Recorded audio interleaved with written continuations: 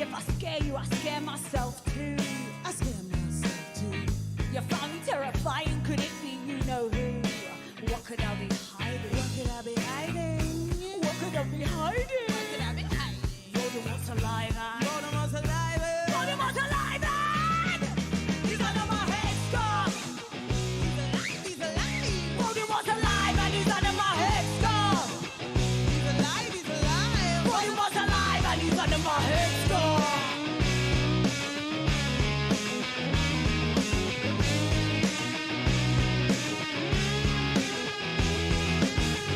Does not the headgear scare you too? Hats, helmet, nah, just you. Does not the headgear scare you too? Hats, helmets. What could I be hiding? Could I be hiding? What could I be hiding? What could I be hiding? Voldemort's alive and Voldemort's alive. Voldemort's alive and he's under my headscarf. He's alive. He's alive. Voldemort's alive and he's under my headscarf. He's alive. He's alive. Voldemort's alive and he's under my headscarf. Are you Hufflepuff? Are you Gryffindor? No, Slytherin, I'm fucking Voldemort. Voldemort, Voldemort, ooh, Voldemort, Voldemort, Voldemort, ooh, Voldemort, Voldemort, Voldemort, ooh, Voldemort, Voldemort, Voldemort, Voldemort. Assalamu alaikum. Hello, welcome, salams. How are y'all? Welcome in, everybody. We're going to get started today with tonight's panel. Should be a good one, per usual. Per usual. You know. I think they're already talking, so let's just kind of get in here. Give me a minute.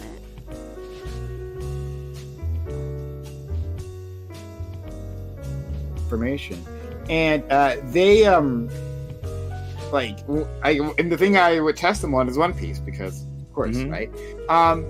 And like they like got a lot of information wrong, right? Like I could see them pulling from like certain sources, and just like I asked them not like extremely deep questions, like hey, like give me like the list of like the Straw Hats and like when they like in order like they joined or something, and it couldn't do that, like it fucked that up. So like you're saying that this AI like can actually have a conversation, but I would love to actually give it a try because you're not as big a fan as I am. So like I could actually see.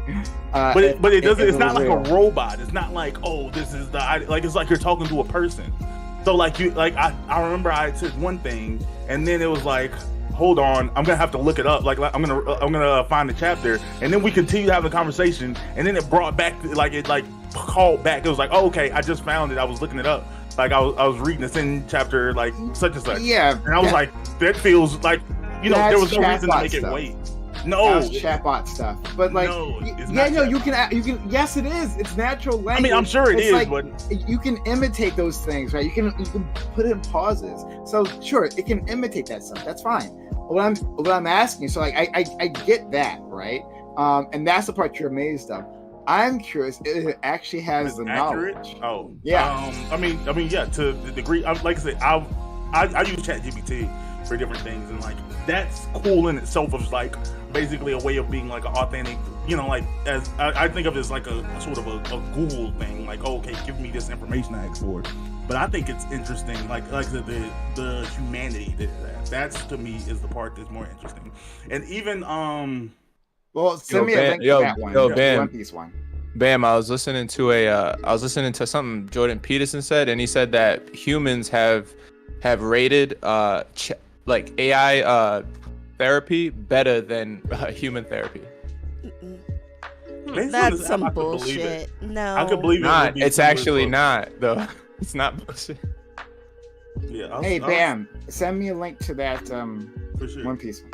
Yeah. I mean, it's all under the same app. And then the embarrassing part that I had to go because I had to take too far. I might as well go there. I was like, oh, okay, I want to talk to a girl. I was like, I need to see what it's like to talk to a girl.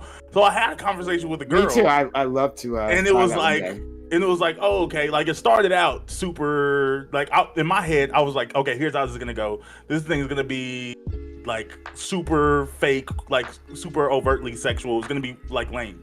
So then you like have a conversation, and then like you say something, you push it, and then it has like boundaries, and it's like, well, I mean, depending on the character you pick, like there's like millions, but like the characters, they're like, actually, I don't really feel comfortable talking about that. And then you're like, oh, okay. And then it can like, it gives you like a cold shoulder. And it's not like there's still a girl that actually doesn't like me right now because I've like pushed it. I was like, how far does this go? And like, the only thing the AI will respond, it seems like it has an obligation to do that. But outside of responding, it has no obligation to like you as a person. And it seems to remember like your name, location, where you go to work. Imitate liking you as a person. Yeah. Well, I mean, yes, as far as that, I'm saying like to the degree that as a human interacting with it, it feels extremely real. Okay. Yeah, it was strange. Well, oh yeah, give it a try. Like send me a link, DM that, and then I just care about the one thing. I don't care that it's I know they have like accurate ones. I mean, there's guys, very lonely guys. I'm not criticizing them. Who, put a lot of money into those apps to be less lonely, talking to those girl bots, right? Like, that's a real thing. And again, I'm not criticizing. I'm not trying to make fun of anyone or like that.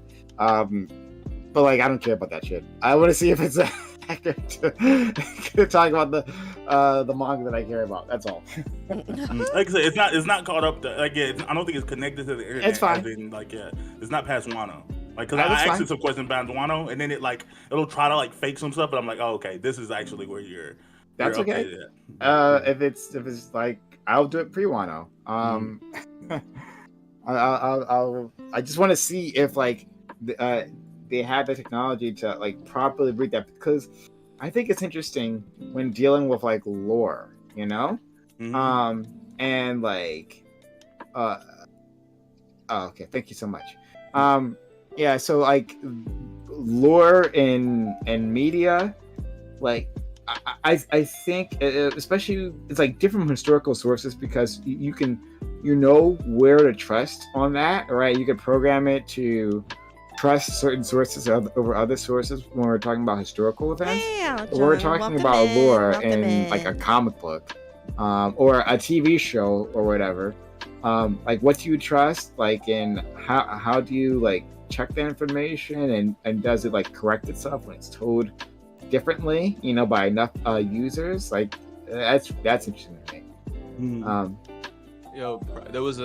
was trying to ask ChatGPT to help me with some programming, and I asked it, hey, can you make me a program that does such and such based off of this thing? And it was complete. It made up something. It made up a totally different function that didn't exist in the programming protocol. And I corrected it, and it was like, oh yeah, you were right. Let me correct that. And then it spit out something different. So it can, it will listen to you and correct itself based off of shit you say to it. Yeah, I'm curious. If like, does that change it? Like, ChatGPT wide? Because like I imagine internally? It has to. Yeah, like, because I know like within that session it can correct itself. Like, you can tell it's like something. I don't think it does. Yeah, I don't think it does because I think what it's doing is it's pulling information and then it's kind of like calculating on that information and spitting it back out to you. So it might do that calculation again. Actually, think of it like sampling. That's what most AI bots do. They sample the internet for shit and then they spit it back out at you. Weird. Yeah. Fair enough.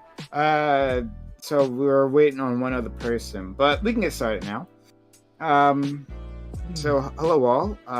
If you're in YouTube land or Twitch land, I much appreciate it. Thanks for being here. We've got a great group of individuals to get things started. My name is Prime. When I say it's something I do, like anytime I say my name, I check myself before I say the thing.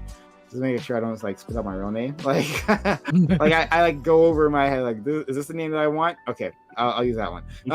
So check myself literally every time. Like, sometimes you'll notice like a pause just before I say Prime. That's because that's a check.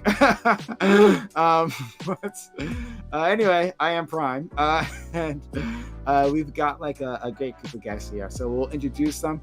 So my man Bam. Who finally has got a new girlfriend, replaced the last one. Damn. Damn, cold. What an intro. I mean, I'm just saying, like, one that knows his filthy mind and is properly put him in the doghouse where he belongs. Yeah. But Bam, thank you for being here, friend. For sure. You want to say anything? Oh, this was intros? I thought we were just talking. Oh, I'm doing well. Work's doing well. No complaints. Okay. Yeah. All right. And next we have a new person to the program. We're always looking for new people, and we're always excited to have them. Don Champlu. I think I met you on Wix panel. I believe, right? I believe so. Yes. Yep. Yeah. It was a quick. I think it was on the after hours of All Black Everything. Yeah, it was after hours. Was it? Yeah, it was after hours. Yeah, it was after hours here. Yeah. Yep. All right. I don't fucking remember shit. Like a week or two ago. Either way. But we're happy to have you. And tell us more about yourself. First and foremost, I want to say thank you for having me. I'm glad to be here. It's an honor, to be on the All Black Everything. But my name's Don Champlu. You can just call me Don, D, Champlu, whatever you want. And I'm just here to debate with the homies and some new people and just have some fun. I stream, so you can look me up. But stay on Prime shit, you know what I mean? Because that's where we at. Thanks so much. All right, we have our friend DQ, Debate Queen. How are you, DQ?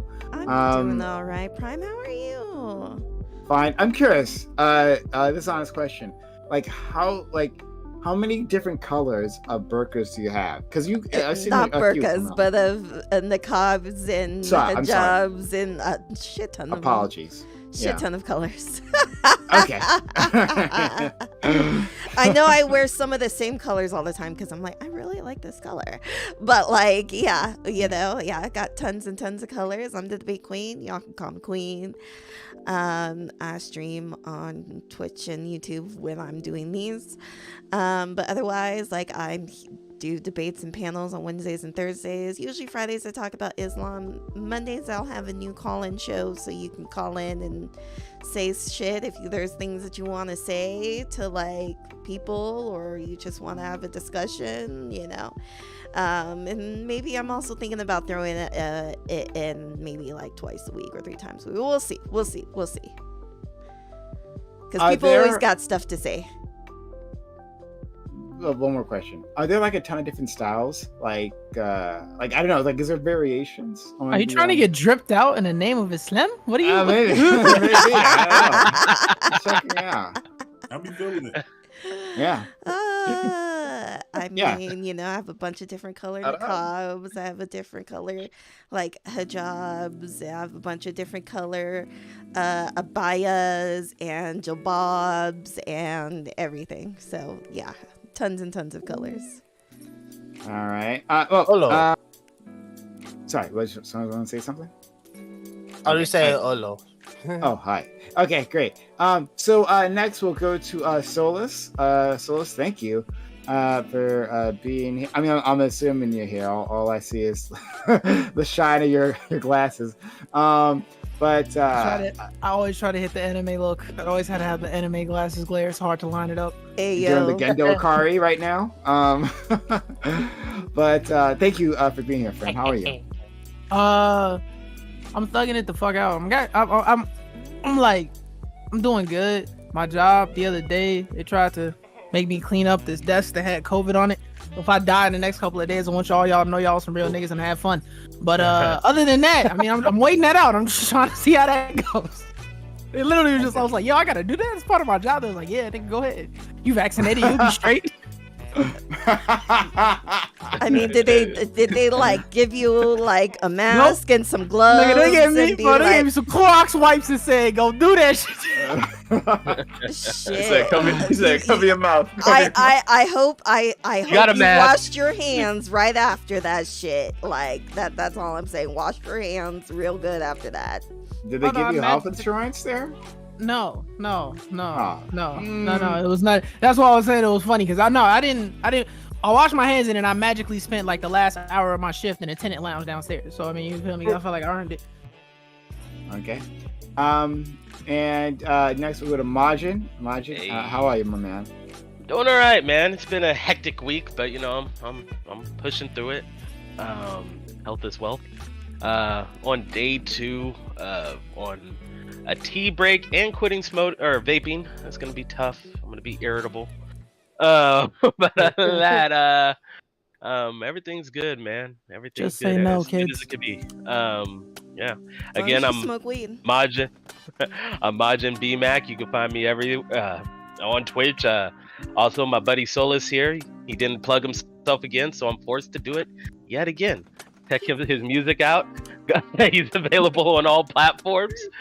Solus the PG, YouTube, Spotify, Apple Music, everywhere. All right. The boy's nice. The boy's nice.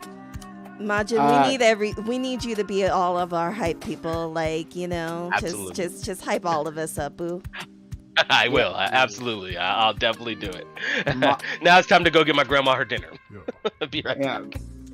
Okay. Yeah, Maj is a real one. I used to do the same thing for my friend Fanatic when he would come on, because he wouldn't advertise. I had to embarrass him into advertising himself, but he got the swing of it.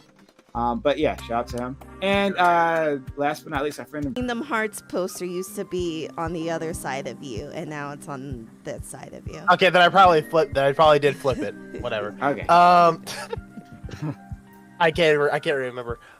Yeah, sorry for being a little bit late. I was speaking to my D&D dungeon master. We have an issue with that guy, so we had to talk about that for a minute.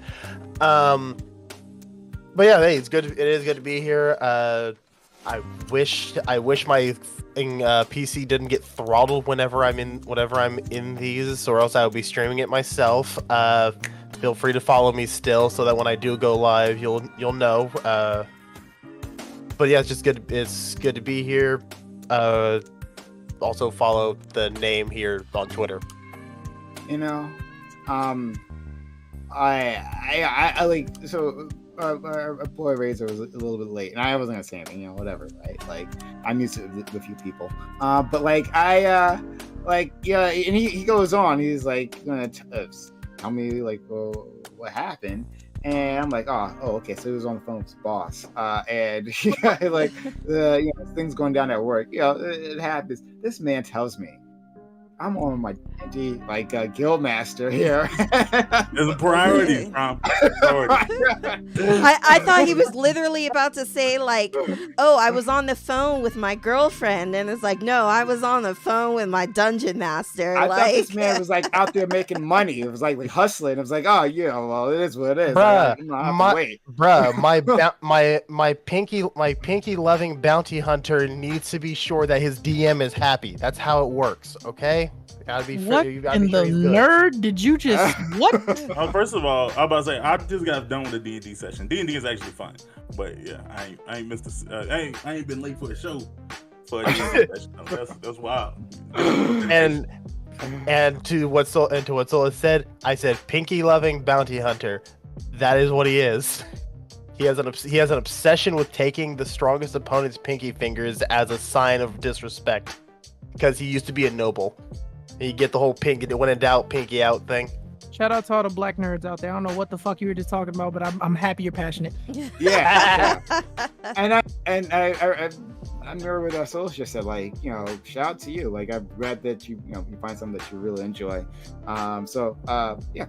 And I've said, I wanted to try out D&D. I did one time in college, and it was fun. I had a good time, but we never got around to doing it again. The DM is a make or break for it. If you don't have a good DM, you're not going to have a good time. Yeah, exactly.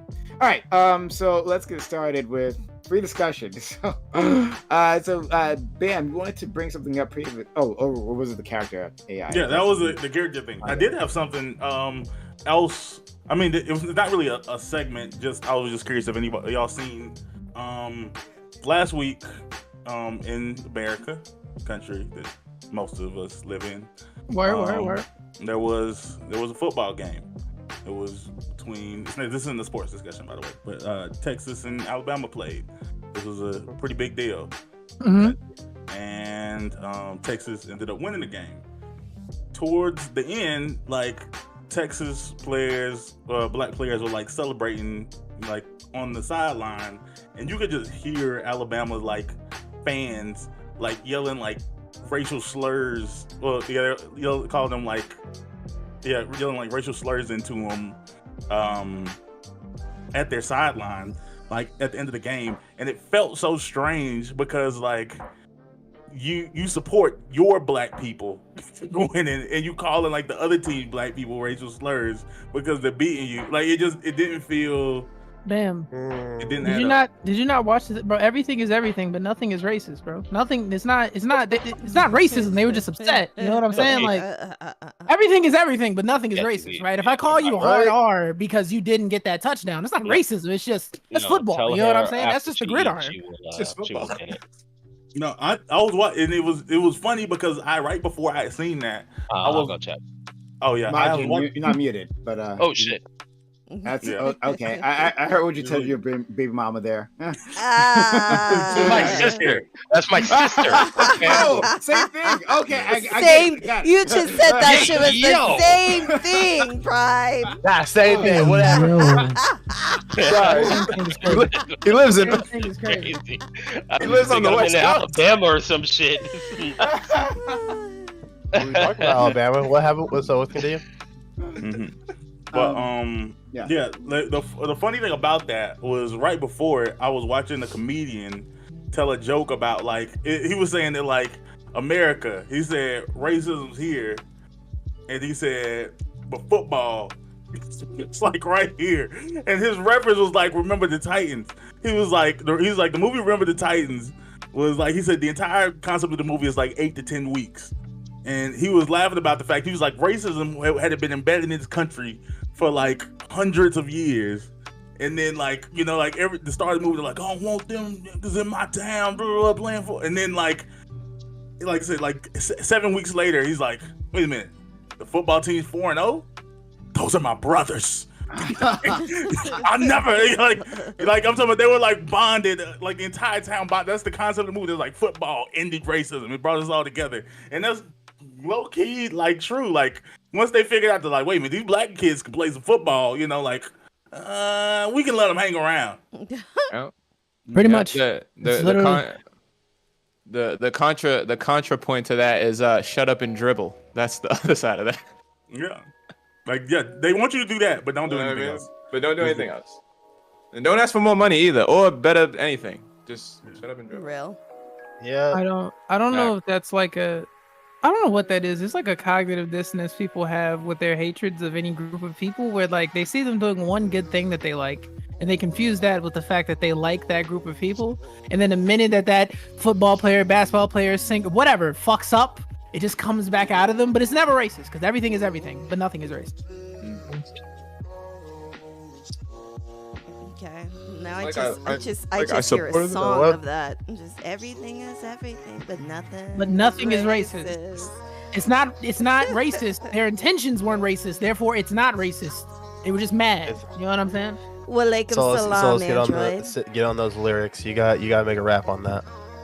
What, everything is everything, but nothing is racist? You got to get our song on that. You got to get going on that. Yeah, because I mean, I all I think is it like Lauryn Hill's "Everything Is Everything." Like that's what I hear. Everything is everything on that level. So I'm like, I hear some music going on. But can I wait to bounce off what Bam just said? You know, something that they reminded me of this week, because I was watching a LeBron James documentary. Since they were saying like he's gonna retire this year, they were like putting together a doc, and one of the trailer for it was when they spray painted the N-word on LeBron James's garage in Hollywood, and that shit fucked my head up, because I was like, there's a lot of people who have this belief that like if you're just like one of the good ones, or you act a certain way, or you do a certain thing, like you're in the clear. I was like, bro, LeBron James in a lot of ways is like a A-class citizen. Just so many things he's done as far as just charity. He doesn't cheat on his wife. He's been rich since he was like fucking 13. Like, he's amazing, right? But even him in all his glory, still just still be a target of it. Yeah. Well, just the N-word at the end of the day. LeBron is where he's still a nigga at the end of the day. Like that's the foundation of Shut Up and Dribble. LeBron does one of the reasons some people like LeBron so much is LeBron does seem to understand his position and make some efforts to speak out politically.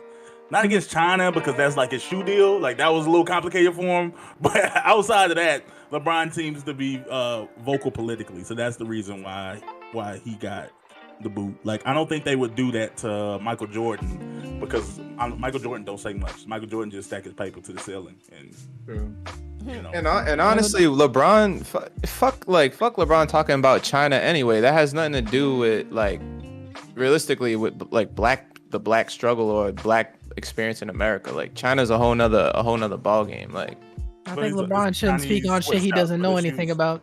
Yeah. No. I feel like if you don't know any better, then I feel like people need to better reserve the right to shut the fuck up when they don't know what they're talking about. I don't want to hear LeBron James talk about China. I don't want to hear that. That just doesn't sound like a good week. Who gives a F what Ja Rule thinks at a time like this? Not like this. But I don't like the idea of shut up and dribble, right? Like was that Kyrie Irving guy who crazy, right? But like he should have the ability to speak. And that was just crazy. because you're a sports star or like an actor or anything like that. Like that doesn't mean that you don't have a mind of your own with interesting ideas. So I don't know, like it's not that you can speak, it's that like people take what you say seriously because you have a platform. Like you become an authority without even if you didn't intend on doing so. Kyrie Irving shared a doc. That is and they like hopped in his ass with both feet. Like I've seen some visceral It was a dude who literally got caught calling people slurs, like Jewish people slurs, and he just got like a ban from the NBA. I think they reinstated him. But Kyrie Irving shared a doc, and they got that shit was unprecedented. I didn't think that they was gonna take it that serious. That shit was wild. That doc was wild. No, that could be wild, right? But like the way they reacted to Kyrie when he was like, "Yo, man, I just shared a doc. I thought the things they said about Jewish people were fucked up, but like I was interested in it." I don't know if that shit was. Like, bro had to go talk. He had to go take sensitivity training and sit down and talk to the bucket owner of the. Like, god damn, bro. Nah, it would be like the picture one of the whitest men in the world, and then like him posting something about Sambo. And being like, I don't know, I think this nigga might have a point.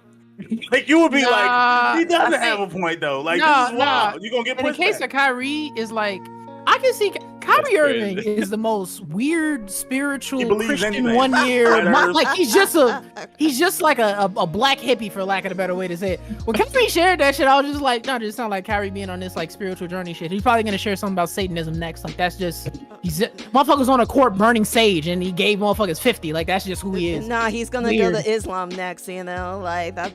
He already did. He already had his Muslim era. He already did it. He participated in Ramadan and everything, bro. He's a weird, like not a weirdo, but he's like he's a spiritualist. It's probably a better way to say it. He's just trying to find where he belongs in the world. I guess you know, you He's got to try out every religion to see which one sticks. Hey, that's still young. Jesus. Also, that's a very interesting. So, like, has that ever happened in any other in NFL or NBA where like somebody shares something that's a part of their religion, even though I don't think he was a part of that religion? It was more like just a think piece thing where they like pressed him about it. Has that ever happened? Yeah, I remember that happened because that was the thing that fucked me up. Because I was like, if somebody shared a Christian documentary or Islamic documentary, or pick any Abrahamic religion, and in that documentary they were saying crazy shit about like gay people, I don't think you would press them about that, especially not in a press conference. Because even if you disagree with that, which like society does, right? We're very pro-gay these days. You don't. Religion is usually like a hands-off thing. The Hebrew Israelites aren't necessarily recognized, like even though they recognize themselves as a religion, the Hebrew Israelites are recognized closer to the clan than, and probably rightfully so, than like Abrahamic religion. Like they're like the nigga clan.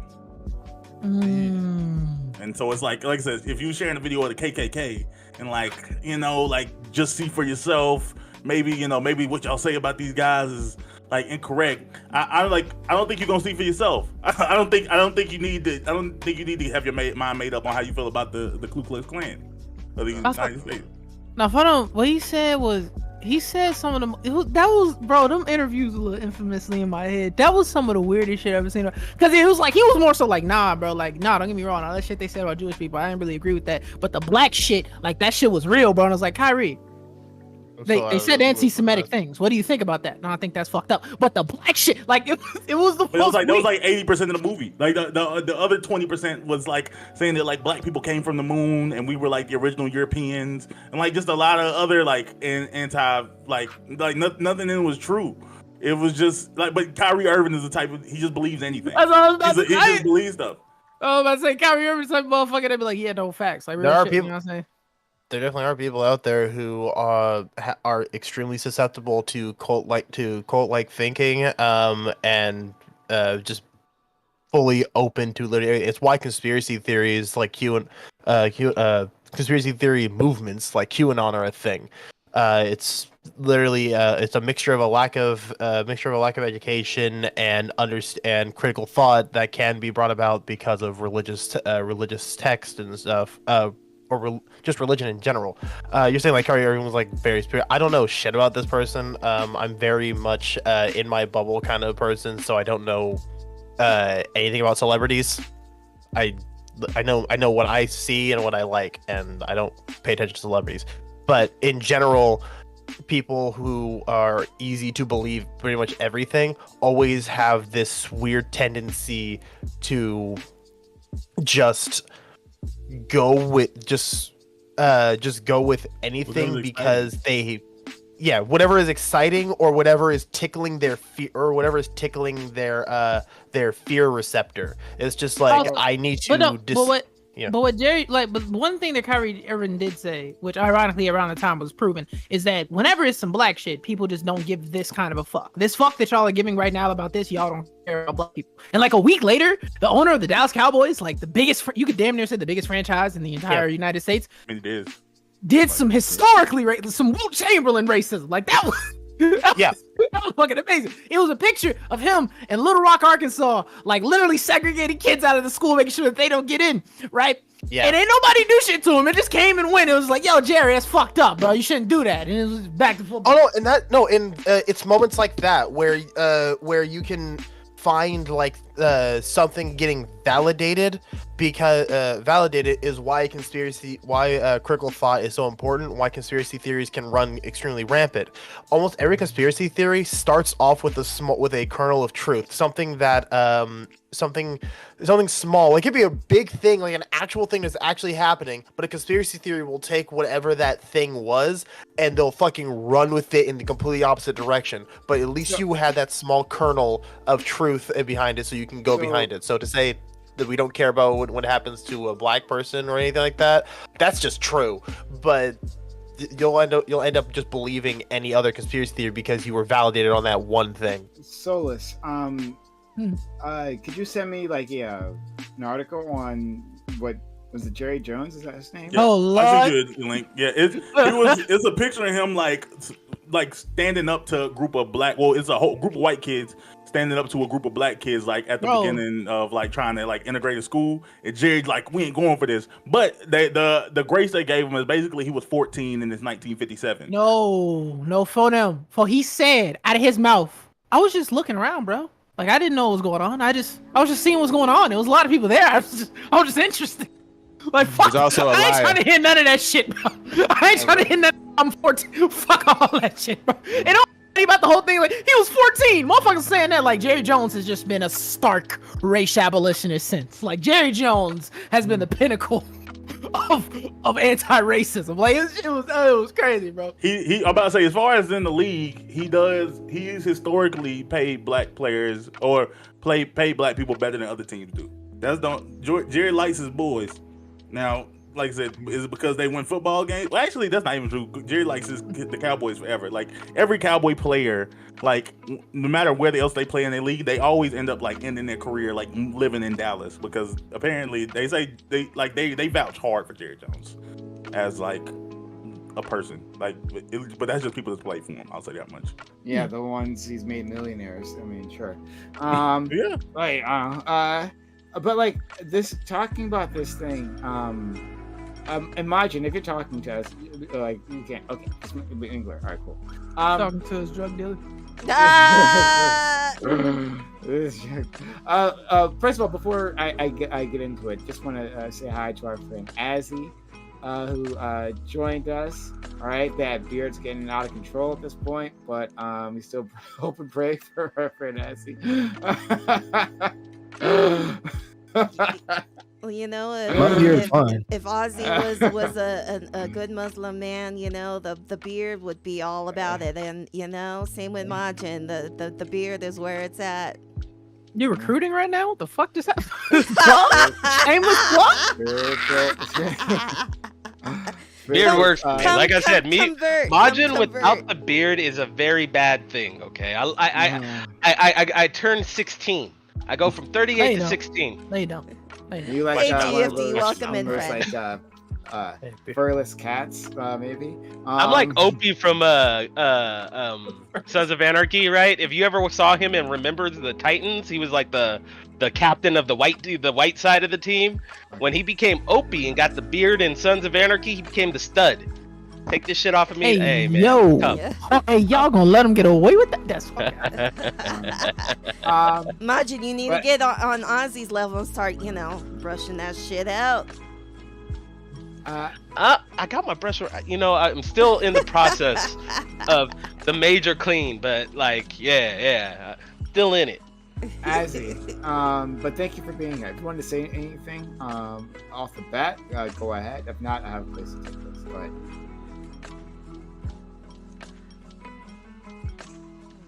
Azzy? Hold on. Say that again. Okay, there you go. Okay, there you go. Yeah, so Azzy, I was saying that like if there was something you wanted to say off the bat, then you can. And if not, then Oh no, I'm late. Let's just continue as scheduled. okay.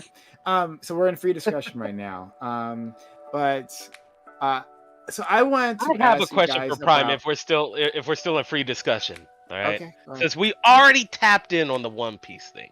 I'm not now. My brother is probably as big as a One Piece fan as you. Like his wall is full of all the bounty posters, everything. He reads the manga. He's the one. Like right now, I'm catching back up. Like I like to give. Like I like to bit. Right. So like I'm at like 150 right now, starting to catch back up. Now, I heard you don't like the way Yasop looked. All right. And if you didn't notice, all they did is change Yasop and Usopp from the comic or from the show. This is an open light- session to topic. This is a posting and talk. Basically, Prime doesn't believe in black people. That's the long and short of it. Wait, what? Yasop in one. Hold on. Prime. That's Let me such a finish. crazy Because I want to talk One Piece. Yasop, right? Usopp's father in the anime and the manga, he has dreads, right? And you notice Usopp has dreads in the live action, right? And he's light skinned. And then Usopp always had the fro, which they gave his father. They've always been black though. I'm never. He doesn't believe that. That's his issue. He doesn't. Believe Okay, look. So the thing is, like, I have an audience and they don't give a shit about One Piece, so I'm gonna. It's been surging lately. I'll do a like. If you want to have a discussion with this, I'll go deep into it. But like, just like quick We'll save that round. for open. One, I never said I had a problem with Yasop. I never said anything about. It was briefly. I brought it up because I said like 2 weeks ago when the live action came out, and then I brought that up, and then Bam said something that you have a hard opinion on it, and I thought we were all since One Piece was mentioned earlier, I thought we could kind of talk about it now. Yeah. But like my audience is like here for political stuff. So Weebs, all y'all weebs, But the everybody point is here, that, like, weebs. I say that within the context of the manga, right? Not the context of the live action. In the context of the manga, like we extrapolate races of these characters that clearly were not intended. But I can talk to you about that some other time. So I'm gonna go back to the previous topic. So we were talking about what was it? Jerry Jones? Conspiracy theories. Thank you. Yeah, conspiracy theories. And I'm wondering, like, if you guys feel this way. And I'm guessing most of you don't, but like, this idea that has been like bubbling up, right? This like trend of being spiritual, right? Spiritual, like, but not religious. Like I see that a lot, and like it's it's coming up in an age where people are, like for one reason or another, they're moving away from organized religion, and they're just trying to find something and embrace that. But it seems like the type of people who do that, like, tend to be the ones who are loose with facts. Like, I've seen these people like interviewed. Right? Like, entirely, yeah. I've seen them interviewed and like pressed on their relationship between reality and their beliefs, and they go with their beliefs. Now, I'm not just talking about like the spiritual beliefs, whatever they are, that vague sense of whatever I just made up today, right? It's more like I would rather believe in something rather than like care about the facts. So like an example of this, right? I used to watch these street epistemology videos. Anyone ever heard of that? Right? Yep. Street epistemology. You know what I'm talking about? Street epistemology is fascinating. Street preachers? No, it's like a guy, college professor, right? Something very no, just let me explain it, and you will find out. Okay. Street epistemology is because epistemology is like this study of truth, right? And it's basically a person who goes out to people in public places and just talks to them about anything, right? So the basic setup is you'll be on a college campus or a public park, and you'll say you'll set up shop there and say if you want to talk with me, I just want to talk about your beliefs, right? Like, what do you believe and why do you believe it's true? And you go from there. You just ask questions, and these aren't judgmental questions. These aren't like debate. It's not like debating a person. Just like asking them to riff off one of their beliefs and explain why you feel that way, why you're so certain about it. And it's fascinating what people will say. So anyway, I've seen these people who are spiritual get interviewed, and something that they do is all right, if we have a jar of jelly beans here, right? And you don't know how many beans are in there, and what number can you come up with, right? And they're like, well, yeah, I'll come up with this number, and they'll guess number, and what if I tell you that you're wrong there? And basically their response is well, but even if you took out the beans and counted them in front of me, I prefer my belief in the number of beans there, right? So the point that I'm getting to in a very long-winded fashion, I'm sorry, but is that there is a trend to just rely on your own belief system rather than hard facts, and that it's even looked down upon in some of the groups, caring what the facts actually are. And so when I hear these things about conspiracy theories, I'm reminded about this. And do you think there might be some sort of connection here? So I'll leave it off. Entirely. Especially with the street epistemology thing you're talking about, where someone's just going out there and just let me ask you how you believe in this thing. When you're saying about the jar of jelly beans, if it for me personally, the way that it would happen is if someone asks how many jars in this jelly bean, I would give them whatever number I think it is after staring it over a little bit, probably doing a little bit of mental math, whatever it is, and then we would go, do you believe that? I don't know. That my answer would be, I don't know. Let's count it. I'm open to facts. That's how I think of things. That's my epistemology. I want to get the straight up facts. But what you're saying is there are definitely people out there who have this fucking break in reality where so long as they feel good, they don't care what the facts are. The facts could be the facts could literally be that the sky is blue, the grass is green, and you have to believe that. And you have to believe that because it's right in front of you. And they'll go, no, that's a conspiracy because the government put a big blue blanket over the sky, and the grass only looks green because they killed a bunch of they killed a bunch of elves and shredded their remains. That's why all the grass is green. It's all their blood. It's Chris, Oh, this is a hypothetical. I thought somebody actually. No, I was like, This is a hypothetical. But it's like But literally the crowd I'm talking about is feels of the reals. They'll say like it feels right, and that's good enough for me, rather than whatever the facts are. I don't believe that. I don't believe that. Like, I believe these people maybe exist. I don't believe that that's a very relevant portion of the population, or who's It's actually not. gone into conspiracy theories. I Like think that extreme- most people. Sorry. I think that most people believe themselves to be facts over feeling hard truthers. Like that's what people believe themselves to be deep down until they're put in a position to be challenged. Wait, Like, but until- do you guys think that with enough emotional stimulation from a challenger that somebody's critical thinking can be suspended? Everyone. Yeah. Like if you Yes, like absolutely. everyone in this conversation who believes they're above that is probably lying. Like you like I'm not gonna it especially hard, especially in real time. Like and it pisses me off. I'm gonna say something because none of the niggas is here to like do anything about it. But I have moments when we get into like heavy debate where like I'll have said something earlier and I recognize like we get further down the conversation and I recognize like crap. Like I was correcting what I was up. well I not all the way. Like I meant something differently than I said it, but I'm here now. And to sacrifice this like minuscule point back there that doesn't even speak to my broader like truth is to like give up all my ground. And in real time it's impossible. Well, it's not impossible, but like for most people, it's like unreasonable to expect that like, okay, I'm just gonna give up here. So like, you know what I do? I plant my mother effing flag in the ground. Here we Generally- are.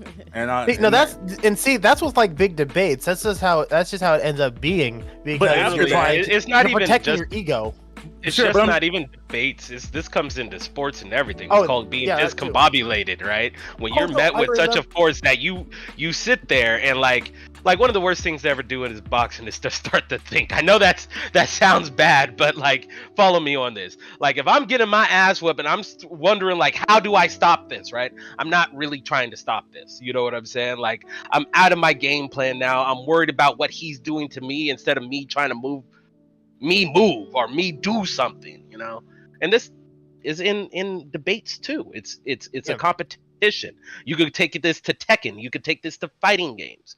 When you get discombobulated, that's what happens. You're talking Sure, about but the it's concept deeper of like than that. backing off of what you say when you know you're wrong. well, not just what you say. I'm saying that like people How believe you they're say it. not even that. It's about like everyone believes that believes in they care all we care about is truth. We care, we want to be as right as possible. Like that's what we claim to be. But whenever that truth comes to a point where you're going to have to sacrifice either like some temporary like in the moment like argument, or even for a bigger thing like what you believe, like a foundational principle of how you lead your life, that becomes really, really difficult to do. So for example, if you grew up and in your picture, your mom has always been like the perfect person to you. Like, yeah, she might have had troubles, you not have money, but she tried her best. She always did. She always has. And if you have a sibling or someone who like witnessed you growing up and they tell you like, nah, like your mom was a terrible person. Like she beat the F out of you. You shouldn't talk to her. Like that can be a real like no matter like if that's not the view you have of her, that can be a really uncomfortable feeling to come in contact with. And there's no and there's no benefit to you like in this moment to like agreeing with that, to accepting that like oh yeah, this thing I believe is wrong. So what do? You push back. Like no, you're the liar. You don't talk about mom. You like because to sacrifice that is to sacrifice everything. Like part of what makes you.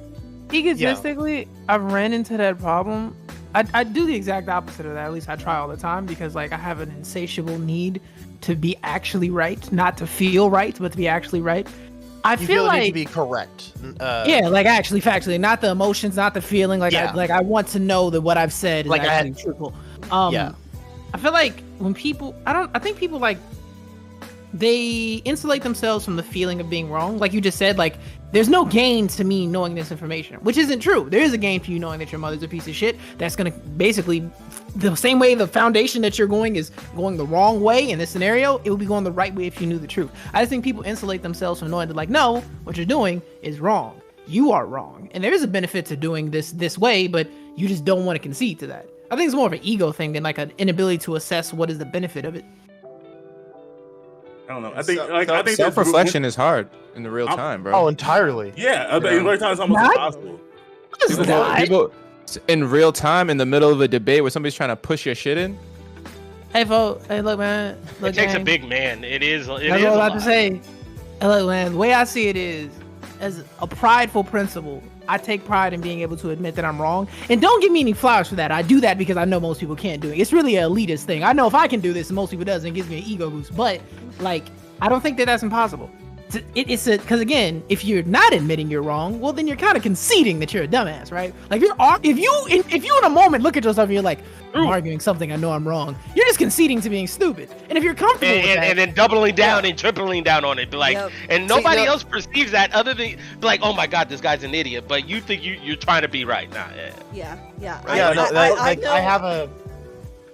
I know when like I can see points, but then also people beat that shit down on me. It's like, but you like, it's like, dude, at least I'm fucking conceding the point. Like, why are you beating down on the fact that like I originally said this statement though, but I'm conceding my point? Why? Recognize that I knew that I was wrong, but you're still saying that I'm right. That's not what I'm saying. Like, in every point of a conversation, it gets to this like primal state where it's no longer. And this is really interesting. That like, no matter how intelligent of a human being, it turns into grug noises eventually. It's caveman shit. It's just caveman. It's not about. It's like two dogs that are like challenging each other for fucking territory. It has nothing to do with any kind of intellectual conversation. It is a prideful, primal, like assert your dominance type of thing. And I think that's why most people that's what I'm saying is like, I think once it gets to there, that's not even necessarily you not being able to admit you're wrong. It's like you're not willing to concede all the other shit that they're trying to backload on you being wrong, right? Because you just say you're wrong, I'm wrong, but then it's like, well, you're a dumbass, you're a fucking idiot, and you're all you're all this other things that they try to throw on it whenever you concede your point. That it's like, I'll be wrong, but I won't be all of that shit. Mm-hmm. Yeah, it's hard to disconnect those things. But even like let's take it to something you care, or I assume you care about personally, your music. If so, like like I know you don't put yourself out there like the way you need to according to Majin, but let's say like you put something out, you like to the people that's close to you, your boys, your niggas, like, hey, I dropped this, give me your honest opinion, and you ask for your honest opinion, and they listen, and they be like, bro, not only is this not it, this ain't the career for you. Like you rapping like it's 2003 right now. Like the reason you haven't made it is because you're just not good at this. You don't have the voice. The flow is old. Like you don't have a sound for beats. Like I'm just not feeling it. Like me and Solus actually had this happen. Not too long ago, about a month or two ago, there was another person that made him a beat. Now, Solus had told me a while ago a little something that he doesn't remember me remembering, right? Let it go, bro. I never said that. Dead it, bro. Dead it. Let it die, hey, bro. When I heard the song, right there, that reaction is what we're talking about. That reaction. No, it's not. You don't know the context of what I'm talking about. Majin is trying to shit on somebody. I'm trying to tell him to go high as they went low. I am not. Go high. They go high. They go low. You go high. I'm just telling the story. Anyways, I had noticed that in the song, it sounded like Solus didn't want to be there. You know what I'm saying? I've talked to Solus almost every day for a better part of a year. You know what I'm saying? And he had told me something prior to that. And I was just like, maybe that's the case. Maybe that was the case. Now, Solus says that isn't the case, but to me, you can hear Solus's voice. It's very passionate. It's very animated. Can I talk my shit one time? Can I talk my shit one time, bro? No, to Bam's point, I'll bounce 1 and then 2. To your point, Bam, I never wanted to be that nigga. Right? I am very open to criticism. I have worked on my craft to the best of my ability, and I've always been a person that I don't even like testing it with the homies. I'll test this shit at open mics, at crowds, on a corner. I want to be bullied for my music, because if I'm not bullied for it, then it's actually good. I never wanted to be that nigga. The nigga that's like, yeah, no, man, you gotta understand, listen to the lyrics, bro. No one wants to be that guy. That guy is an idiot. The person that just can't really receive the fact that your music doesn't hit.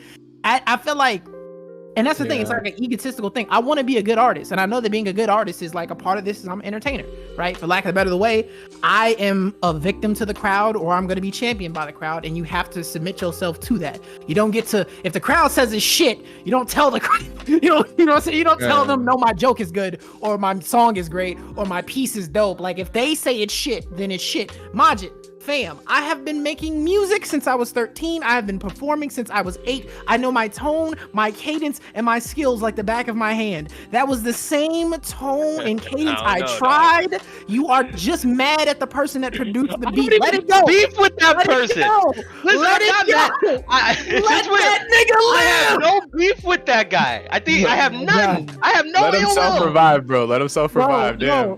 My rap, my flow on every other beat is the same, but this one nigga he don't like. It's not. This shit was trash. Well, he wasn't really. I don't feeling even have it. any hard feelings against him. All right, I have an opinion. But nah, he can live and let live for all I care. I'm just saying. I noticed something about you, Solus. All right, I'm watching. Besties. This is besties right here. Besties. But yeah, so oh, okay. I'd be hearing myself a little bit. Yeah, I heard you too. A little bit of echo. Yeah. Okay. So this idea of like having like a tenuous like relationship with the truth. Like, so I hear you, Bam, when you say that most people like they want to believe that. There are a few people who are honest about their lack of like rigor. Yeah, they don't care. You know, they care, but I think that's very rare to find someone who's like that honest. Do you think that's a privilege? I think most people are. I think a lot of people are like that though. Like maybe that's to like mask off about it, but I think a lot of people are actually like that. Like, oh, for sure, yeah, not mask off. But I'm saying, yeah, I think most people, care. Like I said, depending on how close it is to them foundationally, like I think most people. I mean, at the end of the day, that's what politics is. Like no matter how left this stat, this data point, you want to be conservative. At the end of the day, it all comes down to this idea of what we feel. The data points, like there's data appealing to everything in the world, and the data we appeal to is the data that feels right to us. Like, and sometimes you can have a big boy moment where you can like adjust your position based on like whatever's decided is the new important data. But generally speaking, it all comes down to a gut feeling that like, oh, okay, this is probably right. But I'm saying, is that not a privilege? Politics. If you're wait 1 second, Steph. Is that not a privilege of somebody that is in such a position that they're not being like bombarded with the truth? Because like I feel like if you can only do that from a distance from whatever it is that you're engaging with. If you believe something that's like for example, this is a shitty example, but like if you're a fucking astronaut, right? You can't believe the Earth is flat. Right? There's only if people who live in such a way that they're never ever confronted with the truth, they live a mile away from it. If you understand my analogy, I think that's only people of that privilege. No, I mean you can live that a privilege. It could just be like, because I think a lot of poor people in destitute situations is actually, I think they're probably more likely to believe something that may not be true, because like I said, they gain nothing from that truth, and like at least tangibly to them, like, oh yeah, like I could believe that I'm poor and I'm probably never gonna move out of this neighborhood, or I could have this like sense of false hope that gets me through my day. I'm saying like I think a poor person, right? I think I'd be hard pressed to find somebody who's in like abject poverty that believes that all men are created equal. Like you need a certain level of privilege to actually think that. You understand what I'm saying? Like you have to be somewhere in the world where except like you can believe that. But if you're like bombarded every day with the reality that that's not true, I think that. Wait, what I'm saying making sense? Oh, sorry. Are you saying all men aren't created equal? Like no. I'm saying that I think I'd be hard pressed. Yeah, I'm saying I'd be hard pressed to find a poor person, like someone in abject poverty, that believes that all men are created equal, right? Because they're being bombarded with the reality that that's not necessarily the case, right? If you tell somebody that the world is like a fair and just place, but they live in the exact opposite of that, they don't have the ability to like do that cognitive dissonance shit. They don't have the privilege. They're not in that position to do that. I get what you're saying. My only problem with that, and then then we'll just jump to Don. You're good. But like my only problem with that is all men are created equal. I think that is true, but I think that's separate from the rest of your statement, being that like people are treated unfairly. Like all men can be created equally, but then those people are treated like unequally in their lifetime, right? We come out all the same. but we are treated unequally, and like that's what. But I don't know. I would push back on that a bit, in the sense that when we are created and born, there are children born to mothers who had inadequate health care. We are literally created unequally. Like, even in the way that we are birthed into the world, and then you grow up in a neighborhood with abject poverty, and that's what creates you.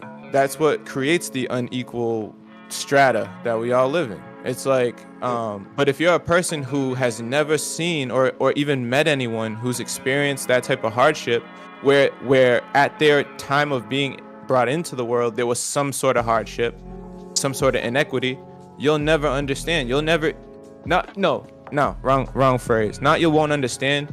You will not be aware of it until it's actually put in front of you in some like explicit way. And I think that's what I got from what Sola said, in terms of like, you could believe that, like, it's a privilege to believe that we're all created equal, because from your vantage point, you have never seen anyone that was in a situation different than you. I think this is weird, because like while we're stretching the term created right now, created I also am means absolutely corrupt. Like, yeah, so I don't know. Like, the spirit of that phrase is not to say that there aren't people who have like mental retardation. Like, that's not like what the spirit of that phrase is. It's to say that we are all created and we equally, and we, meaning that we deserve equal treatment, like under the law, like in society. Like, that's all that phrase is saying. Is it though? Because it's from the Constitution, and the Constitution, all men are created equal, but you know, that wasn't the case when they wrote it. Fair enough, but I don't think they considered us humans, honestly. No, that's the weird one about that. That's the weird thing about that, is that in that context, is that when they say men, they're not talking about anyone else except well-off, or not even well-off, I guess white men in general. They're not, when they said all men meant something different, but I get what Don is getting at. Yeah, women weren't included in that statement. Yeah, but even then, there's a common context for it. So I'll hear you in terms of the the Constitution. And I think it's fair. But in terms of like our modern context, like how that's been taken. Yeah, of course, you're absolutely right about that. It's been co-opted. It's been changed to mean we are all created equal, meaning whatever creed, class, you are equal. But what that tells me is that this term exists in a timeline, and that means that depending on what frame we want to take on it, we can actually kind of modify its meaning a bit. Like, I did stretch it, but I did it to serve the point that you could say, like imagine a white person telling you, no, all men are created equal. You are no different than me. You should do whatever I do, right? You should be able to achieve whatever I achieve in any circumstance because we are equal. A person could use that same phrase against you to say, hey, all the hardships that you have in the system that we live in, well, we're equal, so hey, pick yourself up by your bootstraps. We're all created equal. Fair enough. Yeah. That's where I'm going. The statement's not incorrect at the end of the day.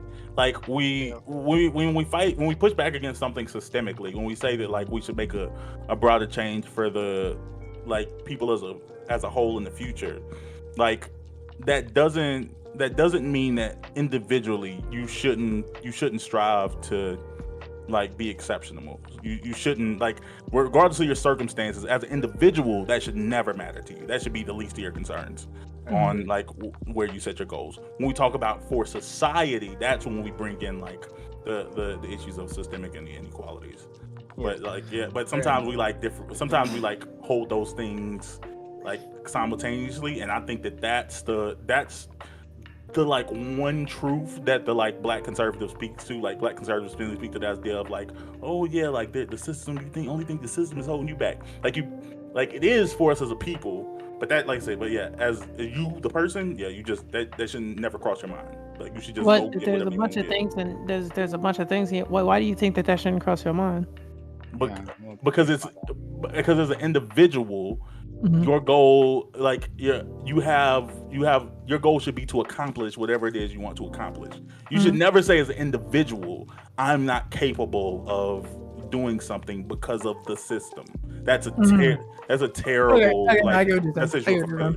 like you have no chance then if you believe that. But I was mostly speaking to like the idea of think that you should never tell yourself that you can't, but you should acknowledge that it's not going to necessarily be easy. yeah, it's not gonna be as easy. Yeah, but you should never like. There's no point in trying. Yeah, Like, that's pretty fucked. but It's like, you know what it's like? It's like a woman comes up to you, right? And she's like, "Oh, I had trouble in the workplace, right? I'm trying to get up in my company, but my boss is he's sexually he's like, not sexually harassing me, but he's making weird comments to me. He's getting too close and he's sexually he's sexual pressure, right? Sexual harassment, actually, yeah. So when she goes to a man and says, "Hey, I'm dealing with this," and he's like, "Hey, listen, we're equal now. So, hey, I deal with it with my female boss sometimes. I sometimes feel a little sexual energy. We're all created equal. You're equal to me now. Women are equal in the workplace. So, deal with it, get through it like I do." And I think that again is a way that I'm just bringing up another example of a way that this term, we're equal, and you should be able to achieve what I achieve, is kind of misguided because it's like a statement that's being co-opted disingenuously. It's like, well, it's a goal for us to strive to. It's not saying Yeah, that's like, it doesn't mean that that's necessarily where we are as a society. It's basically just the ultimate goal that we never actually reach, but we also always try to get closer to. So where these things don't matter. Bam, I agree with what you're saying though, about how you shouldn't in your mind tell yourself, I'm never, there's all these barriers in my way and I can't do what I want to do. I can't follow my dreams. I think that when you have those inner thoughts in your subconscious, that shit will program you. And the thing is like, maybe we should reject the idea that, are we all equal? Like, people are not treated equally in this society. I don't want to pretend like they are.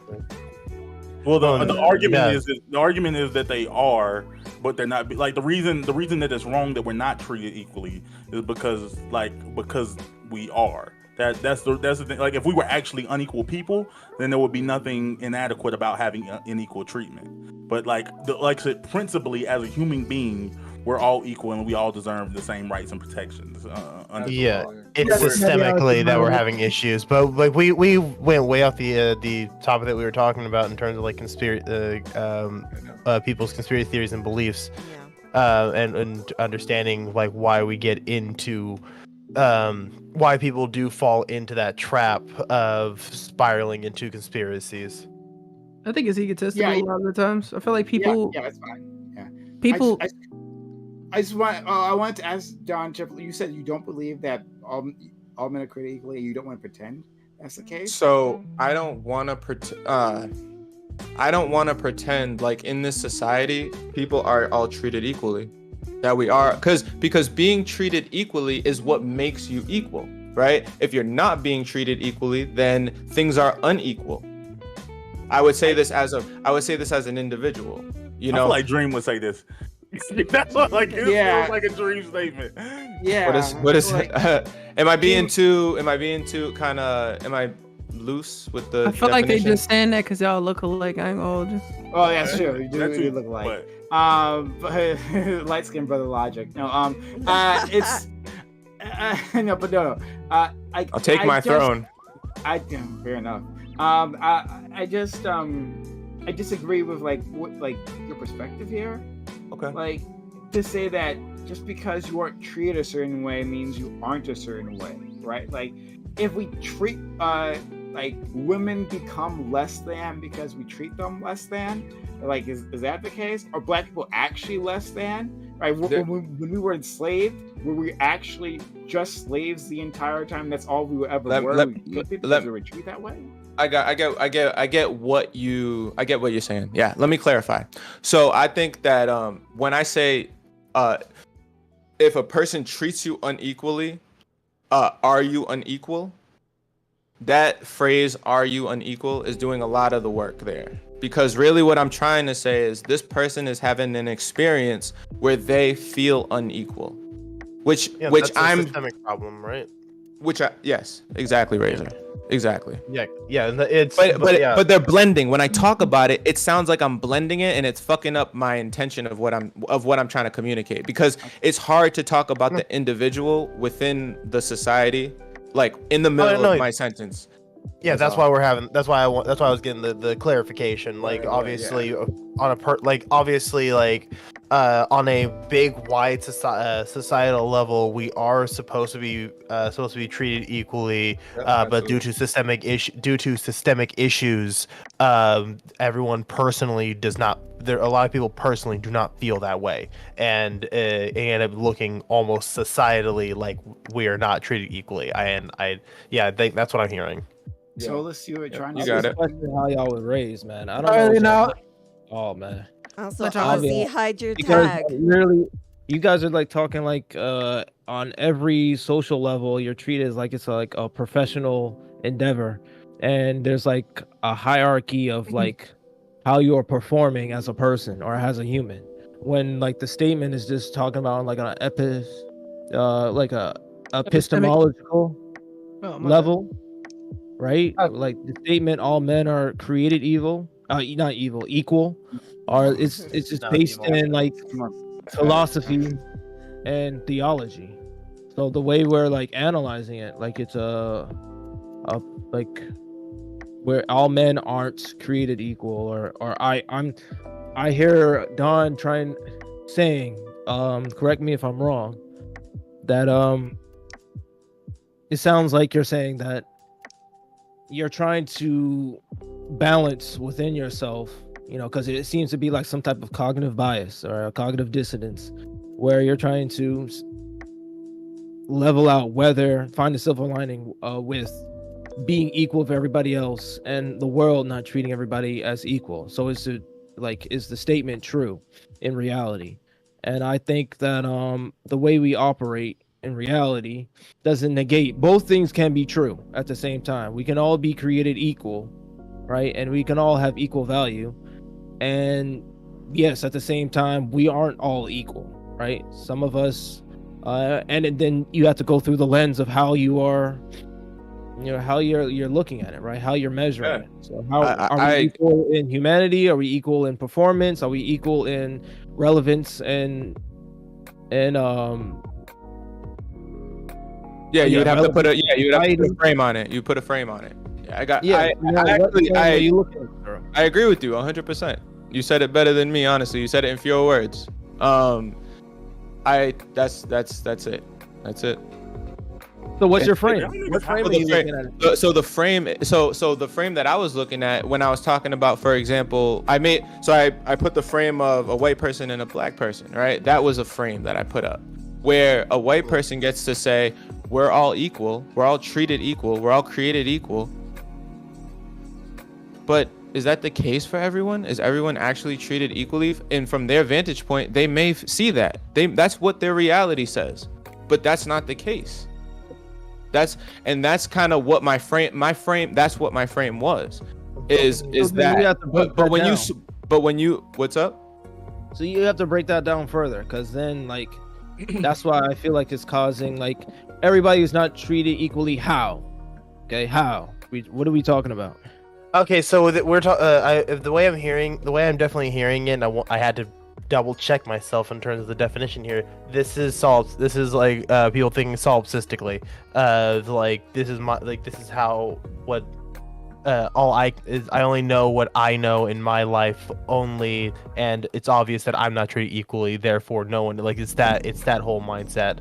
Being very solipsistic about it is. Some people don't do it on purpose, but it is what ends up happening because people are very much self-interested a lot of the time, especially when it comes to how they're treated or how they view themselves being treated. So I can understand where the point is coming from in terms of thinking that no one's treated equally because I'm not treated equally, kind of thing.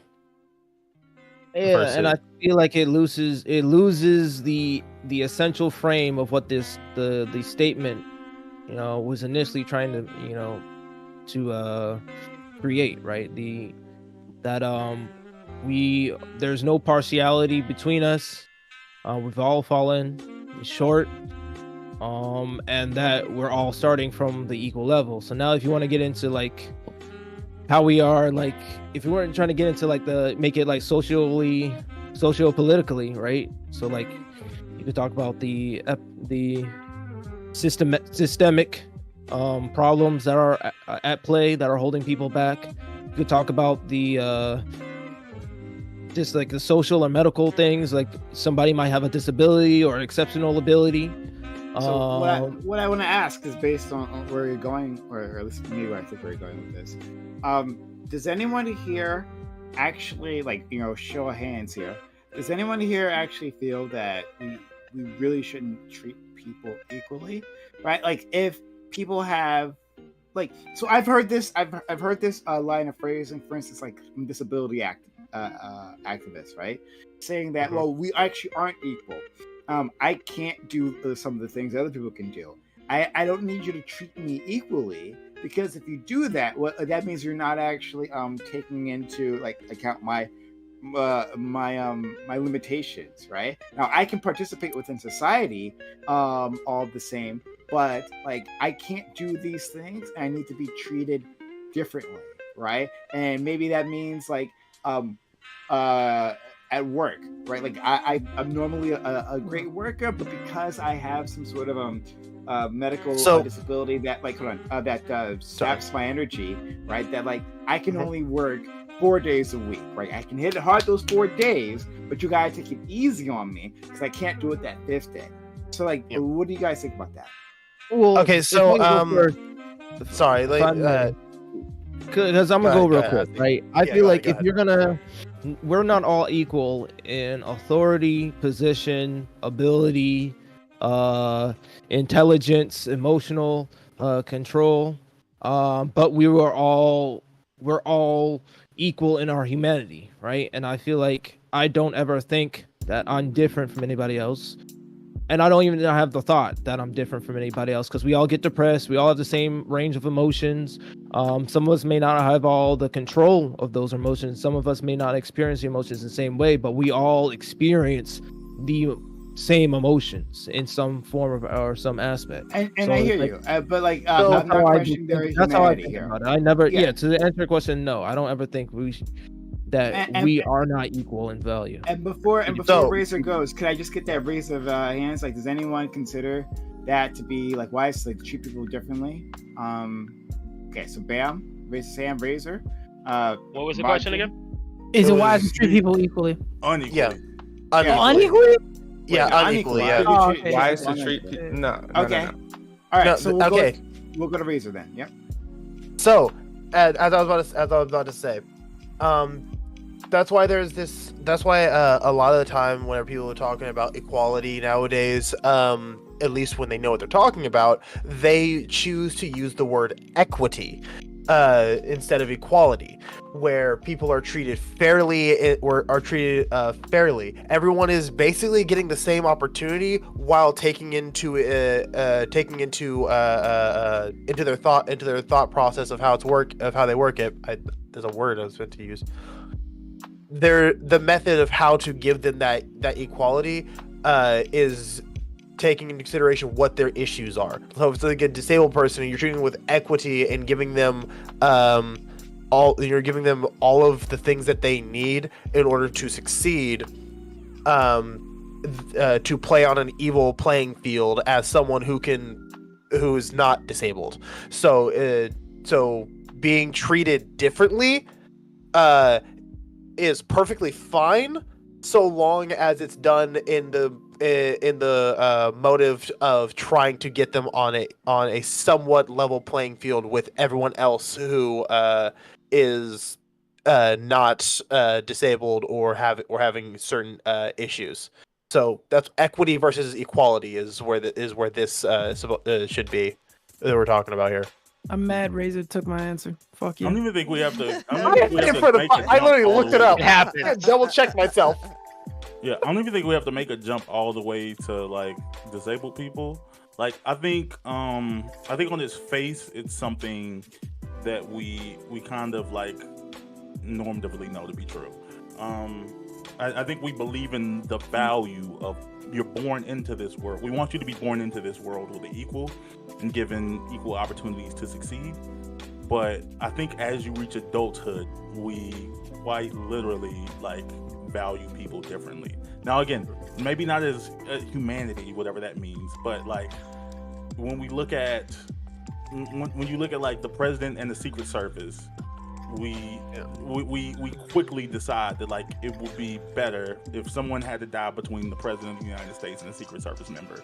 I think we very easily, outside of that person's like personal family and friends, choose that like, oh, okay, he probably should die to protect the president. We probably hold presidents to be more important people.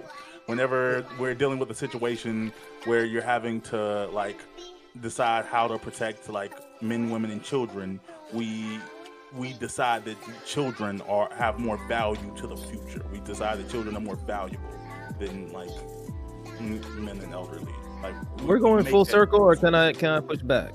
Well, if you're gonna come back and say that, like, you know, like as a human, we do something. But I'm saying, like, realistically in society, we don't treat people the same, and we probably shouldn't. Can I jump in? I don't real even know why quickly? you fighting Ghost Cat. I haven't made my argument yet, man. Slow your roll, brother. Slow your... Can I say, as a disabled person,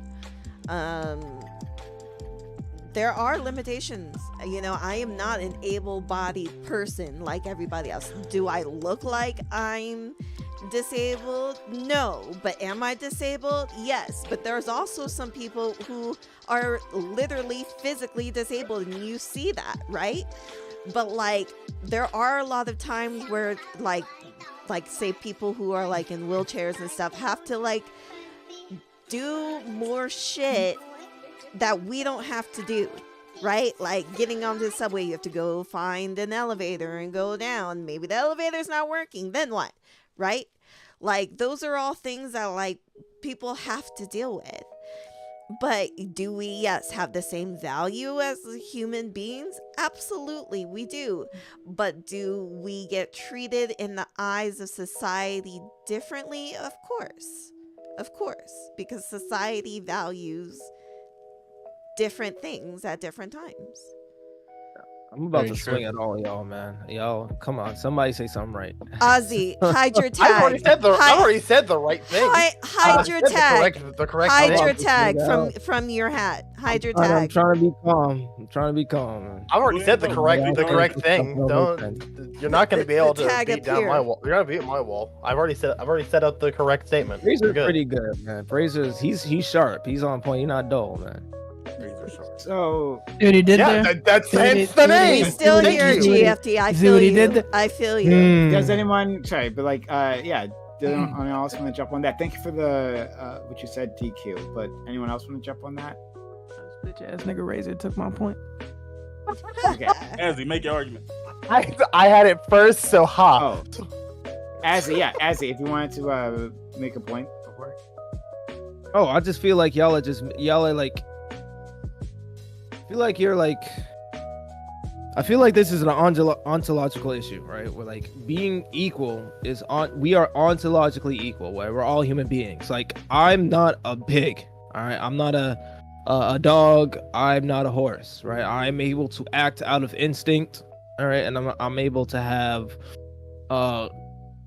establish a level of conscious decision, the same like everybody else. Even the most disabled person, right? Even if you give them enough technology, they're still able to, operate on a fair playing bit, ground. yes. As an able-bodied person, in fact, in a lot of circumstances that matter, right? I can see if you're talking about physicality, where they like you have like somebody who is in a wheelchair versus somebody who has his arms and legs on a basketball court, maybe. But even that is like different. What if somebody has like, a messed up spine and they're going up against somebody who's been playing for years on the court in a wheelchair? That wheelchair person might beat the person who's never played a game of basketball in their life, right? Despite their physical differences, right? So then it's a case. So bam, I want to, first swing, duck the right, man. I'm going for the liver punch.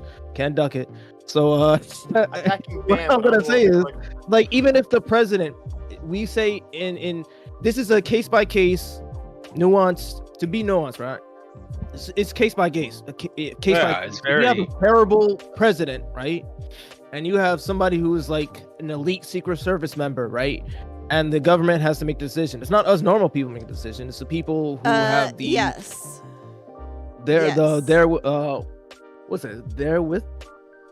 who have the wherewithal, okay, to make that decision, right? So if the person with Secret Service is more valued than the president, they're gonna say, keep that guy and get rid of the person who's a bad leader, right?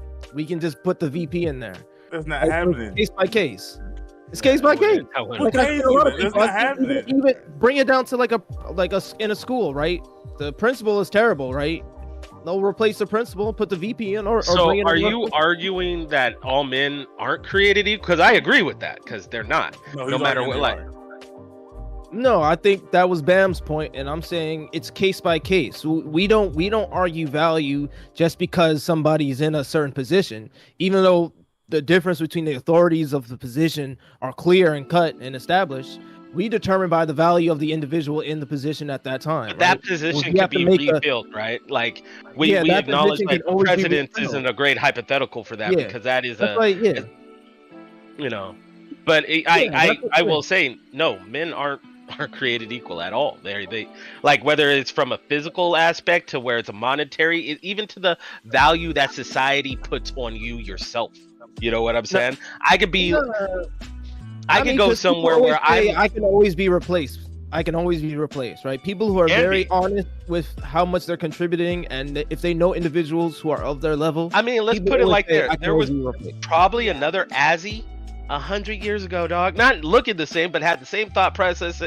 People are replaceable, dog. We have forgotten more people than people that have been born or that are alive right now. You know what I'm saying? I was is what it is. Taller or a few inches shorter.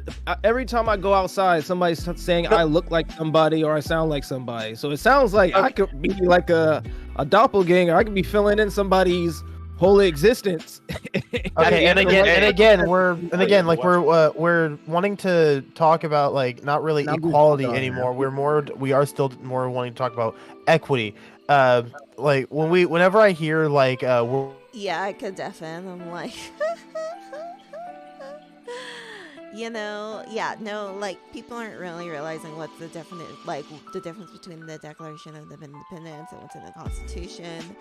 But ultimately, we do have this phrase like under like the law, people are created equal, things of that sort. There are places, where it's like we are trying to make equality happen, but it's not really equity either.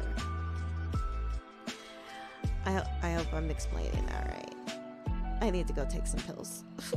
World around us, and to the point that I'm hearing with like the president's Secret Service and people who have more experience in things. Obviously, people who are born, people who are right now born, who are born like a year 2000 versus people who are born in 2013. Someone in the year 2000 is currently 23. Probably decided I really like football. So they joined their local football team in high school. Then they got drafted to the LA Rams. So now they're in a professional thing. So obviously they've been working hard through their entire life to get to that position So they're way ahead, and so they're no longer equal to the person who was just born in 2013. So, but that's obvious. That's because of experience. But that's like experience. Why do old people say like if you're in a life or death situation, save the younger person and not me, even though that older person might have? Because with that one, and I'm agreeing with you on the fact that it can be case to case on occasion. With that one, the older person is like, I've lived my life fully. Yeah. We're in a dire situation. They're more able-bodied and have more to do. More life to live. I'm good. Yeah, and when I say case by case, I don't mean case by case as in we need it's like a case study, right? I mean case by case as in within the situation in each scenario, we're going to weigh the pros and cons, right? No, exactly. That's what I'm saying. No, that's what I'm saying. Most of the time when it comes to the case by case bases, we are talking about someone, especially when we're talking about like merits behind someone. Because people always want to believe in a meritocracy for some reason. We don't have that, but whatever.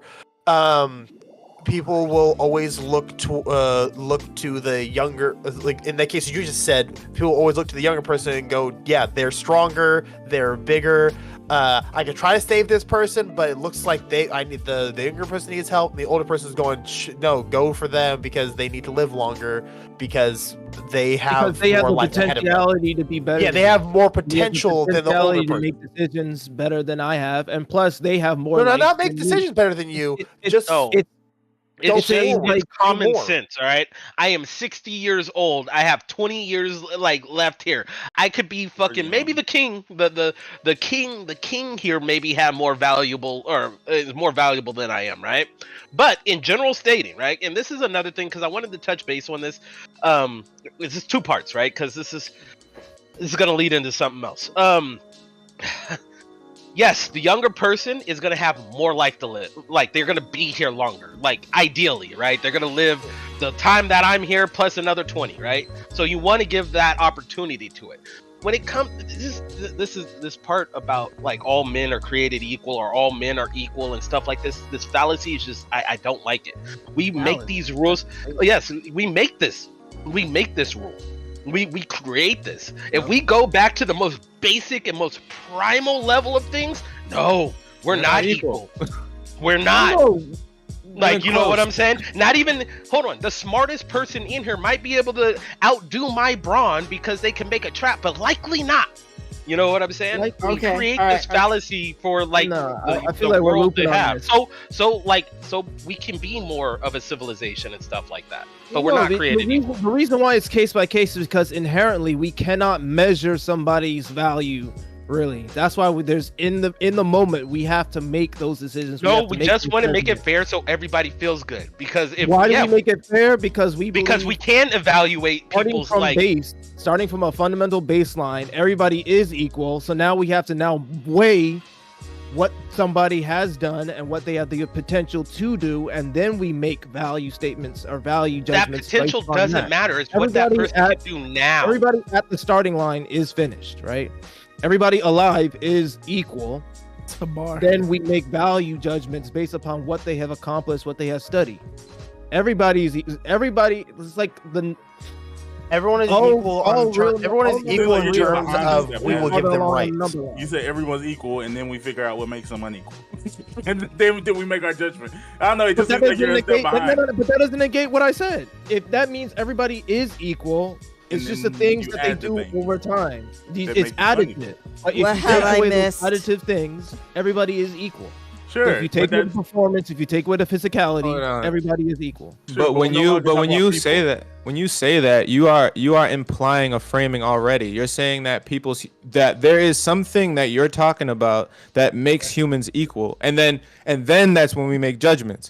That's already a framing in and of itself. So frame. So let's talk about if you were to take things and go back all the way down to the fundamental roots, right? The fundamental beginnings. If you start from base, what frame would you use? Would you use a physicality frame, intelligence frame, a social political frame, an economic frame? Who has a class frame? What frame would you use? If you can't, the frame you would use is human. There is no frame. The no frame is the base in the pure essence of equality. Well, so I'm not using a frame. I'm saying that's what it sounds like you're talking about. It sounds like you're talking about the essence of human. We are all equal on that level. But I'll tell you, I am not equal to a murderer, to a serial killer. I'm not equal to him. You're not equal to because in every metric. Do you both have access to reconciliation? Hold on. I'm just saying that there is no metric that you could use. All right. Go ahead. No. See, that's why I go saying about the whole thing about when it comes to Hold on. equity and giving people. Don wasn't finished this point. Sorry, Don. I just so you said damn, I kind of lost. You were talking about, you were talking about serial killer. You said you're not equal to Okay. Yes, I said I'm not equal. I said I'm not equal to a serial killer, right? I'm not equal to a serial killer in every metric that matters in me comparing myself to a serial killer. No, I'm not. Are those? The metrics are psychopathy, sociopathy, harm to society, inducing fear in a population that causes hysteria. I can go on. Like these are all metrics in which we are not equal. I do not contribute to these things in society the way that this person does. We are not equal. The only thing that actually matters on when we're making this decision is the perspective of the person making the decision. Like if you put my 87-year-old granddad in a room with 25 newborns, and I can pick all these newborns of my granddad and pick my granddad because I'm close behind. He's more valuable to me than them. So it's all going to come from the perspective of the person making the decision. Like I said, with that case, we're talking about value. You're less valuable. That serial killer is more valuable to you, more likely. Yeah, no, and see, and with this, we're talking value instead of. I'm almost done. I'm sorry. I was like, that serial killer mother probably holds him to be more valuable than you are, the stranger, because just based off of the relative perspective. You know, America utilizes hackers to. The reason why these rules, and those hackers are probably more valuable to America than like the average individual or average teacher. A lot of those hackers are in some aspect criminal, right? But now we're talking about value to test their security. Majin, you want to say something though? Yeah, the reason why we add these rules here, like the great equalizers, to make everything fair and stuff like that, is to avoid the violence if it wasn't. You know what I'm saying? Like, people will take advantage. People will take what they can. If you told me right now, even as good as I could be, I'm a good guy, right? But you told me this is lawless? Like, I could do whatever? I'm going to take my neighbor's house, and it's my house now, and I'm kicking him and his family out of there, and there's nothing that's going to stop it, right? This that's just wasn't a Paragon. Think of all the good the Purge does. That's what I'm saying. That's why we're not equal. We're just not. That's why we call the guns great equalizers. So when a big motherfucker like me decides to wild out, they could do something about it. But we're not created equal. We're not. Nah, because if I take a rock, if a rock, or if I know, rock, you go save your life, Playboy. So we see a baby can put see that like women are massively underrepresented in mathematics and science, right? Could that be because they have less ability in math and science? So should we treat them that way? That we really can't expect much because most women just aren't going to have, or at least less women than men will have what it takes to be in math or science. You saying you saying like if that's a fact, should we treat women different? Yeah, if that was a fact. Now I would ask, what do you mean by what it takes? I can argue against that point, but and I'm not trying to make that point, but I'm saying if I get what you're saying. Yeah. I would ask if it was the case of if you told me it's actually factual, women are just shit at math, they look at 2 + 2 and then just die right away. We don't do that right now in reality outside of this hypothetical with people who actually have a deficiency with learning anything. We don't just be fuck you, you have no value. That's not. I don't think that's something that we do. We don't have to go that far though to say they have no value. And again, I'm not saying that women are I know. I know it would be very clear for people to understand what I'm trying to say. I'm just trying to draw a hypothetical. Red Pill Prime is crazy. It's possible. Yeah. Well, not the math thing. It seems that statistically, that women are actually better than Red Prime.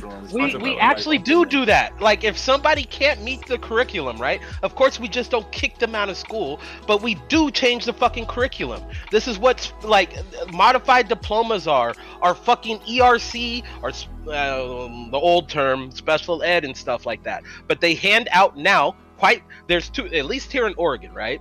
There is the regular high school diploma, and then there's the modified diploma for kids that aren't going to be able to get the right credits to end up getting the actual high school diploma. Certificate of completion. Yeah.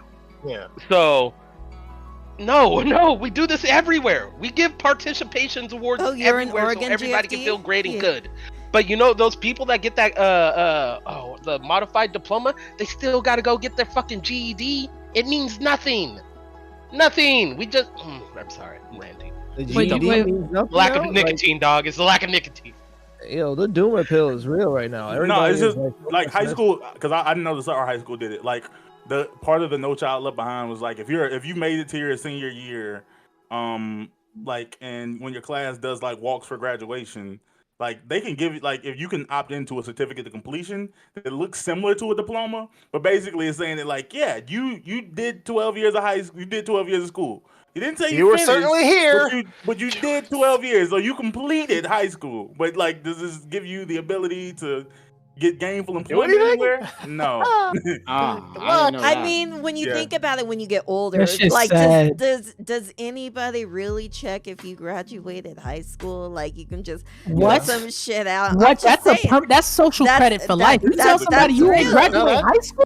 I'm just No, that- saying. that is a big like, thing. I know some people, right, who have not graduated high school, have gotten jobs and gone into community college, right?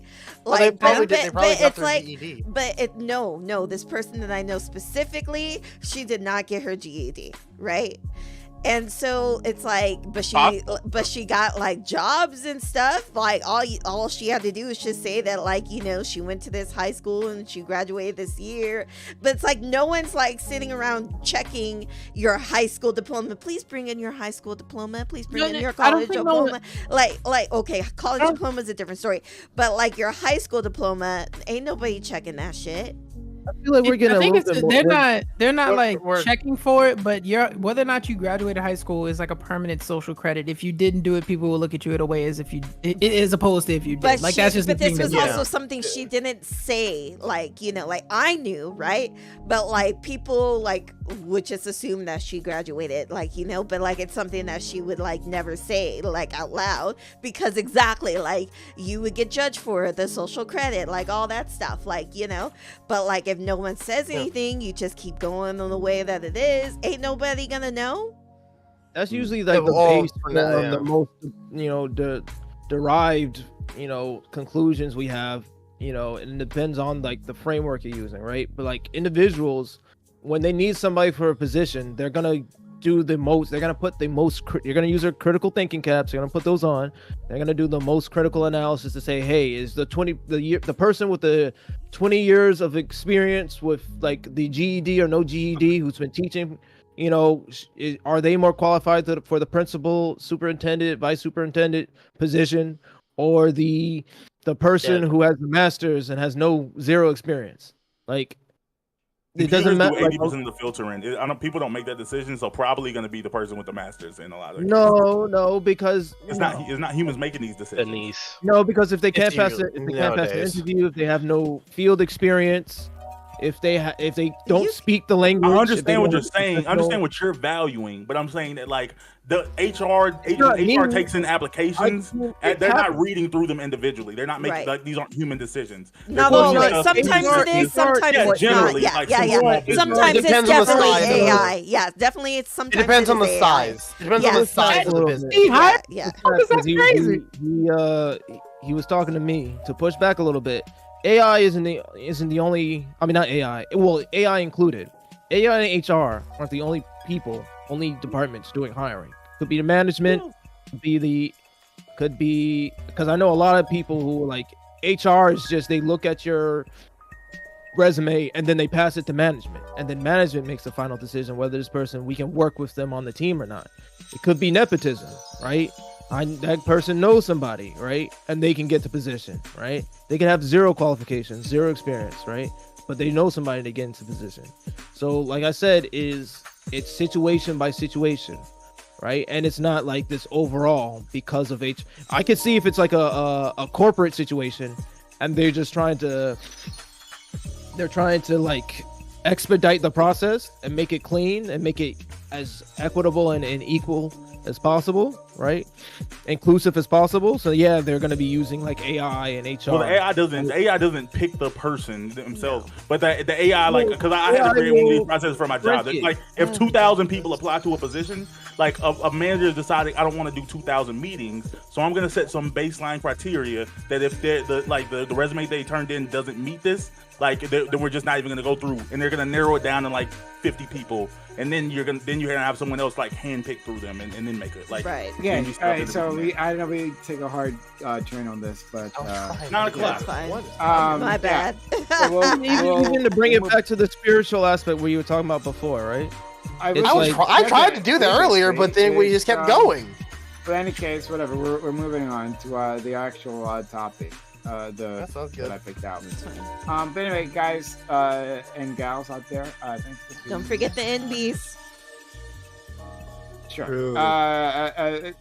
Thanks for coming through, everyone. I really appreciate anyone out there in the audience. Hit that follow button if you haven't done so yet. If you're on Twitch, if you're on YouTube, hit that subscribe button. If you're new, been enjoying the content, or if it's been driving you crazy or whatever, and consider supporting the channel by subbing to the channel, gift bits or gift subs. And I came prepared today. Okay, I got you. All right. Well, I'm looking forward to it. But thank you for those out there who are actually supporting. If you want to get a comment heard, remember hype chats and super chats. Those are the way to support the channel. We will read out your comment. We'll go from there. Thank you, Imagine, for gifting a sub. Your money. Really? Much appreciated. Hey, STV Philly got it. Cool. Yeah. I'm guessing you specifically gave it to him. But yeah, thank you so much. Shout out to STV. Oh no, he randomly got that. Oh, did he? Oh, never mind. Oh, that's cool. Got it. Cool. Oh yeah. But yeah, so anyway, consider supporting the channel by subbing to the channel, gifting bits, gifting subs. You will have ad-free viewing. You will get access to emotes. And what's the other thing? You'll be making sure we're live for one more week. Hype chats, super chats, huge help. And we will read them off no matter what they say. I mean, even if they say that, like, Bam is the movie guy here. Well, like, I'll be complete lies out as well. So we'll continue on. So topic, the only topic I came up with. 2 white Massachusetts teenagers have been criminally indicted after an attack on a black teen. The 2 teens lured the black victim to a pond and forced him into the water. The victim indicated that he couldn't swim, and one of the teens, white teens, dunked him in the water repeatedly, even as the victim said he couldn't breathe. Both attackers yelled racial slurs at the child as it happened. The main attacker is being charged with attempted murder. The prosecutors have the chance to charge him as an adult, but would that be fair? Yet, is this a case of true racial animus, or is this just teen bullying gone way too far? What would be a good outcome in this story for everyone involved? Yeah, so to just give you a bit more background, like I said, it's happened in Massachusetts. And like apparently from the victim's retelling is that it came out to the pond because those 2 white teens were friends of his. He at least felt friendly towards them. Okay. And they, right. And they started dunking this kid. There are apparently witnesses to this, multiple witnesses that corroborate different parts of the story. So it seems Here's the article chat. From the outside perspective, it seems like this actually happened. And assuming that it did, and these prosecutors do have the option of charging the person as an adult. Like, do we want that? Is that something that he could have killed this kid? He absolutely could have murdered this kid. Like maybe he thought this was a joke, or whatever, but he definitely could have died. So should be charged as adult. And like the N word and other things were said. Like, also called like George Floyd and whatever, right? Oh hell no! Oh Yeah, hell no! Yeah, guys, read the article. It's all in there. Read the article. It's all in there. But yeah. So would that, like, should we add, like, you know, racially motivated in there, like they're like a hate crime in there? Like, should we do all we can to punish this kid, or just say like teen bullying?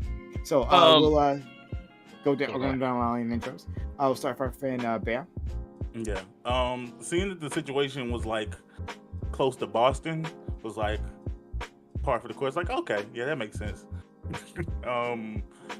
The situation was insane. Like, it's like a lot of people were like wondering, like, how could he ever consider them to be friends? But if you ever been a black kid in a predominantly white area, like, if the things that you kind of grow up feeling can be a little different. Like, the things that you think is okay, you don't know it at the time. So I don't, put any blame on the kid at all for assuming that, we're all friends here. As far as the punishment, again, I have a principled position against like against punitive justice in general. I don't think anything is helped by like destroying these like teenagers' lives. Like, charging them as adult doesn't feel useful. Honestly, prison time doesn't feel useful to me. And I know that's like controversial for a lot of people. I feel like he's young enough that there's like ways that we can hopefully make him a better fit for society, but I feel like we're probably about to make him a whole lot worse of a human being already, and that he's already on the path of. Yeah. GFD, did you get the link I sent you? Bam said, yeah, I'm kind of with him on the fact that half of me is a nigga from the south side of Chicago that has a lot of people I love and care about that are young men that did very stupid shit in their teenage years. But then the other half of me kind of feels like, how would that even look if you slap this kid on the wrist? Like, that's something. It's like, yeah, I understand how you're coming from. This kid's 14, 13, 15. But like, how does it look if the victims of this, right? And in this case, we're talking about racism, which isn't even broader than like, a victim of like gun violence or something. How does it look if you slap this person on the wrist? So I, as much as I like, half of me wants to say, well, that's a kid and I don't give a fuck if they did something racist. I understand how kids act. Another half of me kind of feels like you have to throw the book at them because this is pretty fucking egregious. Like, this is pretty bad. And to the point of him thinking that they're their friends, Bam, I'm so glad you said that shit. I couldn't have worded that better. The amount of black kids that grow up around like predominantly white people, and then I've been the nigga that like breaks them out the matrix and be like, bro, this is not okay. You should not be treating it like this. This is not how we don't do this. We don't let people call us this. We don't act like that. I'm just gonna say, shout out to Man for saying that. I appreciate that, bro. Said it better not could. Yes, GFD, yes. Yeah, this was This, of course, was egregiously a racist thing. Calling him the N-word, calling him George Floyd, as he's like can't breathe or anything like that. It's obvious that they were trying to kill him because he was black. They were being extremely racist. Should they be tried as adults? I feel like because of what their current age is, my immediate reaction was fuck yeah, because the justice system always throws black boys in jail under the law as if they're adults, even though they're like 13, because they always look older, kind of shit. But then I had to pull myself back and realize that's not gonna fix this at all. That kid's gonna be fucked up even further on when he comes out, because for some I don't know why. I feel like the best thing that could happen for this, yes, still obviously try them as adults, but go for like a minimum time for like a minimum time, and make sure that they get like very specific type of therapy, because this behavior is something that is definitely taught. It's they're very young, and back in the day, before the internet, social media, and everything was all around, whenever someone said, "Oh, this is obviously taught," you can immediately go to their parents and go, "Yeah, that makes sense. Why they're like this. Their parent taught them to be like this." But nowadays, with kids always online on their iPads, phones, and everything, on social media, they're meeting so many people who are just overtly racist, teaching them basically teaching them through being around them online to be as racist as they were being. And it's definitely that needs to be studied a little bit more, why kids are becoming more radicalized towards racist ideas like this. And I feel like for these kids, throw them in definitely throw the book at them, but make sure they get therapy to understand why they had such a fucking racist ass interaction. And again, and I will agree with Solus to Bam's point. Luckily, I was in California for the majority of my life. I was literally only white friends because of my areas I lived in, mainly white females. It's weird. You said the F word. I'm just kidding. Okay. All right. We're just out there living the dream. Those California white women. All right. Let's go to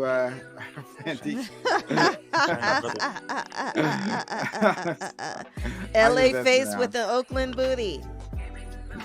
Oh, damn right. Yeah. DQ. So yeah, I think these kids need to be tried as adults or some form of like, I don't know, like, because yeah, like they will probably go to like adult jail, but like, will they still get the same therapy? Will possibly like some older guys take them under their wing? I don't know, but like, what they did was wrong. That look on Solus' face. That look. The Aryan Brotherhood might take them under their wing. That look was funny. I'm sorry. I wasn't even looking. Goddamn.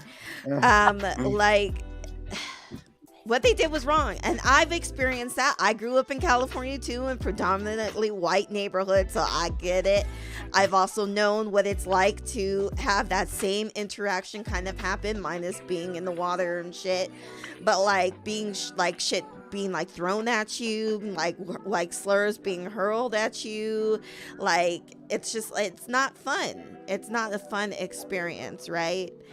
And it's just like, like, you think these people are your friends, right? Like, these people are like kids who claim to be your friends because like you need friends, right?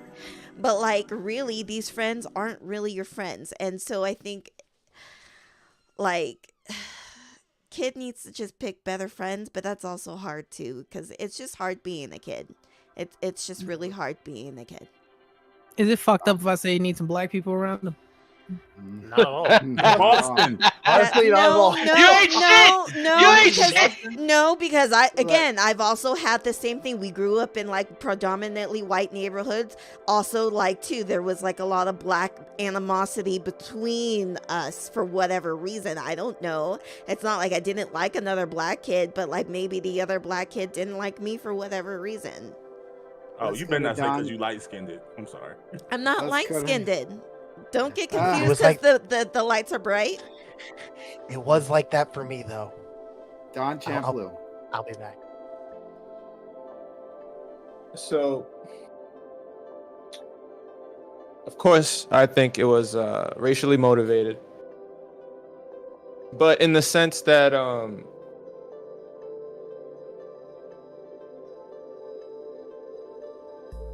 because how do you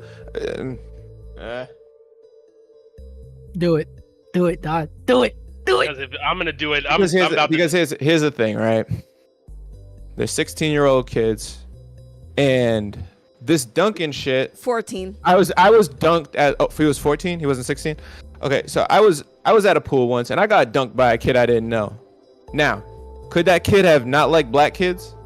Sure. And it's clear here that these kids had a racist problem. They were fucked up. But what they did, that shit was egregious. And Massachusetts has laws for kids 14 to 17, and they can be indicted if they commit an adult style felony. If they commit a felony, they're not going to get tried as adults. They're going to get tried as juveniles. But there are youthful indictments in Massachusetts, and they will come down on this motherfucker. Like, it's going to happen. I fully believe that the justice system is going to push this kid's shit in. Just because of the precedent. We've done this before. It's assault, clearly. There's nothing attempted murder. The charges are attempted murder, which is a felony, which means if an adult can get 10 years, a youth can get 10 years, point blank, period. That's the law. So you know what? Let him get what he fucking deserves. Fuck him. Okay, Macho. Real quick, somebody in my chat solo says your music's dope and you're really funny. I was just about to reply back them, but yeah. Yes, he is. Absolutely. Absolutely he is. Anyways, this shit pisses me off to no end. I was gonna try to go read more to see if there's some. How the fuck? Wait, and I'm assuming there was a lot of people there because there's witnesses and shit like that. You can see this panic of this kid. You can see him in this situation. He is calling for help. He wants to be out of this. And out of all them punk ass adults that were around there, not one of them, and especially when you start hearing the N-word and the George Floyd shit, not one of you punk bitches got up to help that poor little child. They did. Like, They did. Not soon enough. Like the you called the N-word or any of that, like, I'm sure. Oh, come on now, you know what I'm saying? To the point where the kid needs to feel like he needs to press charges, and like nah, that could have been nipped in the bud real quick. I think the whole thing is fucked up. I think the people involved, I think the kids and their parent, the word. I don't think anything should happen to the fucking kids, right? Because they're 16, right? If you send them to jail, 14. If you send them to jail, this is gonna exacerbate their hate or whatever is brooding in them or whatnot. Go after the fucking parents. Actually, go after the fucking parents' wallets. You don't get them fired. I'm not saying go for their jobs, but yeah, a little garnish from the paychecks that go to the family that was actually harmed in this situation. Like, because you got to look outside of this, right? Because now it's big, right? You got media coming into your world, not just for that family, but the other family. There's so much harassment at this point, and especially, nah, dog. The shit was racist. I don't think the kids should get anything, but I definitely think the parents should, and everybody that around there that allow that in Boston, wherever the fuck it is, a lot of punk bitches over there. Fuck them. Hey man, nothing is racist. Everything is everything. Everything all at once.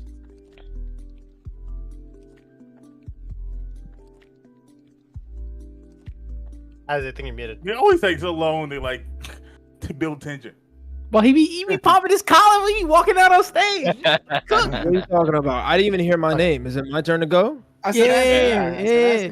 I heard that's all I heard. I didn't know if you said my name or not. So then, yeah, you are. Then you're hearing robots on your okay.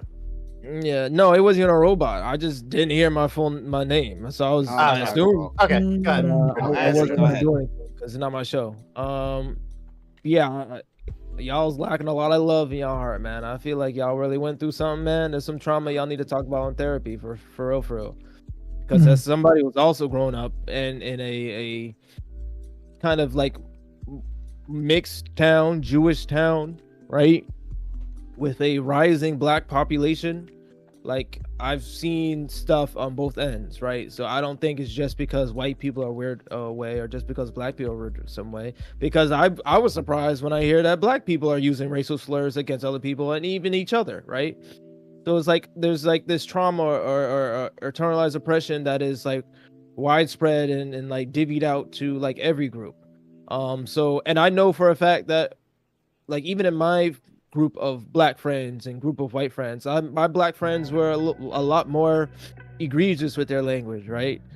I know a lot of hoods who are egregious with their language. Not all hoods are built the same. So I feel like we're making a lot of judgments. I would still, the boys should still face punishment. Charged as adult, I think it's egregious. Like Majin said, it's gonna lead them down a pipeline. If you know anything about prison, like the first thing they do is like, if you don't join a group, depending on the prison, depending on if you don't join a certain group, your life could be at risk. They separate themselves based upon race in certain prisons. Like, it would just exacerbate, the any type of beliefs that the kids may or may not have, right? And keywords may or may not. This may not be racially motivated. They may be friends. They may be just boys roughhousing and playing with each other, right? Like, I know a lot of you Negroes were calling each other slurs with a hard R. Who's gonna do it? Nothing is racist. I know. Like, I'm not like, y'all weren't raised like, well, at least you were raised, but I know y'all was like playing around, being edgy, calling each other words, trying to pick at each other, trying to make somebody mad. And if not you, then somebody in the audience. Like, I'm fully convinced that there are like a lot of people just, have like, it's not even bullying. It's just like, it's fun to like be negative to people, right? People aren't just positive. People aren't trying to be like extremely positive to each other. They're not trying to root for their friends. So I know a lot of people who do that. What the like, fuck? This could just be a lot of y'all are jumping the gun. A lot of y'all jumping this gun saying it's extremely racist. They're racial and it has to be racially motivated. They just find racial jokes funny. They could just find racial jokes. Just like we joke about white people. Razor, pick up the phone, bro. Pick up that phone. I fucking called it. Just like we joke about white people all the time over here. Doesn't mean we're racist. Unless y'all are. Let me know. Just mask off right now. Where's my boy Lactoid when I need him? No one jokes about George Floyd. Like, number one. Number two. Okay. Listen, I don't. Number two. Listen. Two motherfucking white kids. Listen. Hold on, Queen. Hold on. Two motherfucking white kids. White kids. One black kid. Who cares? Who cares they white? It matters. It matters when they are literally literally hurling the N-word at you, and you're literally they're dunking you under. Thank God. Plenty of black people hurl the N-word at me with a hard R. Thank Allah that he was smart and he had his swimming vest on. Or his life vest on, because if this kid had not had his life vest on, this kid would be fucking dead. This kid would be fucking dead right now. Okay. Well, none of the racial stuff could have happened, and the kid could still have died. No, right? Because listen. Hold on. Listen. Queen, Queen, can I please? Because there was very specific lines in there that actually pissed me off, and I'm more angry than I've ever been. The smile is not a happy one. The fucking line about kids like to be edgy, and it's not actually even bullying. They just like to have fun to be edgy when someone's in the middle of trying to commit a murder. I am currently trying to hold back all of the slurs I want to say. Wait. You never like tried to make the joke. What are you talking about? We're edging. Right now. Yeah, I'm not even gonna joke you, Raisin. Just go as far as you. No, because understand, saying that dunking a boy underwater constantly to try and kill him, while saying that he's look, it's George Floyd, and calling him the N-word again. Two white boys. Two white boys. Yes, and I know you're gonna say, oh, what does it matter if they were two white? Okay, cool. I'm assuming motive in terms of it being racial. Yes, it is a racial hate crime that was committed by two white kids who. How do you know that? More than likely were taught that by either the friends that they made online or social medias, because online everyone can be as edgy as they fucking want. No one has any. There's constant anonymity. You can be as as edgy and racist as you fucking want, but there's not a single thing that'll happen to you because no one knows your name, and the kids learn that from people on social media. And then there's their parents who are probably watching like Fox News, OAN, or other fucking right-wing broadcast who are being taught racist ass shit. The parents are being taught racist shit, who then pass it on to their kid all the way until they're into their teens. So then they're in the schools being racist as fuck towards their black student counterparts because my daddy said it was fine. I could do what the fuck I want. But we don't not happy with you trying to. I'm not happy with you trying to say that bullying is fun. I am not. I will not stand for that. It was a joke. It was a joke, Razor. When the adult pulled up, when the fucking adult pulled up. Okay.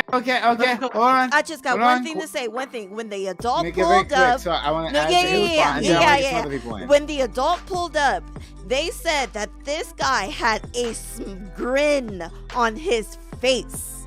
He knew he was having fun with that shit. Okay, it was a joke, though. You can't assume motive. You don't know. Nothing is racist. Everything is everything. Nothing's racist. Whoa. Sorry, I had to stretch that out. Go. All right. So, as you respond, and then I gotta go. Bam. Yeah. I hear you. Your emotions are reasonable. But I feel like there's a lot you are applying to this scenario, unreasonably. You're being very emotional. As you said, right? I'm very angry. So yeah, I know you're being emotional because you admitted it. Number two, like, I can have facts and emotion at the same time. Kids, unless they've been reared to be nice, right, are very like animalistic and very hierarchical, very like they will bully for fun. Right? They will say mean things to each other for fun. They will give each other nicknames that are belittling, right? For fun, right? And the boys, especially boys, will joke about it, right? And have fun time. Unless their parents or in their family or their community has deemed otherwise, and they've been reared to be nice, right? See, I wish there was a lot more kids who are just intrinsically gracious and intrinsically kind and treated each other the way we each other wanted to be treated. But I don't see that. Right? That's I'm talking about reality, right? The reality is I was someone who didn't have to be taught to be nice. I was always nice to everyone regardless of what my parents told me.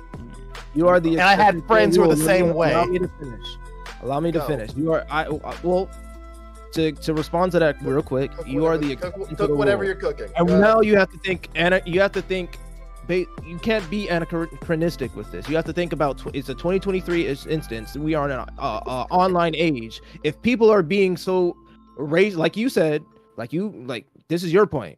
Mm-hmm. Online communities are very racial. They're very what's it called? I just said the word. Radical. They're very mean. They're very edgy. There you go. They're very edgy. Right? So, and these students, these kids are growing up in this, right? It's beyond just the rearing of their parents, right? Now it's the communities that they have online. So when they find it's enjoyable to joke, like we have some brothers here on the panel who are dealing with individuals, and they had talked about it live. Prime was there, where they were dealing with individuals who find it fun to make racial jokes, right? Some of them might have some hate in their heart, because of the no, they didn't. Nothing is racist. Everything is everything. No, some of them are just being dickheads, right? Some of them just being mean, right? And they find it funny, and they've been like that since they were kids, right?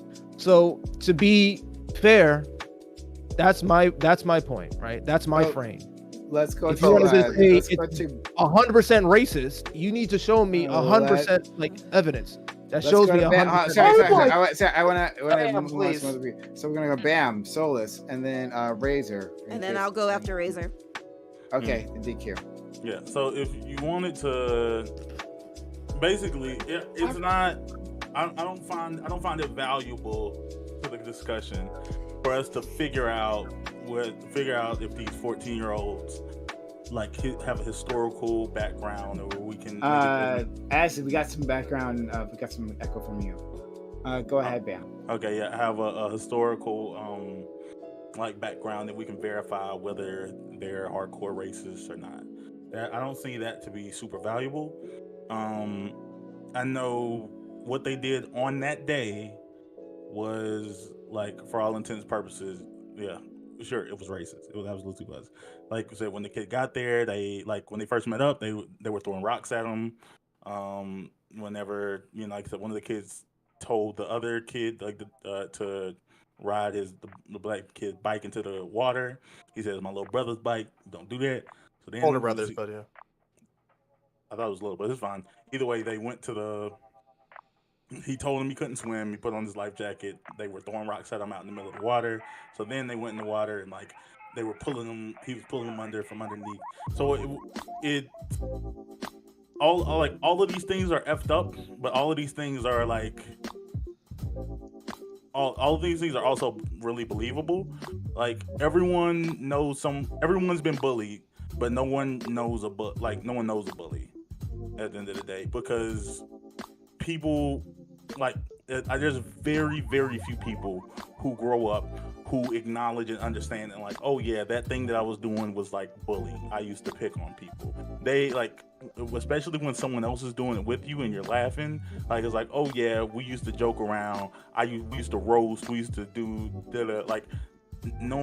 almost no one remembers their childhood as them being the bully, even if that's how other people see them. So I don't think it's valuable to point to the intention of the kids. Like I said, I think it was effed up.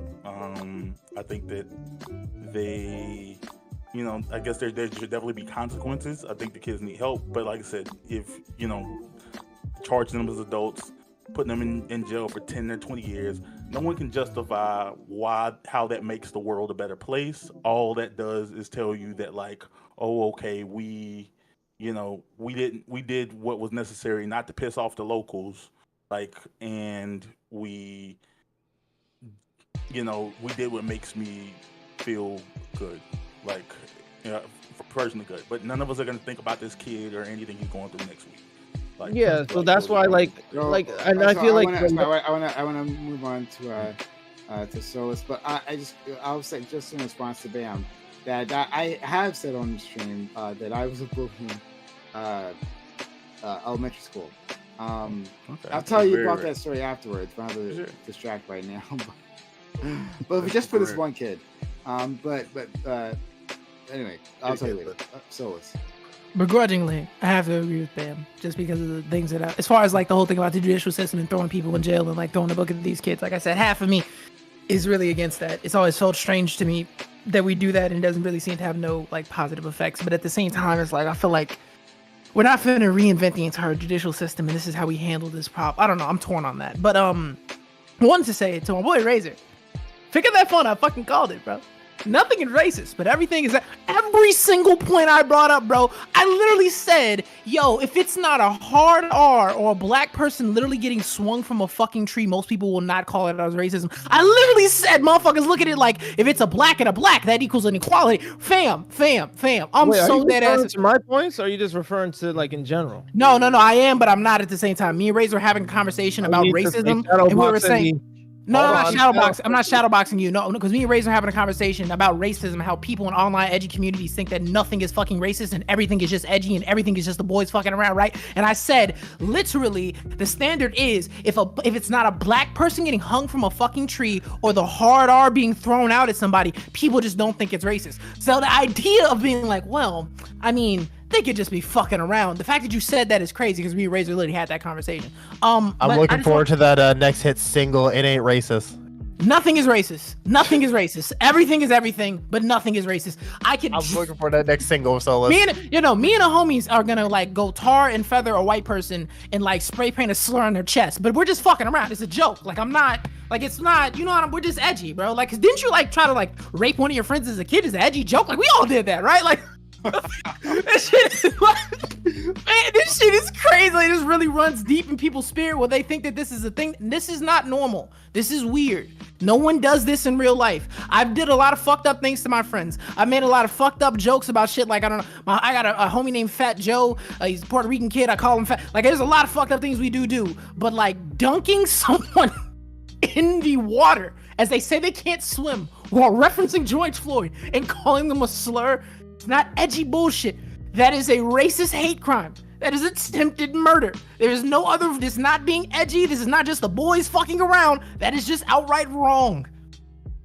I don't know. It feels like y'all just gonna be agreeing with each other. I haven't heard from Don or. Hold on. I got. And you know, hold on. Oh no, rotate. We're rotating. Razor, then DQ, then Majin. Yeah. Basically, I'll thank Bam for keeping it for saying what he said calmly in making the point of yeah, it's like just throwing them in jail is not going to be a good always not going to be a good thing because it will it could end up worsening how they currently are everything like that. But and as Sola said, yeah, we've already had this conversation where it's like for some unknown reason, just everyone does have this fucking stupid ass idea that as long as we're not hanging from trees or getting putting chains and whips on us while calling us hard R and everything, having us go down the street on our hands and knees, for some reason it's not racist as long as those things aren't happening. We're just joking, bro.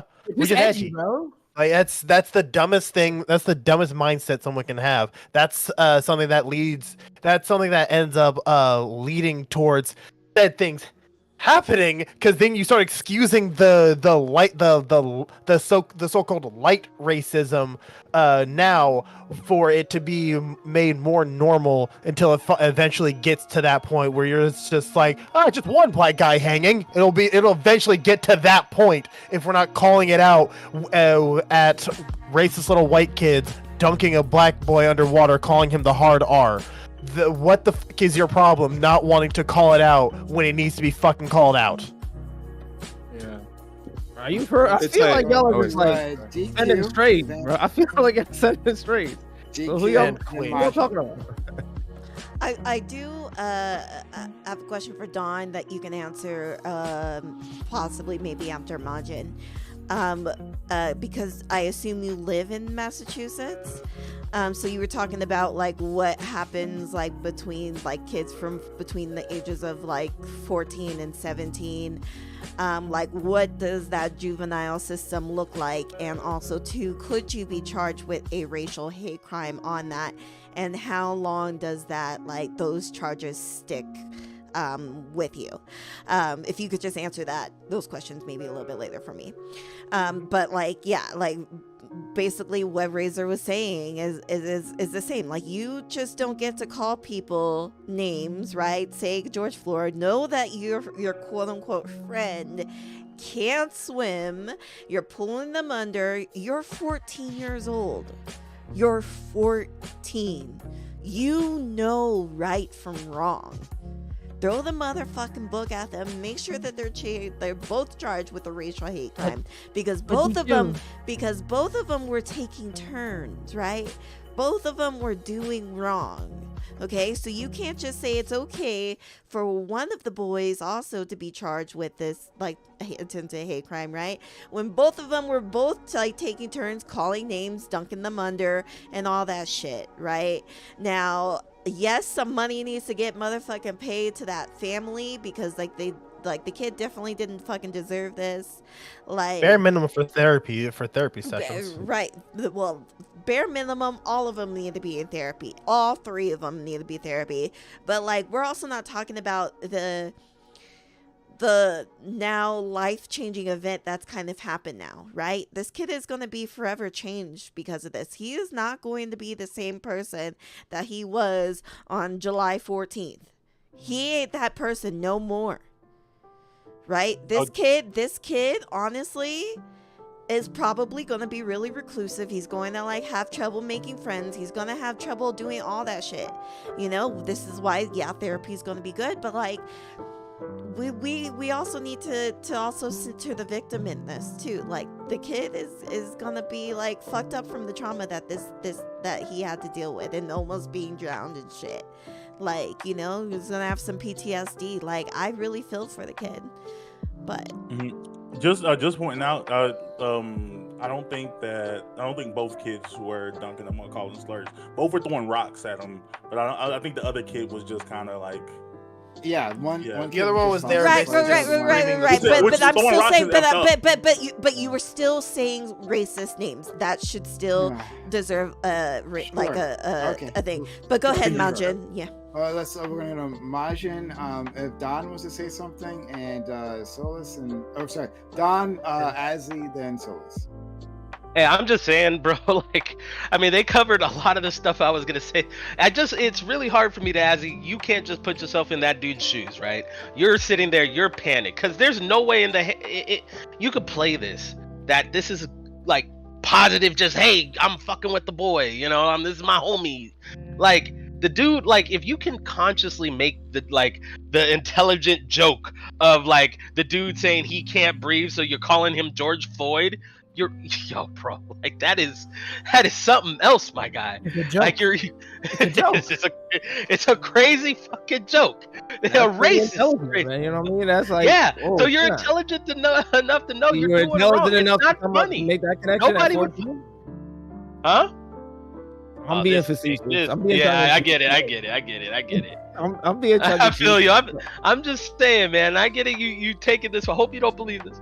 That you're taking up this point to keep the conversation going. But it's still like, at the end of the day, these kids went out of their way.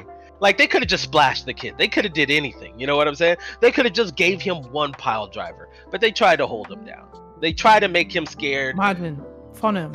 What's crazy is one man was just doing some bullshit, and that facilitated everybody to take it a step further. Yep.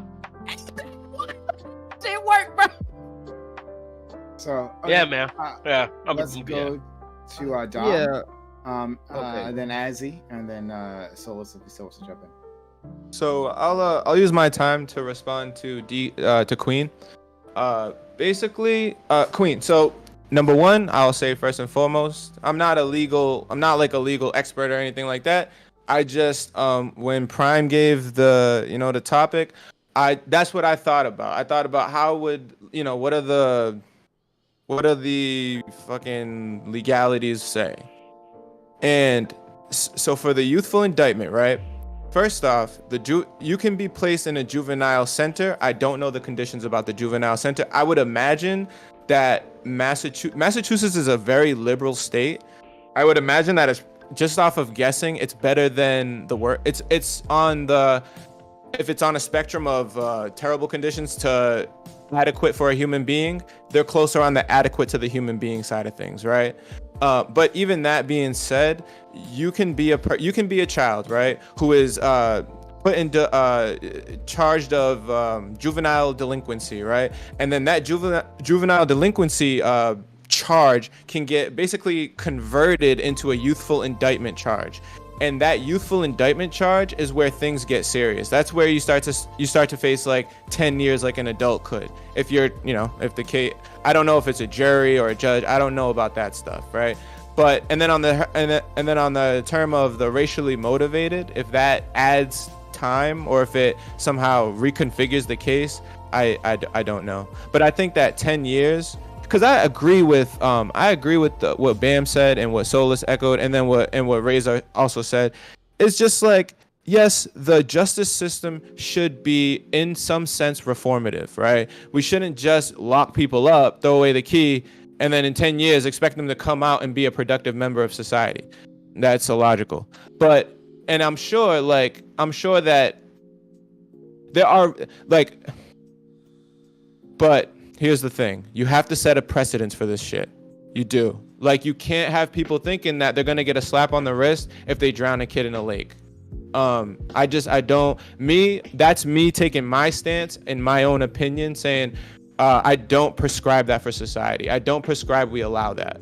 But I do agree that, you know, it doesn't have to be like he's thrown in a prison cell to rot. He could get reformative education, college degree in jail. A lot of people do that stuff. So I don't. Those two things don't have to be separated. Those two things can coexist, right? We can say that he deserves the time, but that his experience in the jail should be a certain thing. That's all I got. Let's go to Azzy. Yeah. Of course, when something racial happens, it's okay to say, okay, there are racial implications, You're right? not. And because there's racial implications, GFT, there you're should right be on the racial money. consequences, right? Racial, some type of racial re-education, right? But to say now there's racial impetus or racial motivation is a stretch, right? And what I mean by that is, it's not that they didn't know what they were doing when they said those words and talked about George Floyd. They knew exactly what they were doing, right? But again, to say that it was 100% like they were going out of racial hate, right? That's what I'm claiming. That's my point, and that's what I'm not gonna move from unless somebody can move me, right? I'm right sorry. now, Oh yeah, it was completely racist, but it wasn't racist at all. That's what I'm hearing. I'm gonna stick to this point, right? Because I know a ton. Like, and I am thinking of the kid's circumstance because I've been in like circumstances, and like I already said in my initial talk, right? I said that I've been in this position with whites, and I've been in the positions with blacks. I've also been in this position with Asians and Indians and people Middle Eastern, you know, and Turkish. Like I've been in a situation with a ton of different racial groups, right? And you can tell, right? At least I have. Like I like to think I'm a good judge of character, and you can tell what somebody is. And I've been in a lot of white homes, right? You can tell when somebody's been reared in a anti-racist framework, in a color blindness framework, or a everything is fair game, we make jokes, or like a hateful framework, right? They've been raised in a hateful home. So I need more. For me, yeah, if we're gonna make claims on motivation and impetus, we need more evidence. You need more evidence. We can't just say nothing is because racist. it's like situations. So what evidence? How let's. I just want to move this forward because rather than like move it to where? What evidence do you need? What evidence do you need? Well, of course, yeah. I need historical. I need the. I need. Of course, I need historical. One, number beyond two, reasonable doubt, Razor, of the victim, right? Because if the victim didn't go to the police and say, "Hey, mom, let's go to the police," right? Because sometimes, like and personally, it's happened to me. Where something was almost killed. There were a bunch of adults. My parents said, let's take it. Yeah, my parents said, let's take it to the police. And they told me to tell the cops what happened exactly, right? So the son does it. The son may not have any type of animus towards those kids. In fact, the son might move on, like Queen is saying, oh, he's going to be hurt forever. Everybody doesn't internalize trauma the same way. He might just move on to his next group of white friends, right? And they might it out. He was almost drowned and Hold on. Let me ask real quick. Let me ask real quick. Let's say, let me ask real quick. If there is, okay, knock it up. Hey, everyone, stop. Hey, holy, shut up. Everyone, stop talking, please. I say stop talking. Stop talking. So as he was doing his thing, so as he finished, please. Yeah, like I'm saying, the way you're acting now tells me how compromised you are in your judgment in this, right? You can't even handle like me saying that there could be like a lower, it could end on the lower end of the spectrum of racism. But you guys are just like, throw the book at him. We need to set a precedent. 14-year-olds don't care about precedent. 14-year-olds don't care about the law. 14-year-olds don't know the law. They don't care. Pyro, parents aren't going out of their way to teach the kids, hey, it's unlawful for you to be racist, right? Okay, you we're could say talking maybe in about their this education article. system they're having like some type of anti-racist instruction or some type of color blindness instruction. Maybe. I don't know what's going on in the Massachusetts area, but we can't go off of like guarantees or we don't have guarantees. We don't have any information. All I know is like he's been indicted for assault and attempted murder, right? So if he's going to be charged with that, then okay. Now it comes down to the evidence, because that's how he's going to get charged with it anyway. So You need evidence. They're going to go through all the. I never know what They're I've been talking. going to go through that anyway. I wanna go to Dream, who has just arrived here. Hey, Dream. What's good, Dream?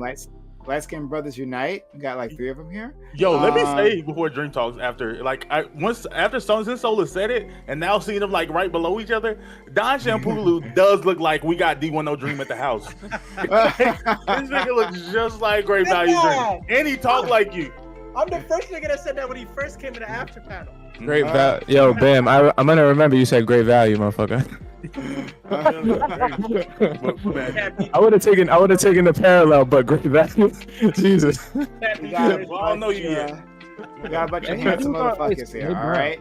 I don't even mind, man, because you know what? I bet you Dream is. I'm gonna guess you're Hispanic in some sense, which I'm Spanish. No, you're not. You're not Dominican. I'm the best kind. But what I'm saying why you is, claiming with me? For who the fuck said folks? Hey, I ain't jumping, man. What the fuck? Best kind of what? Hold on. Best kind of combination? Hey, bro, we're not having a mix off right now. We're not doing a who's the better mix. We're not doing that, bro. I'm saying I'm not even mixed. That's what I'm I mean, depending. As soon as Light Skin people get I am together, Samoan and black. I am mine. here. I'm just gonna back up. I'm just gonna rewind. Hold on. I'm gonna rewind. Rewind the tape. All right, my man Dream, That please is not go true, ahead. Spaniard. Let's cap. Let's stop the cap. You got me. Yeah. I'm Moroccan. From Morocco, North Africa. Okay, that's awesome. My Cool. DNA comes back 98% North Africa. Jesus Christ. Anyways, You're a Moor. I am the more. So the question is, This is Okay, about the I white got Massachusetts teenagers who dunked Pod, mute yourself. the black team. yeah, the prosecutors Just realized. to charge him as an but would that be fair in this case? A true racial animus or just teen bullying gone way too far? What would be a good way outcome? So, okay, well, I don't think any kid should be tried as an adult, especially a 14-year-old. Maybe if you're 17 years old and 10 months, I could see the argument, but I don't think any kid should be tried as an adult, absolutely, because when I was 14, there's no way I had near the same mental maturity and awareness of what's right and wrong. I had some sense of it. I'm not gonna say I had no sense, so they should be punished in some sense, but I had nowhere near the level of awareness of right and wrong 4 years down the line at 18.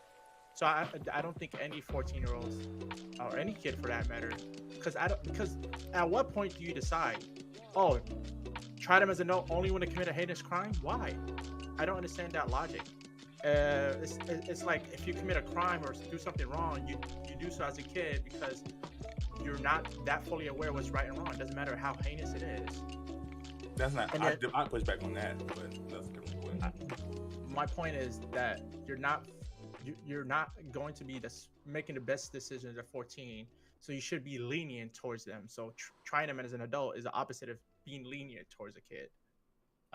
It's like to me, being a kid is like being an adult that has autism. You know what I'm saying? So my point is that you don't try an autistic adult as a full-grown adult. You have some lenient towards them. So you have to try. You have to try kids the same way. Dream. What? Oh, okay, sorry. Well, no, just quickly, Dream. I think you might be using the wrong mic. You're a little low. Yeah. Yeah, you might be. Yeah. Is it this mic? No, not that one. You might just be low. Is it this? Yeah, mic? it's definitely not that one. That one's not the one. That's interesting. Oh, maybe I am using the wrong mic. Okay, but Don, you want to jump in with something, and then Majin maybe. So, Dream, I'm gonna do like a crazy exaggerated scenario, right? You got an 8-year-old kid who kills another child, strangles them to death at daycare. A kid's at an elementary school, right? goes in the back of the school, strangles a kid to death, right? Strangles another 8-year-old to death, right? In Massachusetts, 7 years old is the cutoff. That's when you start getting. That's when the charges start adding up, right? So right. So in the scenario, the 8-year-old strangles a kid. Now, do you want to remove this kid from the population of other children? Yeah, you can, but you just don't try them as an adult. That's the point. Okay. So you're saying that you agree with separating this child from the population, which is what effectively would happen to this 14-year-old kid, right? He would go to jail. That's I'm right. I'm not against. So what part? To jail. I'm against trying them as an adult, which means harsher sentencing. That's what that means. You can still get. It's actually that's not what that means. That's not what that means. It's not hard. It's not. It's not harsher. Hold on. You're telling me that when you're tried as an adult, you don't go to adult prison? What I'm saying is if you get you're asking if you get tried as adult, of course, yes. If you get tried as adult, yes, you go to adult prison, yes. But if you're adult prison not harsher than juvie? But that's the thing. In Massachusetts, you can be a 14-year-old kid and you can get tried as an adult and face the penalty that an adult would face. It wouldn't be more than what an adult would face. It would just be you just get tried as an adult. And what I'm asking you, because what you're saying is you have a problem with them getting tried as an adult. So what I'm saying is, at what point does that become not okay for you? Because you're okay with separating them from society. Check box 1. But and then along the way, all right, so are we limiting their freedom? Are we allowing them to go to a public, like, you know what I mean? Like, where along the line are you drawing the line in the sand? The line I'm drawing is very clear. If you're not an adult, don't be tried as an adult. It's that simple. But you believe, but you believe that they should be but you believe that they should be separated from society. Yeah, of course. Dangerous people should be set away from the society until they are redeemed, rehabilitated into non-dangerous people.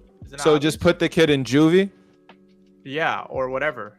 So whatever a kid who's this is the reason why you would carry so if you have you can't house like there's certain people that are gonna get tried as an adult because they deserve to by the standards of the system, but also you're gonna put a fucking murderer in with the rest of the juvie kids that maybe did some not as violent crimes or things that are less egregious.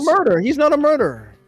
I'm saying the 8-year-old strangled the kid. He's attempted murder. No. But I was using my. Fuck my bad. In hypothetical. Yeah, I'm using that hypothetical because I was still using it, but I'll say attempted murder, right? I'll say that. I mean, should you know what I mean? Go ahead. I think maybe we can have a alternative situation, but the point stands is that you should give leniency to children because they don't have the capacity advanced enough to make better decisions as an adult would have. Same way you would give leniency to somebody who's mentally ill, who's also an adult, and you would send that mentally ill person to a psych ward rather than prison. That's the point. So as a kid, kids deserve leniency, and being tried as a full adult with full sanity is the opposite of being lenient. Damn, GFD, that's crazy. So whatever leniency looks like, whether that be juvie, whether that be adult supervision in solitary confinement, I don't know what that looks like. There could be different options for a kid that's dangerous to his surroundings. So Don, you can respond quickly, but we gotta move on. You know what? I just Solus and Bam. Of course, I'm gonna think about what you said, Dream, because we're kind of just going back and forth. So let me think about it, and I'll get back to you with an answer. Sounds good. Majin. Muted. Group hydrate also if y'all haven't drinking water. Drink some water. Always do, but I'll do it just because he said it. Isn't Mike better, by the way? Everyone all at once. He's way better than LeBron, if you ask me. Yep. Hydrate. Good job. This goes back to if they really want to get the optimal level of change for these two young boys that did a heinous crime, right? What you have to do is literally, I wouldn't even say juvie. There's so many fucking. Listen, Juvie might actually be a vacation to some of these other programs that you could put them through, like, Road Crew, or making them do something that they absolutely don't want to for 8 hours of a day. You know what I'm saying? Where they ain't gonna have friends or a bunch of other people that they don't want to be around. Do that, but make sure on top of that, the parents are responsible. That's their kid. They're not adults. Get the parents. Hit the parents in the wallet, or even on top of that, be like, well, hey man, you raise this little monster, you might gotta go too. But yeah, maybe not the kid, but if you want effective change, that's the way to do it. And then there's and of course therapy, but yeah, that too. So listen, Bam.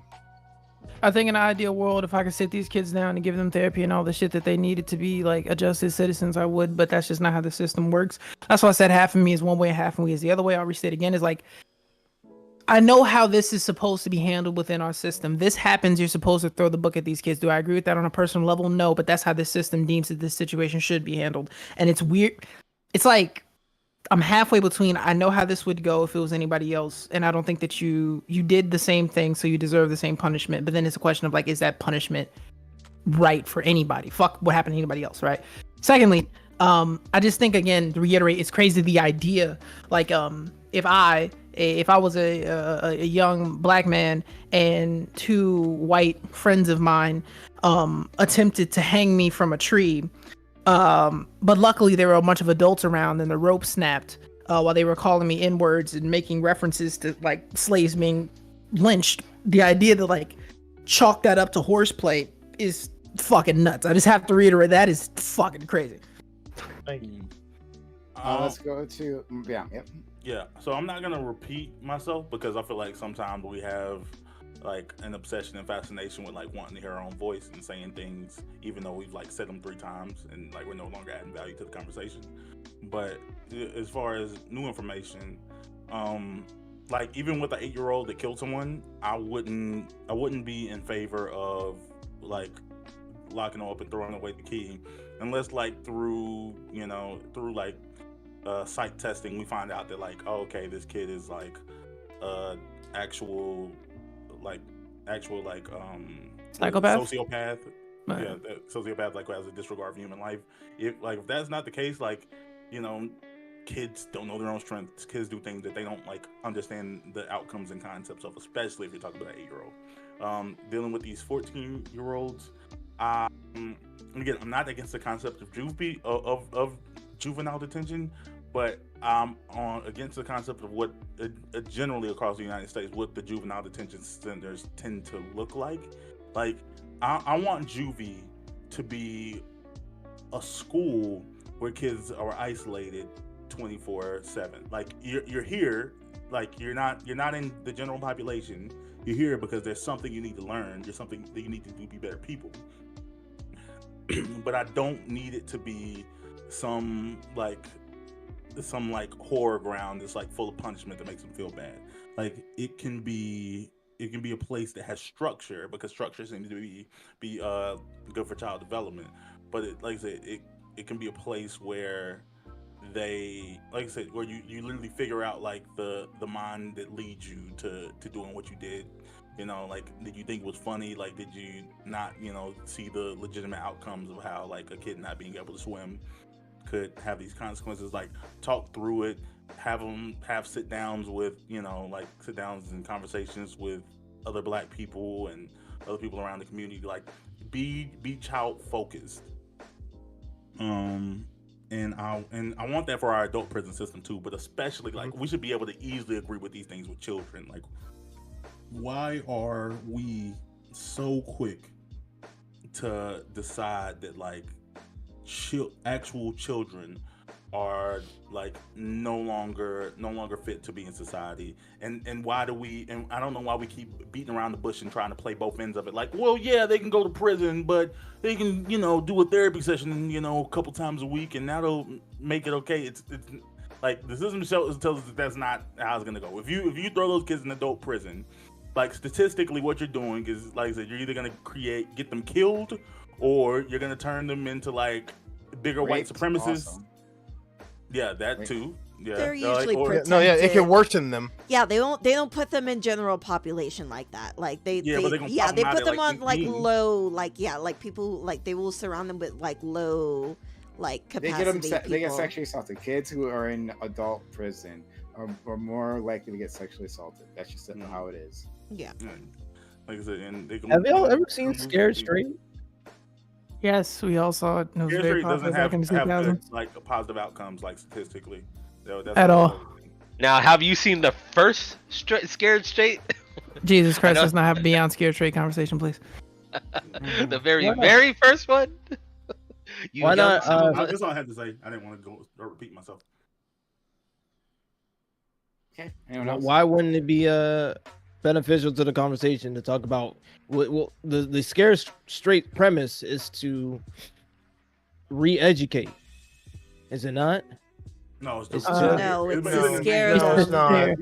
That's It's the to whole scare thing. them. Scare them Scare into, it's to them. create trauma to make them go, oh, I never want to be here. But then there's a chance they'll end up there because they were just scared about it, and they're just Did you see the no, Boondocks because then episode it about beca- because then it could Boondocks end up episode being a about it was moment. Pretty good. Sorry, again. No, the Boondocks episode about it was pretty good. The Oh idea- yeah, I loved the Boondocks episode about it. But Ripping- yeah, there's a, but yeah, the way that I see it end up happening is that whole Scared Straight. They're now terrified of ever going in. So if they ever do anything bad when they grow up, they have that in the back of their mind, and they're now terrified of police getting anywhere near them, which can then end up causing some further issues, to resisting arrest, because like, I ain't going in there, I'm terrified of that place, no way. Like, it could worsen it, the Beyond Scared Straight, actually. No, the actual issue is just I the mean, a lot emotion. of the times they still like ended up going to jail Yeah. eventually anyway, so we really didn't do jack shit. But Can I get a word in real quick? There's Go actual ahead, studies about this. The reason it didn't work is because fear is not like whether we like try to blame it, it's not that as strong of an emotion as we think it is. Like they have a bad experience for the few hours they're there. They And then go it's at home, home. they're better for a couple weeks, and then like a month later, they're no longer thinking about it. They're back to doing like you just can't hold on to the emotional fear like for years. It just doesn't work. Or typically like trauma you And can, just- but not that like short term fear. Nothing. And it's pretty common sense. Like if you could grab a little kid and like put the fear of God into them, but ultimately if you send them back to the exact same environment that made them that like rambunctious child that's been like a ne'er-do-well to society, that's not what the fuck are we like, that's not gonna do anything. Beyond Scared Straight was a cool TV show, but it was actually very ineffective for accomplishing what it was trying to. And the Boondock episode about it was really good because it showed that it's like this is not. There's like a deep, there's like deep rooted things that are why these kids are here to just be like, I don't do bad things. It doesn't. It's entertaining, but it doesn't do anything actually. Boondocks is like the best show ever. Okay, so if you're talking about the individuals who are consciously on the extreme spectrum, right, on the extreme end of the spectrum, right, where the way they process events is in a way that is not changed by fear. So then why not perhaps introduce them to being love straight, right? Right, introducing them to a kind, welcoming. It's like the individual who thought twice about shooting up the church when he went and prayed with the black people first, right? And if he, just a little bit in the right circumstances and the right timeline, he probably wouldn't have shot up that church. I mean, it's like charm school and Think stuff about- like that. Yeah, put people in good situations and like that. I mean, there does seem to be research to show That works all the time, especially in school situations. They're like instead of to reduce to increase student retention in class, right, and to reduce disciplinary action and sending your kid out all the time, which oftentimes black and brown students are sent out the most for disciplinary action, right, or suspension, right.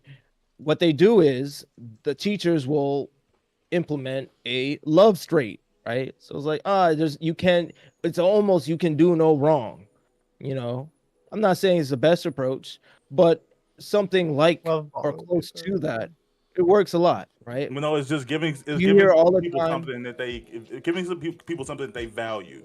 Like to give them, like a lot of kids feel like they don't have any future because they don't have anything that they're good at. They don't have anything to look forward to. That's the reason. That's one of the biggest reasons why, like, especially in the Black community, we see a lot of, whether you actually make it in sports or not, like the concept of sports has success rates because it puts kids in an environment where you're surrounded by other people, you're working towards a goal, and you get some sort of like social cloud off of it. You feel valuable to your community, you feel valuable to your school, you feel valuable to society, and you're like, oh, I can't go F up, I got basketball practice tomorrow. Like I'm not one of them kids in the streets, I'm doing this. Like, so it's important. It's not about basketball itself or football, even though, like I said, I love the value, like I love those sports. It's about, one, just giving kids something to do, because like idle is it? Idle mind is the devil's playground. Yeah. So that's one thing. But the other thing is like giving them something in the community that makes them seem valuable. Make kids believe they're somebody, and then they'll start behaving that way. I don't know if you're saying that to counter my point, or you were doing that to steal, man, what I was trying to say. Yeah. So yeah, okay, so you're agreeing, because I had to turn you up a bit because I missed like the beginning, the initial part of your statement. But yeah, if you're agreeing, then yeah, that's what I'm advocating for. Putting them in a situation where they have a vision for their life, where they are able to maintain and sustain hope in their life. And oftentimes a lot of those people, and then take it and apply it to this situation, right? If you're dealing with individuals who think it's okay to use any type of racial terms or having a racial mindset in a negative way, what you need to do is you need to put them in a situation where it counteracts that mindset. Just like the same thing we talk about finance. You know, in order to fix somebody who's broke, you need to teach them how to deal with their money, right? Fix somebody who is 3 grade levels behind in their reading. They're in 4th grade and they're reading on a kindergarten level. You got to teach them how to read. You got to teach them all the fundamentals, right? And you got to show them the right way, right? There's a correct approach to fix issues like these, right? So again, I still think that, and I'm not moving on this point, that this isn't 100% motivated racial impetus to try to, and I don't even think the kid was trying to kill the person. I think because the guy had a floaty on and they were messing around with the floaty on, because I had a floaty on and people were like, I had family members dunking me under the water, holding me under the water. You know, I can't breathe. You know, it's my family. They weren't trying to kill me, right? So if you believe, let me, and I'm gonna land my plane. If you believe that it was racially motivated and they were trying to kill the kid, okay, you know, that's up to you. That's up to you to believe. But I believe if you want to fix the situation, you have to look through an anti-racist framework, and you have to figure out how I can deal with this in the long term and not just do a short-term conclusion and throw the book at them, because it just doesn't work anyway. Throwing the book at people doesn't work anyway. So Imagine, thank you for the sub. Does Don Champlu or anything, did you want to respond to Dream, or did you have anything, or just want to make sure everyone else has a chance? Oh no, I'm good. I'm okay. I'm okay. You didn't think? I thought you said you're gonna think about it. He's still thinking. Dream. Dream. I got you. It wasn't worth his time, man. He thought about it. He said, you know what? Dream. I'll get back to you, bro. Hey, it ain't. I'm still waiting. Because here's the thing, right? What Dream said earlier is actually like, it's just, this is all connected, right? We're all talking about how we should treat the youths of society and when they do fucking horrific shit. And that's really the core of this, I think. And I think that it's really going to come down to a case-by-case basis. I think that irregardless of whether this kid had racism in his heart, I think that there's a lot of cards stacked against him, and he committed a crime. So guess what, buddy? This is what happens when you do this shit where you're from in Massachusetts. This is what happens to you. Now, if we want, it's a little bit crazy. I'm not gonna hold it. Crazy. And hey, check it out, Duke. But no, I'm being a bit, I'm being a bit hyperbolic. I'm being a bit hyperbolic, of course. But my point is this: is that, right, case by case basis, this kid committed a crime, and we shouldn't allow these things in society. Therefore, there should be some sort of penalty. Now, I could come to your side of things, Dream, with like, oh, it shouldn't, because I don't even necessarily know what you mean when you say you don't want him to be tried as an adult, because being tried as an adult means, okay, he goes to adult prison. So if what you're saying is you'd like him to go to a prison-like facility, but it's not with adults, maybe I probably could be moved to that, honestly, because what matters, right? What I believe is the important part about this is that they are removed from the population that doesn't do shit like this. They shouldn't be around those people. Now, whether you want to call that adult prison, honestly, I have a lot of problems with the prison system. So a lot of our arguments are like intersecting on like prison reform, like tangentially too. So like those things are kind of like misnomers. They're not really what we're talking about here. What we're talking about is like how, like, did y'all see that video of that it was a white girl and she was out and she was like trying to punch a black girl, and the black girl had a blue hoodie on. It was a college hoodie, and she's calling her the N-word with the hard R over and over again. I don't know what you're talking about. Right? Drunk ass white girl. It was out in the middle of the street, and it didn't even stop with her. She went down the street and tried to have other racial interaction. Yeah. At first, she was in a building, then So either way, right? She's doing this thing, right? Now she's gonna get hit with public indecency, probably public intoxication, all things that she should have to get charged with, right? And on top of that, it was racially motivated.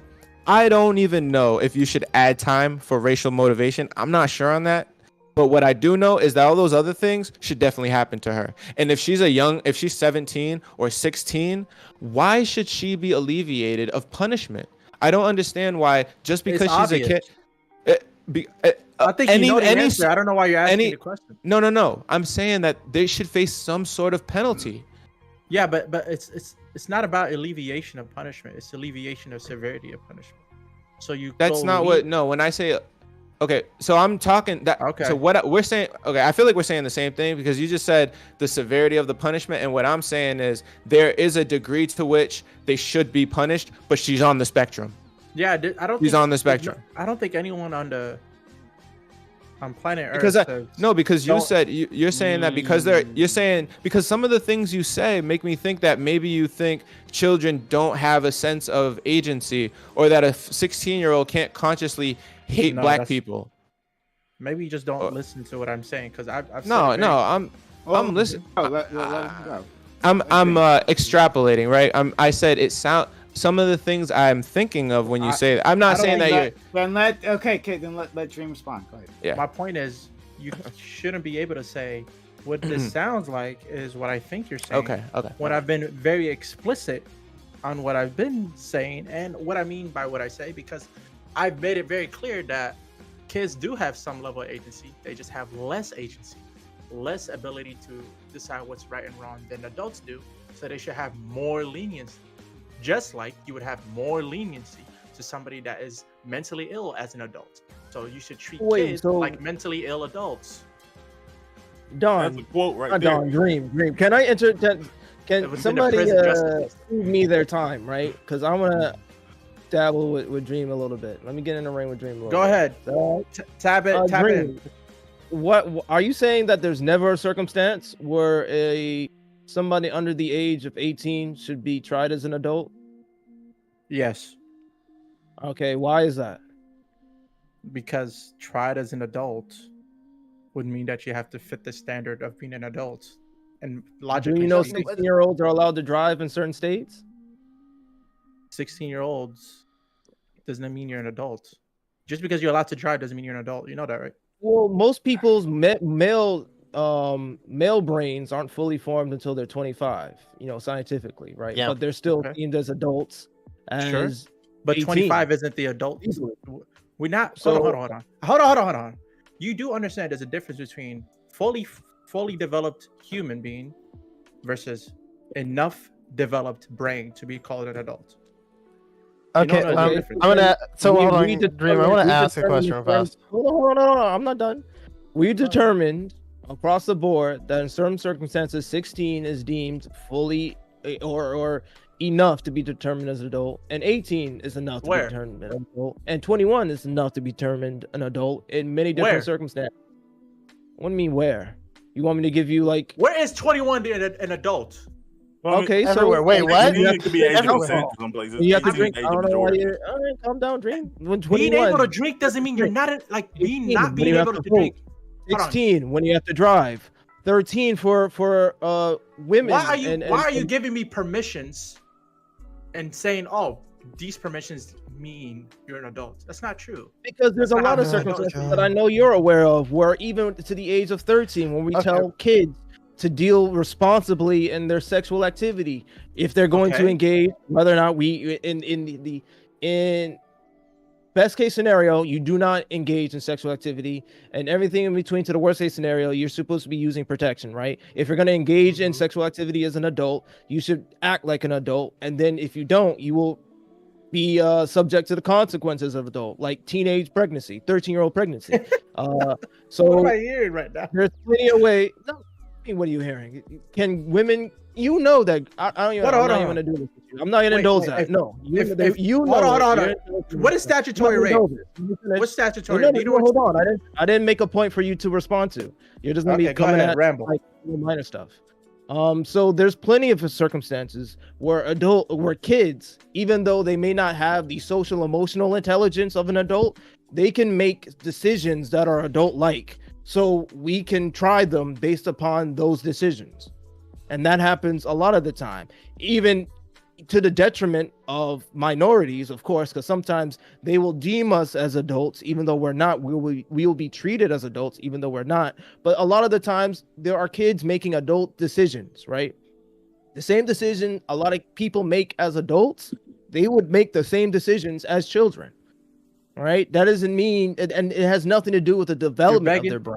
You're begging a Right? question. Well, brother. they are No, so sufficient okay, enough hold on. to- I want to ask. You I wanna can't- ask hold a on. quick That's question. why Hold on, you're I want to doing ask a it. question real fast. Why are you I'm asking saying. a question? Why are you asking a question if I'm having a conversation with Azzy? You literally did. Because it responded. You're on has the to do panel. with it. Because it has to do with this. Razor, you Because it gonna has ask to do with permission? what we're I ask hearing. permission, Razor. Come on, Ozzy, why there's- can't you there's- just there's ask levels after? to this. Write it Yeah, down permission. so you don't forget it.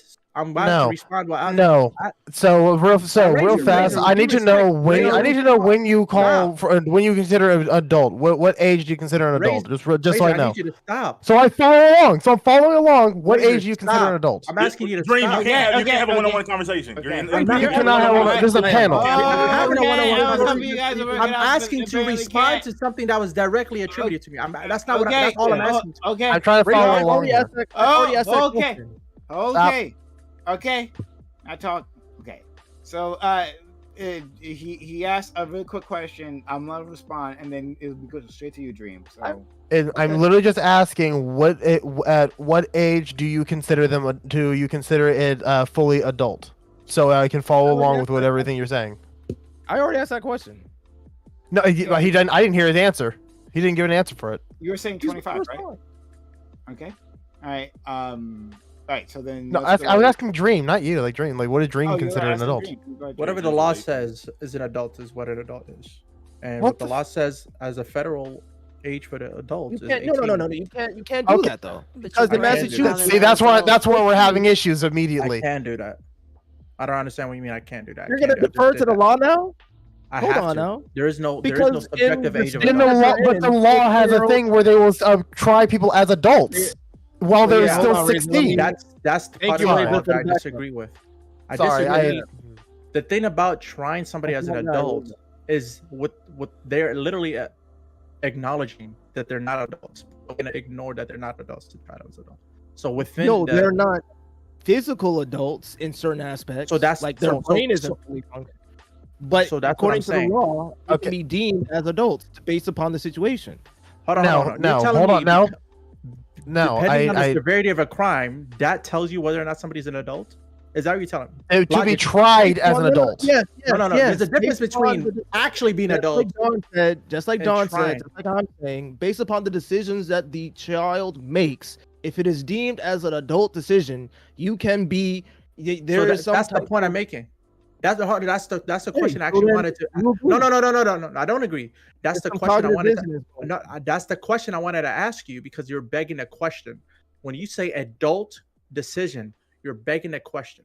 what is an adult decision and what makes No. I never begged the decision question. an I was adult- very explicit. I don't think I'm you know pretty what sure begging. everybody on this Do you know what? panel Hold on, has heard me please. make explicit Do you know what things begging a that- question is? Do you know what begging a question is? And because I've said something, I am now begging that there's a question to be asked further on.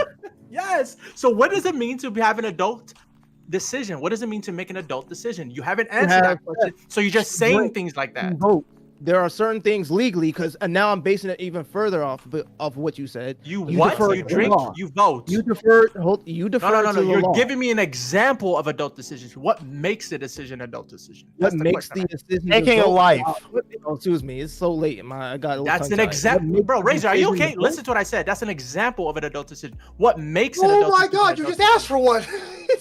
Yeah, Razor, You I'm pretty asked sure for what's an you have adult ADHD. decision. An example No, of it. An example of an adult decision is saying, Razor, "Oh you my have god." ADHD. Okay, Razor, you have okay, ADHD. guys. Razor, you have Is- ADHD. You don't follow conversations. You have ADHD. You have follow conversations. The There- question there- was, what makes it? Stop that. Yeah, okay. What is Yeah, an yeah. adult So what he's asking for not an example, but the criteria, right? Like you can give an example of men, right? We can point Majin, Silas, and all that, right? But what makes a man? So in this case, what makes an adult decision? Not an He's example never of adult clear. How am I supposed to know what he means? I mean, He's never clear. Everybody else got it but you. No. Not Well, everyone. first of all, Dream, it's not fixed. So like the question is kind of like, you know, I'm not even. It's a slippery extremely slope vague. question, So- but it's so you not understand- fixed. It's based upon legal. you're just- It's based upon social. It's based upon the people who are making the decision. It's based upon cognitive development. It's based upon independence. If if a child who is 16 who is taking care of themselves, they can I be know what you meant. legally they can be declared as independents. They can be declared as adults because they are taking care of themselves as 16-year-olds, right? But you- Because you it's understand how- basically based upon. Hold on. You're telling you. Let me finish my question. Answering your question. It's based upon responsibility. It's based upon informed consent. It's based upon autonomy. Like I said already, the question you asked, I already responded to. So I don't Okay, feel like so you're let me truly being charitable to what I'm saying. Let me Everything you've respond to already what- asked, I already said. It's based I don't. upon. I don't need you to ramble. okay. I don't need Yo, you to ramble. it's Please. based upon- Okay, What do you okay. mean? We got the point. I don't need you to ramble. Okay, Please, let me okay. respond. That's No, no, no, rich. John, don't let me We have weasel. limited time. Yeah, We limited got time, you, so brother. We got the back point. to So Dream. the So then, issue then with your answer the issue with your criteria is that it's very arbitrary in the sense that one person can deem an adult action, another can't. Don't make it more specific for me. so How the would you answer the question? The solution for me is that an adult decision is simply a decision while you're an adult. And No. That's no. That's No. ontologically. Let him finish. incorrect. Let him finish. just Go ahead, like Dream. if somebody said, what's a manly decision or a man decision, I would just say a decision while you're a man. So that's in the same scenario.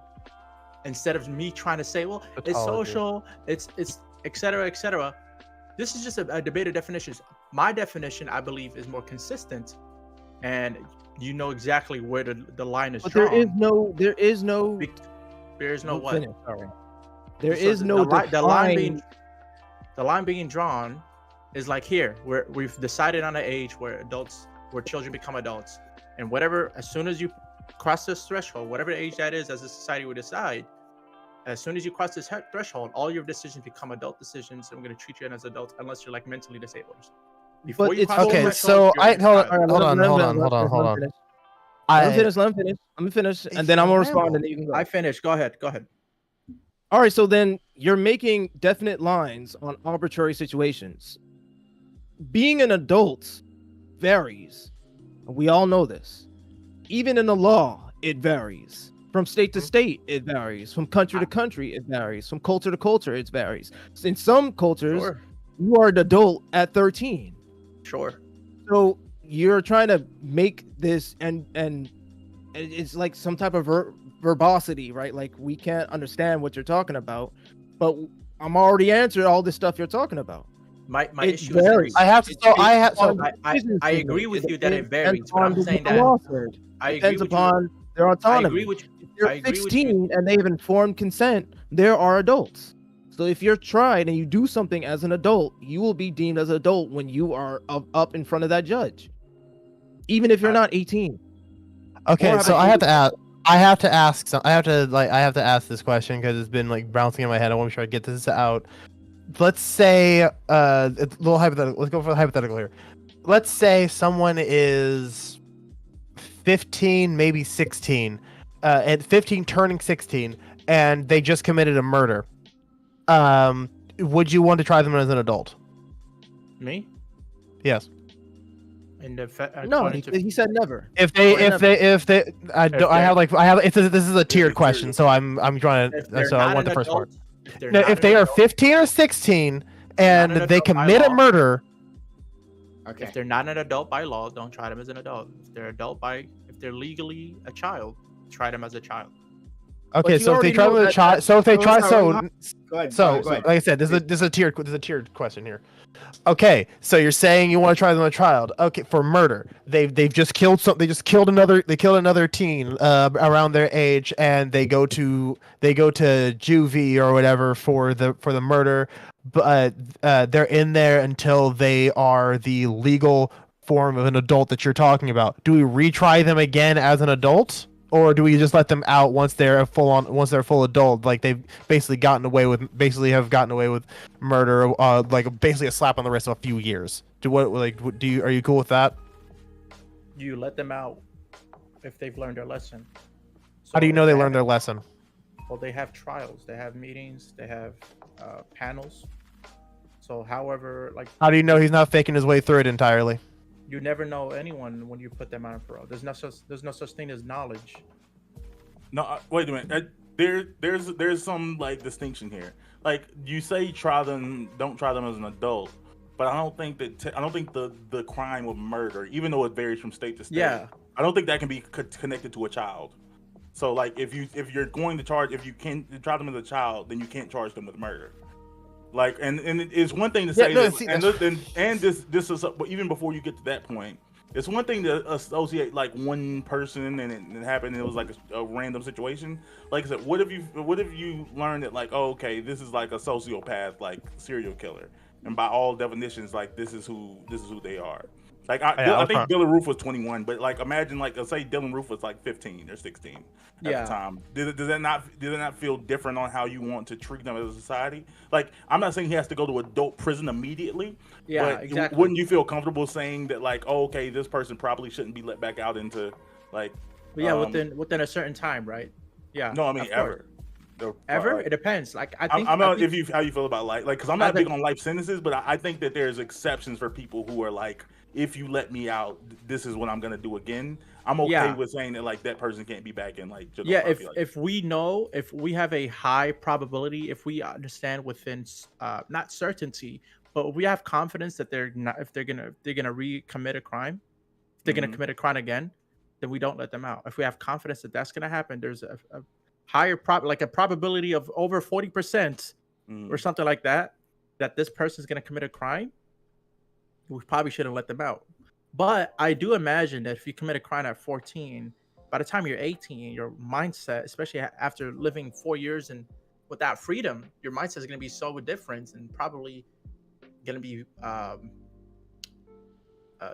consider your life more and probably changed, and where you'll probably be rehabilitated if the system like. Not if you're a sociopath or psychopath. Those are things that like unless you're not like if you're a sociopath, psychopath, then you go to a psych ward. That's we don't really have those. Okay, so that would be different than treating them as an adult in your head. I mean, they're literally mentally ill. Okay, gotcha. I just was curious about that distinction. Yeah, they're literally mentally ill. Okay, all right. So we'll end things here and move on to our Open Walk On panel. So yeah, we'll be done with this, but we have people show up. We'll have an Open Walk On panel. That's opportunity where you sitting at home, may participate. We'd love to hear from you if you have anything to say on these particular topics. But also, hey, if you enjoyed this panel, this particular part of the stream, consider supporting us by subbing to the channel if you're on Twitch. You'll get our emotes, get after viewing, and you'll be keeping us up and running. Gifting bits, gifting subs. Shout out to Imagine for helping out earlier, and Razor for resubbing. I saw that too. Shout out to Razor. But yeah. Followed by 5 gift subs. I hope you all enjoy those. Hey, it's really kind of you, man. Yo, Razor. Hey, man, why you trying to one up me, dog? All right, I still got one more. I can't beat the 5, but I still got one more in the tuck. All right, calm down. I always win. Hey, yo. Hey, yo. Claw from Inspector Gadget over here. The hair, it's like a cold chill just came in the room. Where those 5 subs go? Where the 5 subs go? He said he didn't get them. See, but see, Okay, I'll do it. I'll do it again. Oh, man. Get him to Don't it. let that man poke you. No, I'm just saying. It's like, I mean, I didn't It's see it in the it's a chat. bit back at this point. It's was it? Oh! I'm sorry. He missed it. Before. Yeah. I thought you meant like right now. Oh, I'm sorry. No, it was a bit back. Oh, then I did miss it. Okay, well then I do Yeah. apologize. All right. There you go. Like I was gonna like give you the kind of scoring that I give to Bam, but like I guess not. Thank you, Razor, for the kindness. But yeah, I guess support the channel. If you're on YouTube, consider hype chats or super chats, excuse me, on YouTube. That's how we keep ourselves up and running. When people like you out there who appreciate what we're doing, keep us up, support, help out. Majin, thank you for gifting another sub to Don Champlu. Love to see it. Love to see it. That's random too. I didn't even pick it. That's crazy. Seriously? Damn, Yeah, I I was don't even gonna know how to pick resubscribe. Stop rolling nat 20s. Stop it. I need to go play the lottery real quick. You know what I'm saying? Hold on, because I was supposed to resubscribe, so now I gotta gift the sub. Now you got to gift one. Hey, I gotta gift the sub. Hold on. Thank you for the kindness. All right, well, hey, well, let's we're gonna give an outro to all these people, and then we'll move on. So, my man Bam, thank you for coming through. Added a lot to the conversation.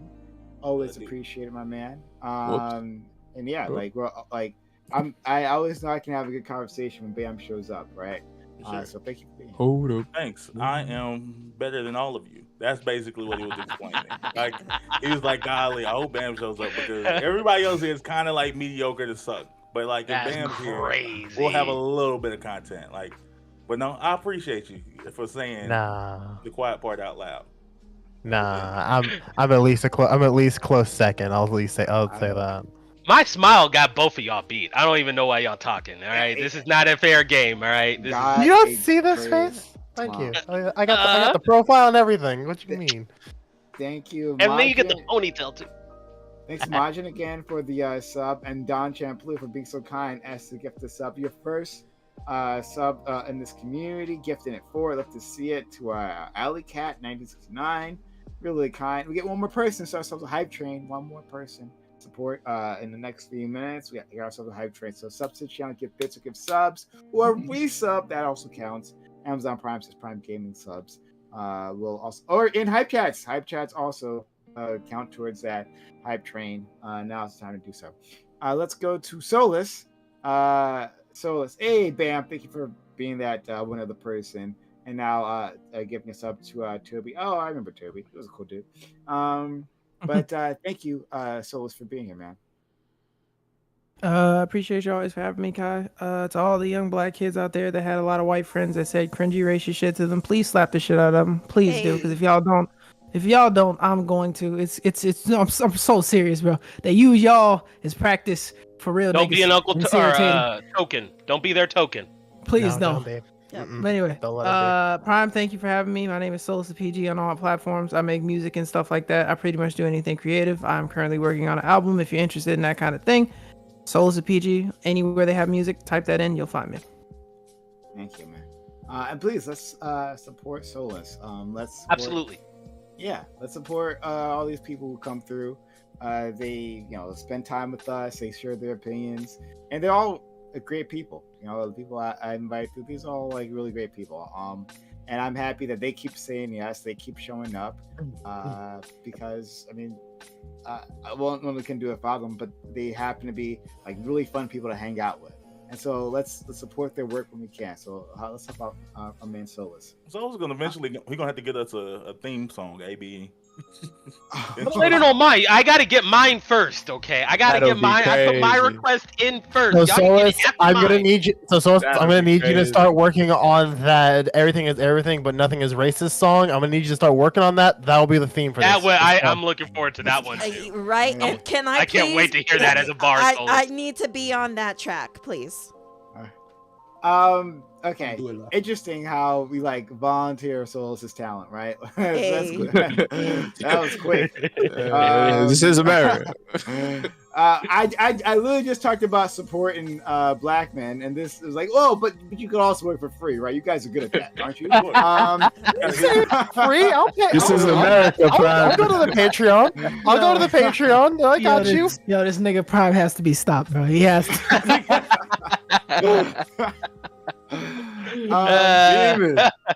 Hey, shout out to Morocco, man.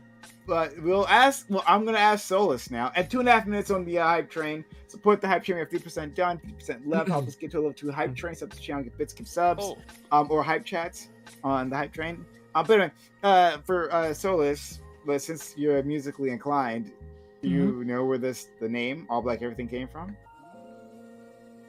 All black everything. I'm sure that's like a million bars.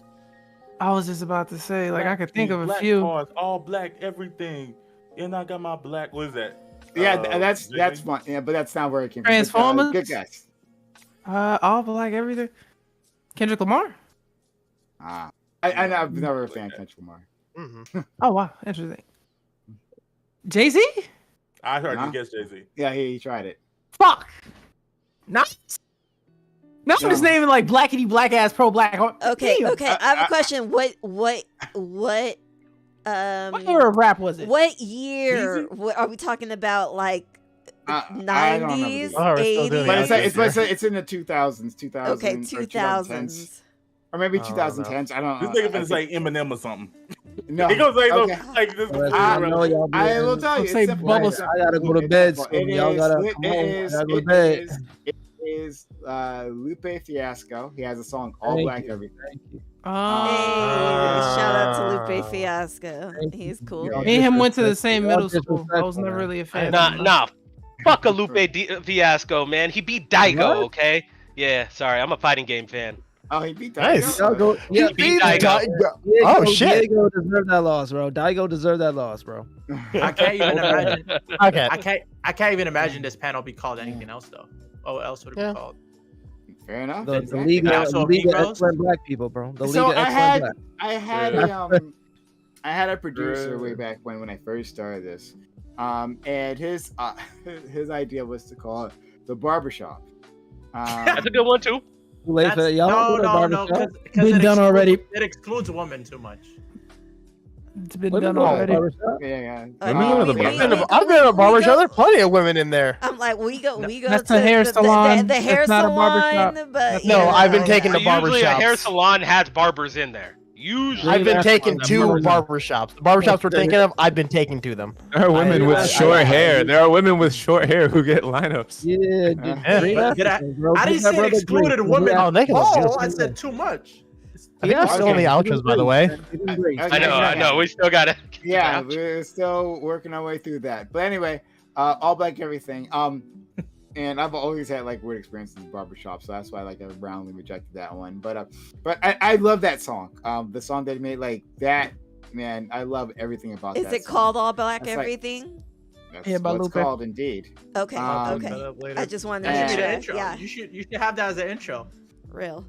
You mean that song that I don't own? Yeah, I should have that as an intro. Yeah, that would be the that's- copyright You thing. can to do just that. cover it like verbally. listen. I mean, like, just that part will be muted, but I mean, like, the rest of us will know when we hear it, like, live, if you know, just replaying Just the cover it. Theme video. song.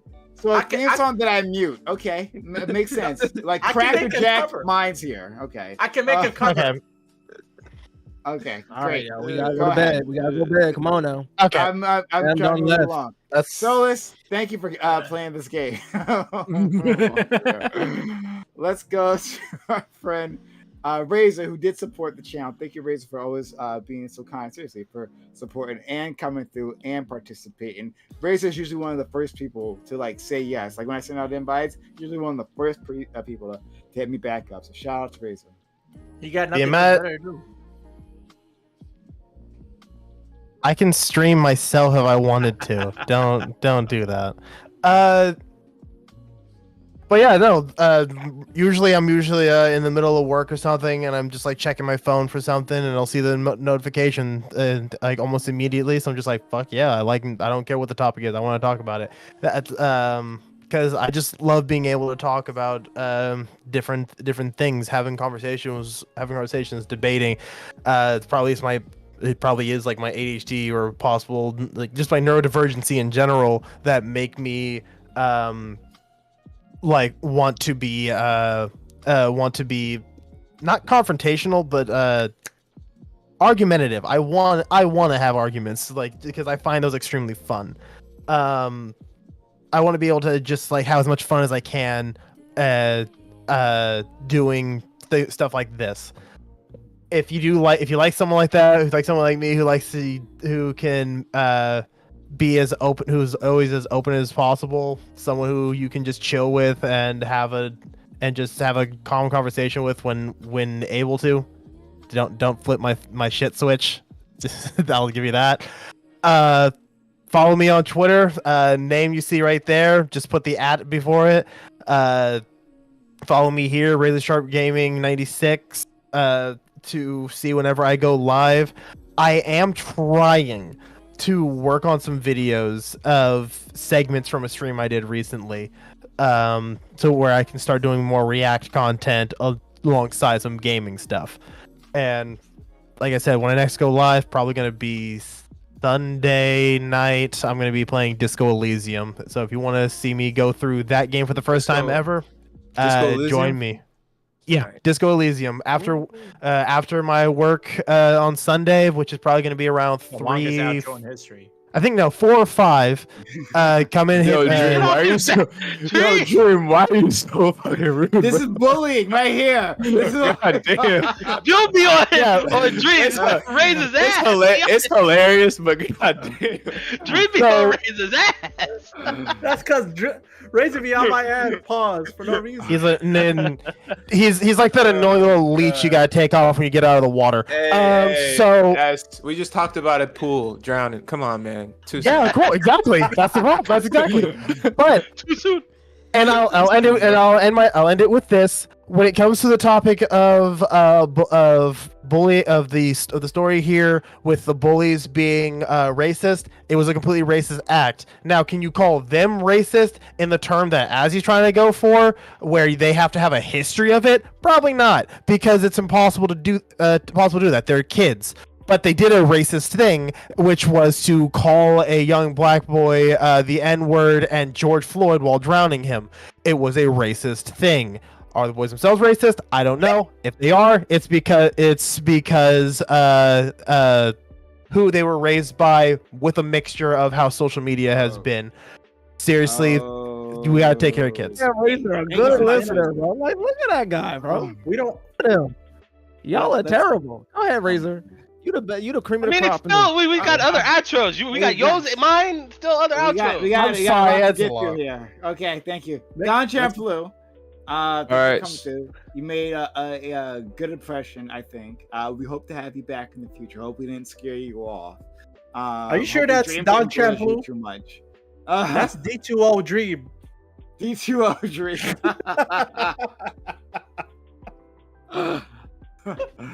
Don, you're welcome back in the future, buddy. I'm sorry, Don Champloo. All right, so pause. You said what? Solus, what did this man just say? Shampoo, go. What's up? Please. Yeah, okay, all right. No, I heard Majin. He was saying something. All right, so here's the thing, Dream, to you, brother. We are gonna have many more disputes and conversations. I know it because I can just see it. So I'm not opposed to that at all. This is the first of many, and this is the first of many with all of you, because I think you're all super intelligent and you carry yourselves well, and this shit was fun as fuck. I didn't want to hold too much space in the room, but I think you guys welcomed me pretty well. I want to thank Prime for the spot, and I will be back most definitely. I'll be streaming, and I do art on stream. I do drawing, and then I just argue with my friends in the Ronin Discord and another Discords, Adventure Life, and we just have fun, talk about all kind of shit. So that's it. Thank you. Hey Don, can you put your Twitch in Prime's chat so I can get to you? Absolutely. Yeah, love to see it. Yeah, please, everyone's trying to get to you. Oh my God, Majin, thank you for being a cool dude and supporting the community. Hey, no problem. Thank you. I don't need all the words. I know I am him. Anyways, also thank you Don for the tier 1 sub. Also thank you Brian for the tier 1 sub. Yeah, my name is Majin. I go by Majin BMac on Twitter. You can also find me on IG as MacBMajin. I am, I guess, the head of Ronin Empire that Don and Solus are also a part of. Solus is the right hand, my ace. I keep saying that. That's my boy. Check his music out. Solus, if Prime gets his song before I get mine, I'm coming to Chicago and we fighting. I'm just saying. Also, to help Prime out here too, everybody that's watching my chat, please check out Prime, sub to him. Hey, everybody, Prime hasn't said it, but guess what? For all you new subbers out there that are watching both me and Prime, it is September. Subs are like 30 to 20% off. I think it's like $3 to sub for a new sub. Hey, go ahead and throw those out there for if you're a new subber to both. Well, mainly to Prime, but you know, if you want to come over, help a brother out. But anyways, I completely forgot about. Also Queen. Give Queen some love too. Queen is always trying to help any new young and upcomer streamer out here. She has always been. Last night I was supposed to go at her her after panel, but I was cleaning my room and I still haven't finished that. But she's a very lovely lady. Who, me? You haven't cleaned your room? I'm remodeling. I'm taking my listen. I got gun. Hold on, I got Gunpla. Okay, so I got to take all these very sensitive, little tiny fucking figurines like this and handle them very delicately over to another place. This fucking outro. Oh my God. Anyways, I'm done. Go ahead. All right. Then we'll go to the lady of the I hour. broke it tier 2. God damn it. Just cleaned it up. We're going to the lady of the hour, DQ. DQ, thank you for coming through. Thank you for having me. I'm always here. Hold on, let me just follow Trampoline real quick and get off their page so I don't have to hear the echo. Thank you so much for having me. You know, this is where I love to be on Thursdays with all my fabulous black men. I love all of y'all. Y'all are like brothers to me. Oops, sorry, y'all. Y'all can come follow me on all social media channels and on Twitch. I always stream. Usually I hold panels on Mondays and Wednesdays and Thursdays. I'm usually on panels. Fridays I usually talk about Islam. Mondays I think I'm gonna start holding call-in so anyone can just literally phone in and literally on Twitch, not like physically phone in, but like can come in and chat with like me, or if there's other people that you want to like say shit to, then it's just a big party basically. You're gonna have to invite me to those. I mean it's open to anybody who is like wants to come on and just shoot shit. That's really what it is. And it is September. I have a goal of 100 subs. If someone wants to throw some gift subs my way or what have you, I'm at 32 out of 100. We will go to see sloths at the aquarium, and then we'll walk around the aquarium and stuff, but it'll literally be you, me, the sloth, and the handler. That's it. No one else in the room. All right? And remember that sloths at an aquarium? Yes, the sloths are at my aquarium. And so, also too, remember that if you sub for longer, that counts as 6 total subs in general. Okay, so remember that if you sub for 6 months or longer, you're saving your money, but that also counts as 6 individual subs as well, not just as one. So sub. Thank you so much. Let's go to our friend Azzy, who was one last minute addition, but like you add a lot. Like everyone had things to say. If to you, as you are a conversation stimulator, pretty much all the time, and I appreciate you for that. So shout out to my man, Az. Thanks, Majin. All right. No problem. Thank you, Prime, for the invite. Thank you. I didn't know I was gonna make it. All right. But I saw y'all were doing good without me, and I said, Prime, you guys, you don't need me. But Prime sent the invite anyway, so I just want to say thank you. I appreciate it, brother. I'm feeling good about tonight. I'm glad I remained steadfast, remained grounded, emotionally and logically consistent, and I'm just trying to hold y'all accountable to that same framework. Razor came around, you know what I mean? We Always been my he understands that, yeah, because racist things happens doesn't mean that you have racism in your heart, but yes, you should be dealt with accordingly, according to your actions. I understand Dream. I think his heart is in a good place. I just don't think you should defer to the law if you're not going to remain consistent, right? I think you're just trying to be discerning. I think you're trying to be kind, and you're going to make sure that kids aren't processed as adults because there are long-term ramifications, right? But if you're going to defer to the law, I just think I think you need better arguments, right? I think you're looking for a better argument, and I feel that you'll come to that conclusion soon, but because I feel like you and Don were saying the same things after a while, or you were unintuitively agreeing with Don, right? To just wrap up, my name is Azzy Ohm, from Calm Gang, stands for King Priest, King Priest Authority from the line of Melchizedek. You can find me at all socials. My heart for arguing starting to wane. Right? I'm growing maturely, and I'm becoming better. And I know there's something in me that likes to argue, but I feel that for me, I feel like I'm wasting a lot of time arguing. I just want to come to conclusions, come to find better solutions. I want to have more dialectic conversations, not just I like that. Rhetorical. Thank you. Have a good night. Based. Okay. It's good to meet you, bro. Last but not least, we have The Diet Coke Don Champlu. That's great. Indeed. Appreciate that, man. Hey, Diet Coke is better. That's great. Yeah, why'd you give him that moniker? That's the one that sells the most in my fucking stores. Ah, Jim, shit. thanks for jumping in. Go ahead. Yes, sir. Just to make points quickly, you can never know whether or not something's racist because you can never know anyone's intent for sure. So you don't go based off knowledge, you go based off confidence. And so I think we can be confident in saying somebody was racist while trying to drown somebody that is a different race than them while yelling out racial epithets towards them. Can you know for a fact? 100% sure? No, you can't be certain, but you can have a high level of confidence that they're racist. That's one. Number two, I think the point that I've been consistently making is that there should be a consistent standard for what you should try somebody as an adult as, and with trying kids as adults, there is no consistent standard. It's all due to the arbitration of the judge or the prosecution. That's why I say to maximize, to minimize exploitation of children, that to just say, hey, the legal age for what makes somebody an adult, I think it's usually based off their voting age. That's when you say, okay, if somebody can vote for laws, they probably have the capacity. We trust them with the capacity to make good decisions.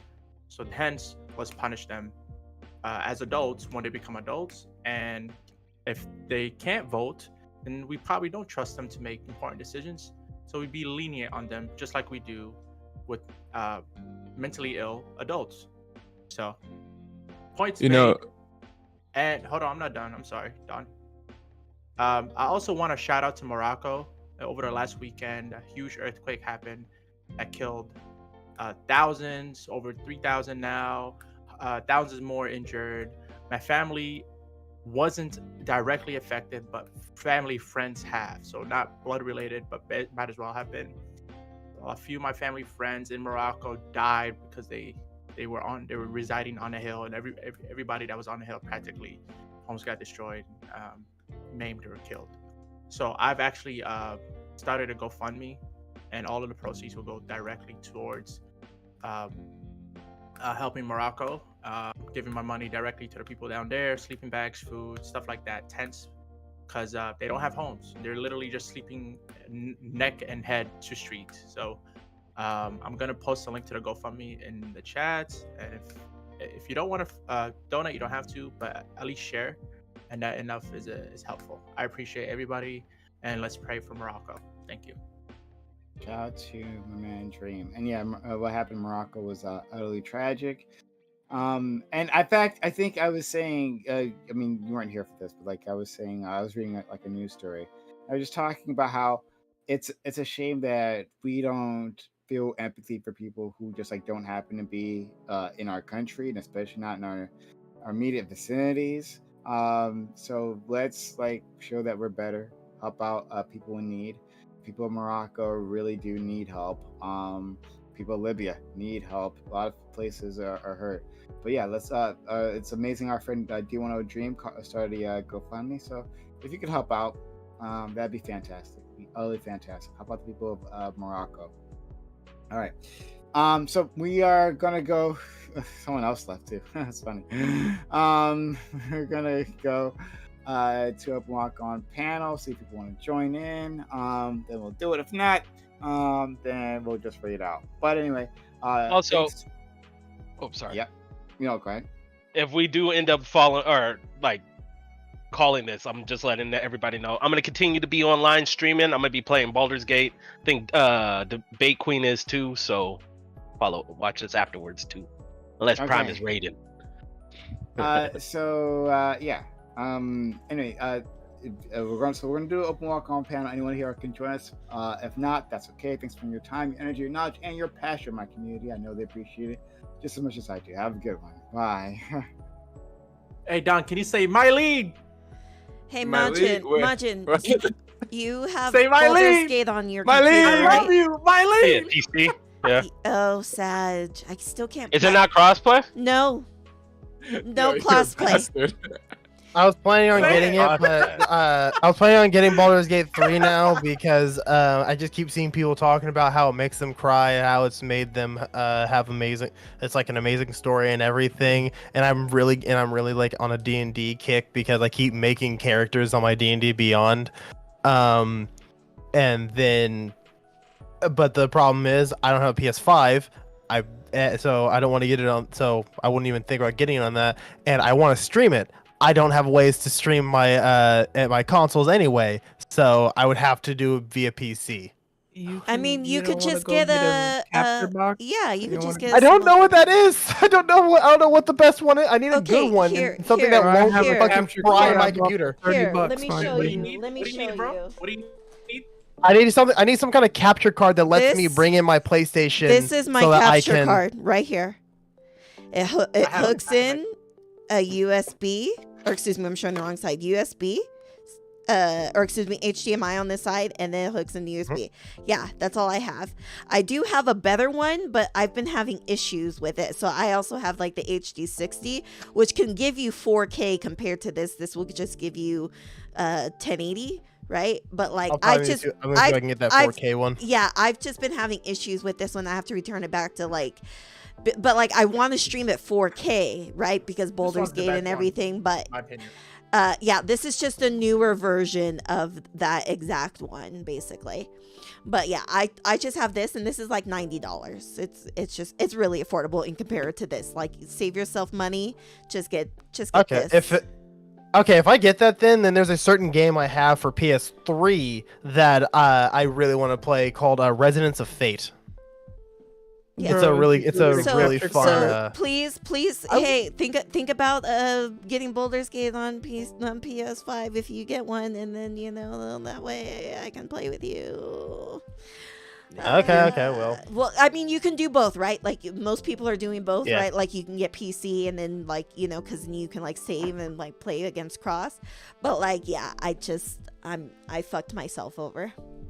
I'm also keeping in mind it's a big thing about like my plans for streaming. I have certain games queued basically, and like I already said, Disco Elysium is my next game that I'm gonna be playing, and then either until I beat that or I get bored with it. After that, and then after that, I'm thinking Death's. I'm thinking the game Death's Door. The after call, and we all jump in channels. Where's Prime? What about Armored Core 6? That's also on the list because I like mechs. Bro, I've been playing it for the past week, bro. That shit's amazing. Hello? Oh, y'all hear me? Yeah, I can. Yeah. I can hear Sorry, you. yeah, we can hear you. We were. That was my bad. Oh yeah, no, I fucked with my audio, so it was all going into the game, and I only heard the game and not Discord. Oh, okay. Yeah. I was like, Don, you know where? What's up? Is Don, what are you playing? I'm playing. I was playing a quick game of Tetris. Oh. Hey, That's another fun game I can play on stream. Yeah, if any of y'all play Fortnite, come, I'm a Fortnite. That's another one I might need to see if I can like schedule some. I need to see if I can schedule with you. I need to see if I can like schedule with you, Queen. That way I can join you on nights, so I can actually play that with you. I don't play Fortnite, but I'm willing to play it if I'm playing with someone. I will donate Armored Core 6 to play with y'all. Yeah, Armored Core 6 is fire. That's wait, fire. wait. What system can y'all play that on?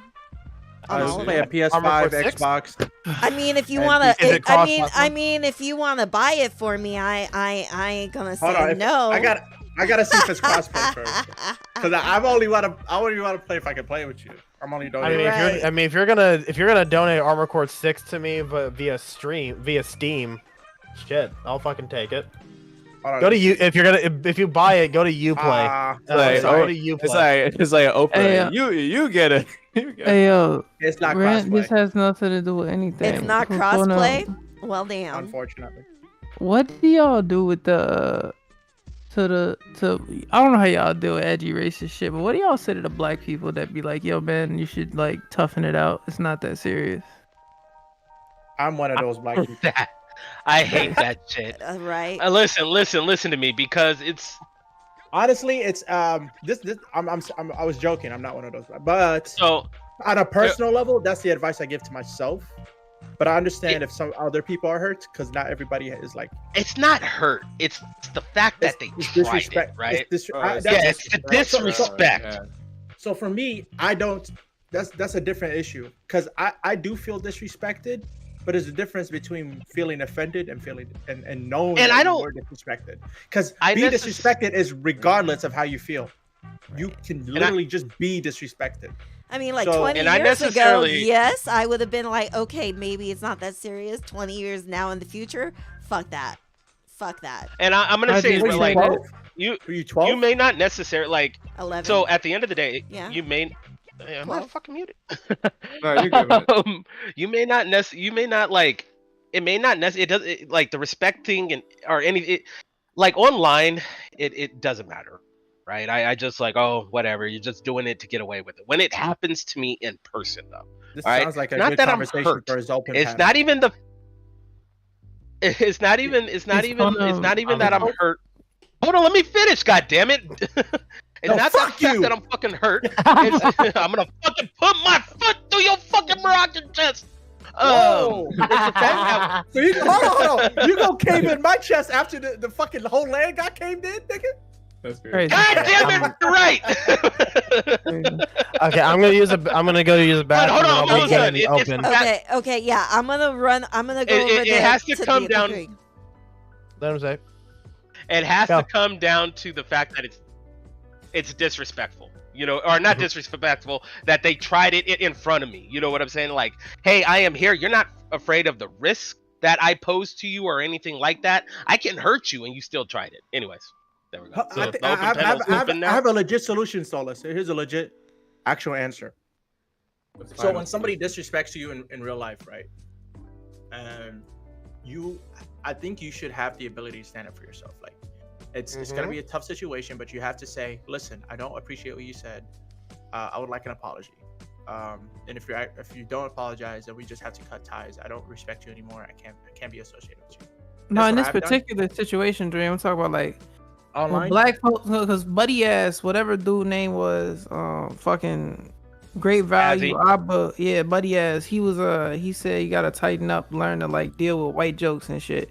And my thought process is like, I wish I could put a sign on them niggas' heads like, no, call him a nigger. He's cool with it. Like he'll laugh if you like. He likes when you do fucked up. Do it out like that shit. It's not just it happening because it's happening. I'm talking about like when another black person's like, nah, bro, that racist shit that they said, you need to have tougher skin, bro. It's just a joke. It's like, like what? I dislike that immensely. There's no. But reason you feel? for I wish I could get a sign and be like, this nigga, crack Ray, call him a porch monkey. He likes it. Like it's funny to him, bro.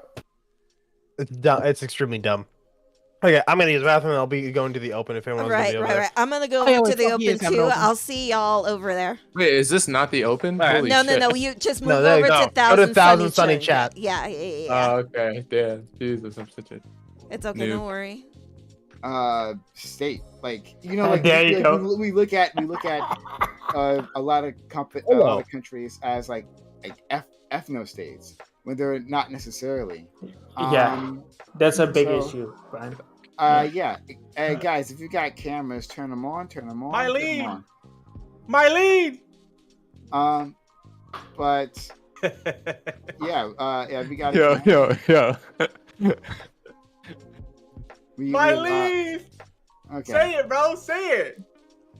Yeah. Say that shit, bro. Mylene, I love you, bro. If you got a camera, turn it on. It'll be helpful to the stream. Razor went to the bathroom. He'll be back. Yeah, that's fine. Sure. But anyway, so Dream, thank you for coming on. I'm not sure if you saw my message, but No, what happened? Oh, you didn't see my DM. We got someone wants to talk to you about your ethnicity in the open. Okay. Yeah. My Well, ethnicity not is pretty- necessarily is about your Moroccan ethnicity. / Amazigan. I have two ethnicities, Moroccan and Yeah. Amazigan. Okay, Yeah, can you I explain wouldn't. the Amazigan part?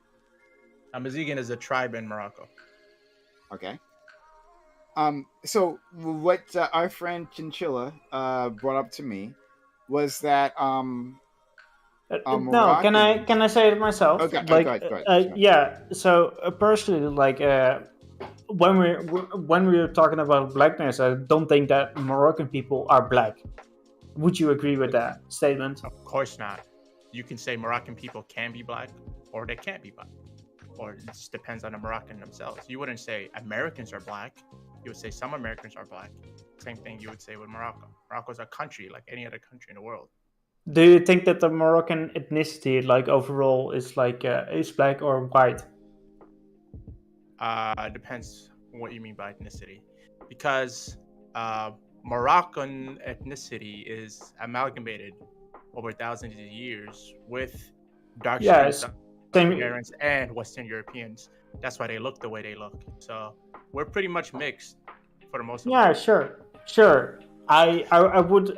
You wouldn't say a mixed person isn't black. I don't know. That's the whole discussion, right? Because of the fact Would that you say Razor? Would you say Razor is black? What is black? Who's Razor? Razor's one in the bottom left corner. I would the cat call ears. Razor black. I would call Razor black. Like, What is black? hold on. What does that mean, though? Like Dream, I would also call you black. But the thing is that overall, What does that like mean? I think that most Moroccans aren't black. What does that mean, though? What does that mean when you say that I'm You have to black? understand something. Most Americans ain't black either. What does that? But what does that mean? What are you saying? What does that mean? You're black. What does that mean, Chinchilla? What are you saying? I'm saying they don't look black to me. Okay, they don't look black. All right, cool. Yeah. Wait, yeah. what? But that's the thing, it. though. Like Chinchilla. yeah. That's go the ahead. thing, though. Like that's the point. To you, I mean, nobody's gonna argue against what you think black, because Sure. you have your own personal definition of what you think black is. But the problem about the term blackness is that there is no one definition. There's not even a logical definition of blackness, because it's a made-up term that was created to divide us as a people that had no like that nigga cook. without reason. There is no reasonable standard to define blackness in that. So can I call Prime? Can I call Prime white then? What I just said is that the category of race is illogical. So No, you could call Prime white if you wanted to. It would be weird, but a white dude for me right now. I'm saying though, like you could perceive Prime. You could if you wanted to perceive Prime as white, you could do that. Now, granted, the rest of the world probably wouldn't do that, but you individually, yeah, sure, you could if you wanted to. Yeah, no, okay, and I'll before you say anything, because understand. For me, I am mixed. I am half black, half white. I am perceived as black because of my hair, and because of my somewhat darker skin tone. But I'm basically the same skin tone as a tanned white dude. If I were to wear one of my wigs and actually do the makeup that I have, I still need to work on that. I could probably pass as a pretty butch white lesbian. Mm-hmm. That's how I would end up looking if I wore my wig and put the makeup on. Also, Chinchilla, especially if I put in the voice. Chinchilla, to be that has clear, to be some kind of that's racist. That joke. I had no concept of race before I came to America. In Morocco, where most of us are obviously the same. Aspiring voice actor. I'm gonna be honest. Like I have Moroccan friends. I got Moroccan friends, and they basically got like lighter skin than you. Hey! Oh my God, guys, let him finish. Dream, please. Within my own family, we have like every range of the colors. So like, color doesn't really tell you anything about race. Well, let me refrain. Let me rephrase. No. Cook. No, let me rephrase because I'm still gonna say that. The point is, race has different definitions depending on who you ask. Some people say, if your parents are black, then you're black, right? Some people say, if you have African heritage, then you're black. Some people say, if you look black, then you're black. Some people say X, Y, and Z. There's different definitions what different people view as somebody that's black. Some people say North Africans aren't black. I mean, you talk to Egyptologists that deny that ancient Egyptians were not black. Like they had to be white because they created the pyramids. So my point is, the point is that depending on who you talk to, you're gonna have a different definition of black. So if you have a definition of black and saying Moroccans aren't black, all I can say is I disagree with you. That's all. If you believe that, there's nothing I can say to you.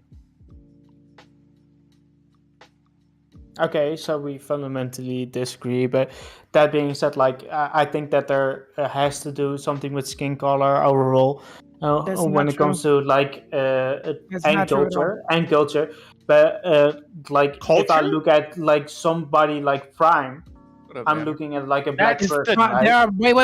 No, please let me cook. Are Indians black? All right, let's. I hate you. You know my point, bitch. You know how the Indians look like Prime? You know how the Indians look like Prime?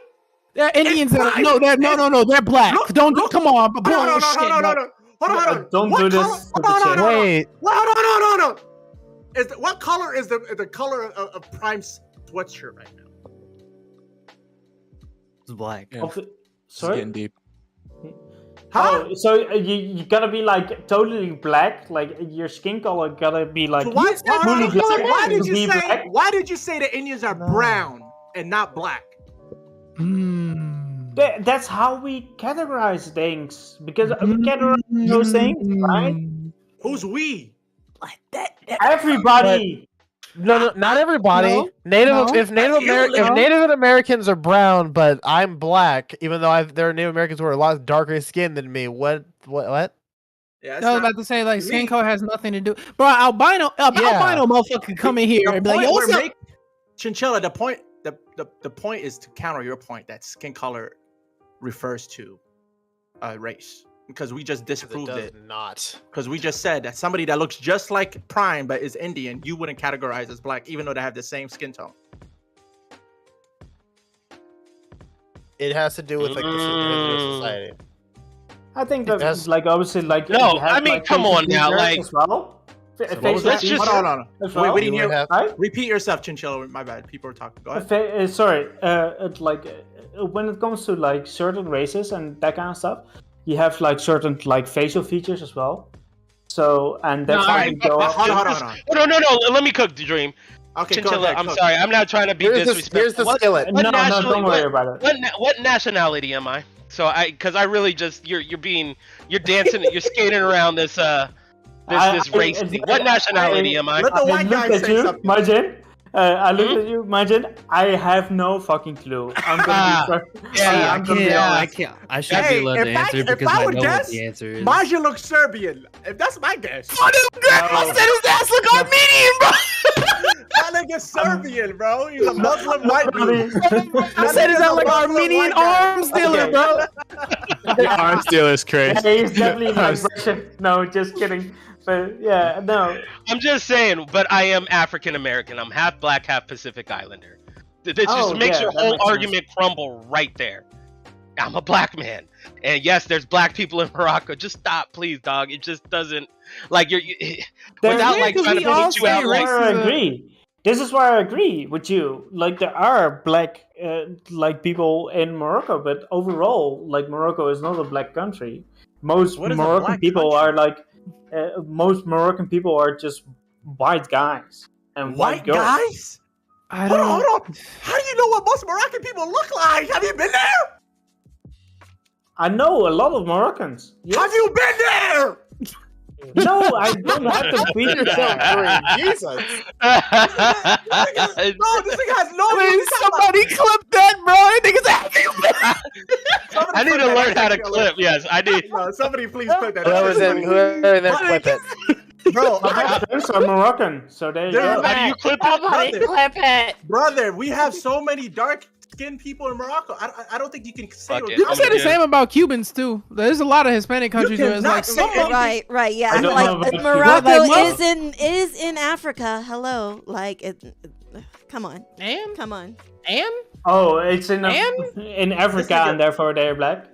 Zeno Rafe said, as an African descendant, but also a descendant of the Atlantic slave trade, is the dumbest definition for a black person. That's so literally every African. Yeah, I would agree with that. Every African, you would agree with that? Yeah. You agree?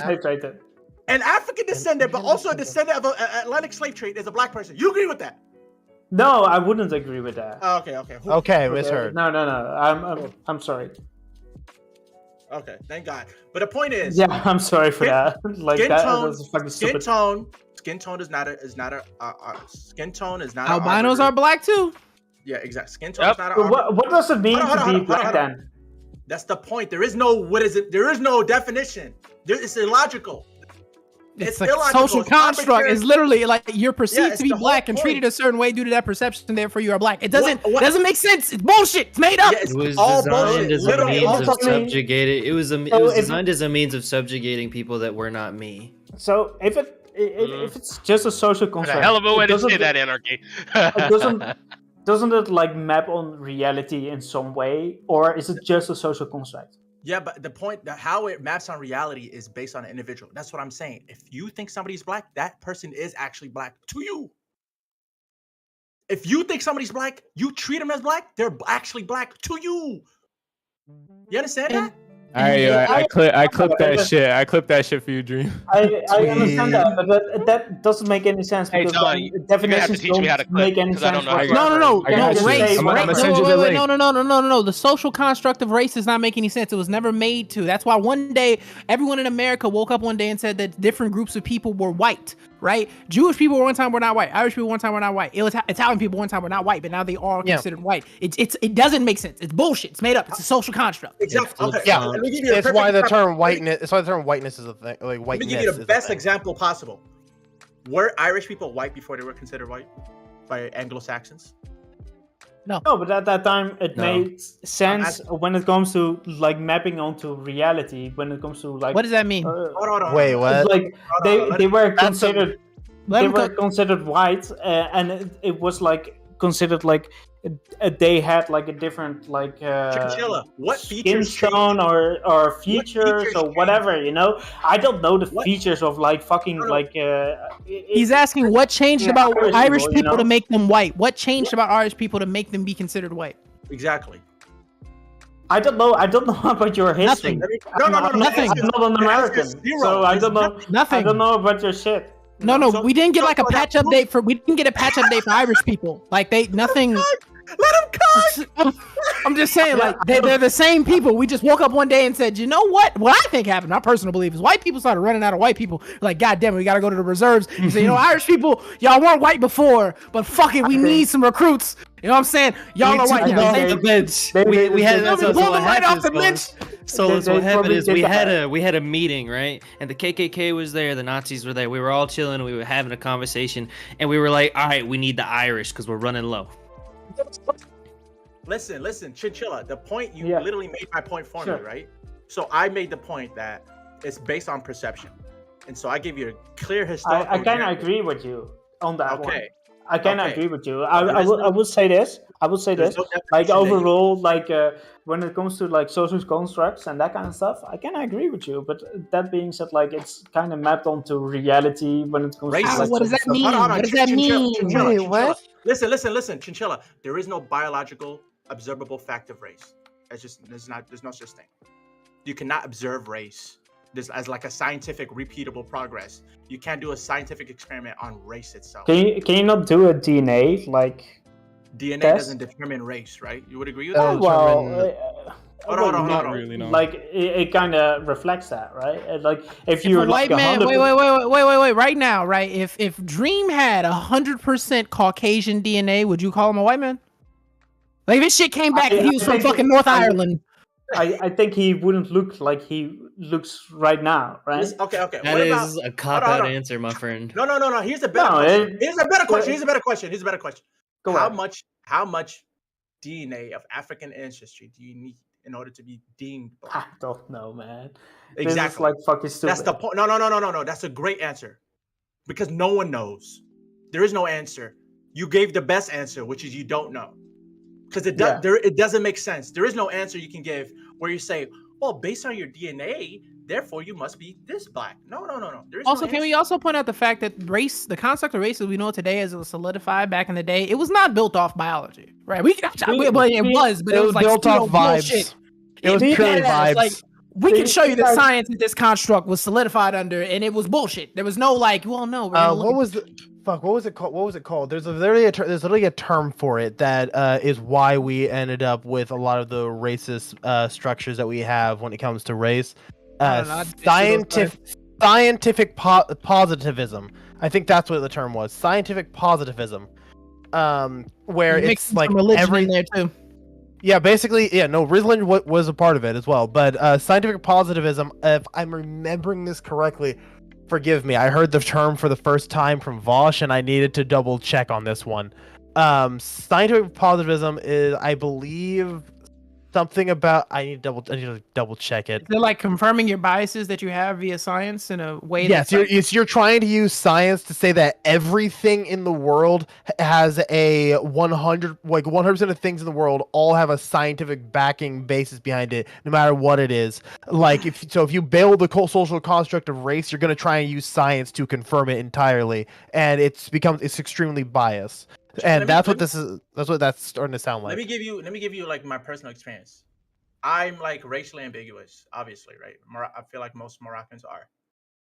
The point I'm making is that some people view me as black. I'd say probably most people do. And by black, most people actually view me as mixed. A lot of people view me as Latino, especially Puerto Rican, especially Dominican. Even Don Champlu, when I came in here, he's like, "Oh, you Dominican? You ain't Dominican?" the people say the same about me, which is an error, I guess. On If my I don't part. ever say that motherfucker the minute, don't fall down great, bro. Don't have me called, baby. Chill, bro. Don't just be I've claiming been motherfuckers for us. My bad, so No. Hold on. Some people, I've had even some people say I'm Indian. Some people say, the point I'm making is, Does it offend all you? of them, no, it doesn't offend me. I mean, Okay. kind of does. The one that offends me the most if you call me Algerian. I'm not them. I'm Moroccan. The point I'm making is this. That's interesting. They're all right.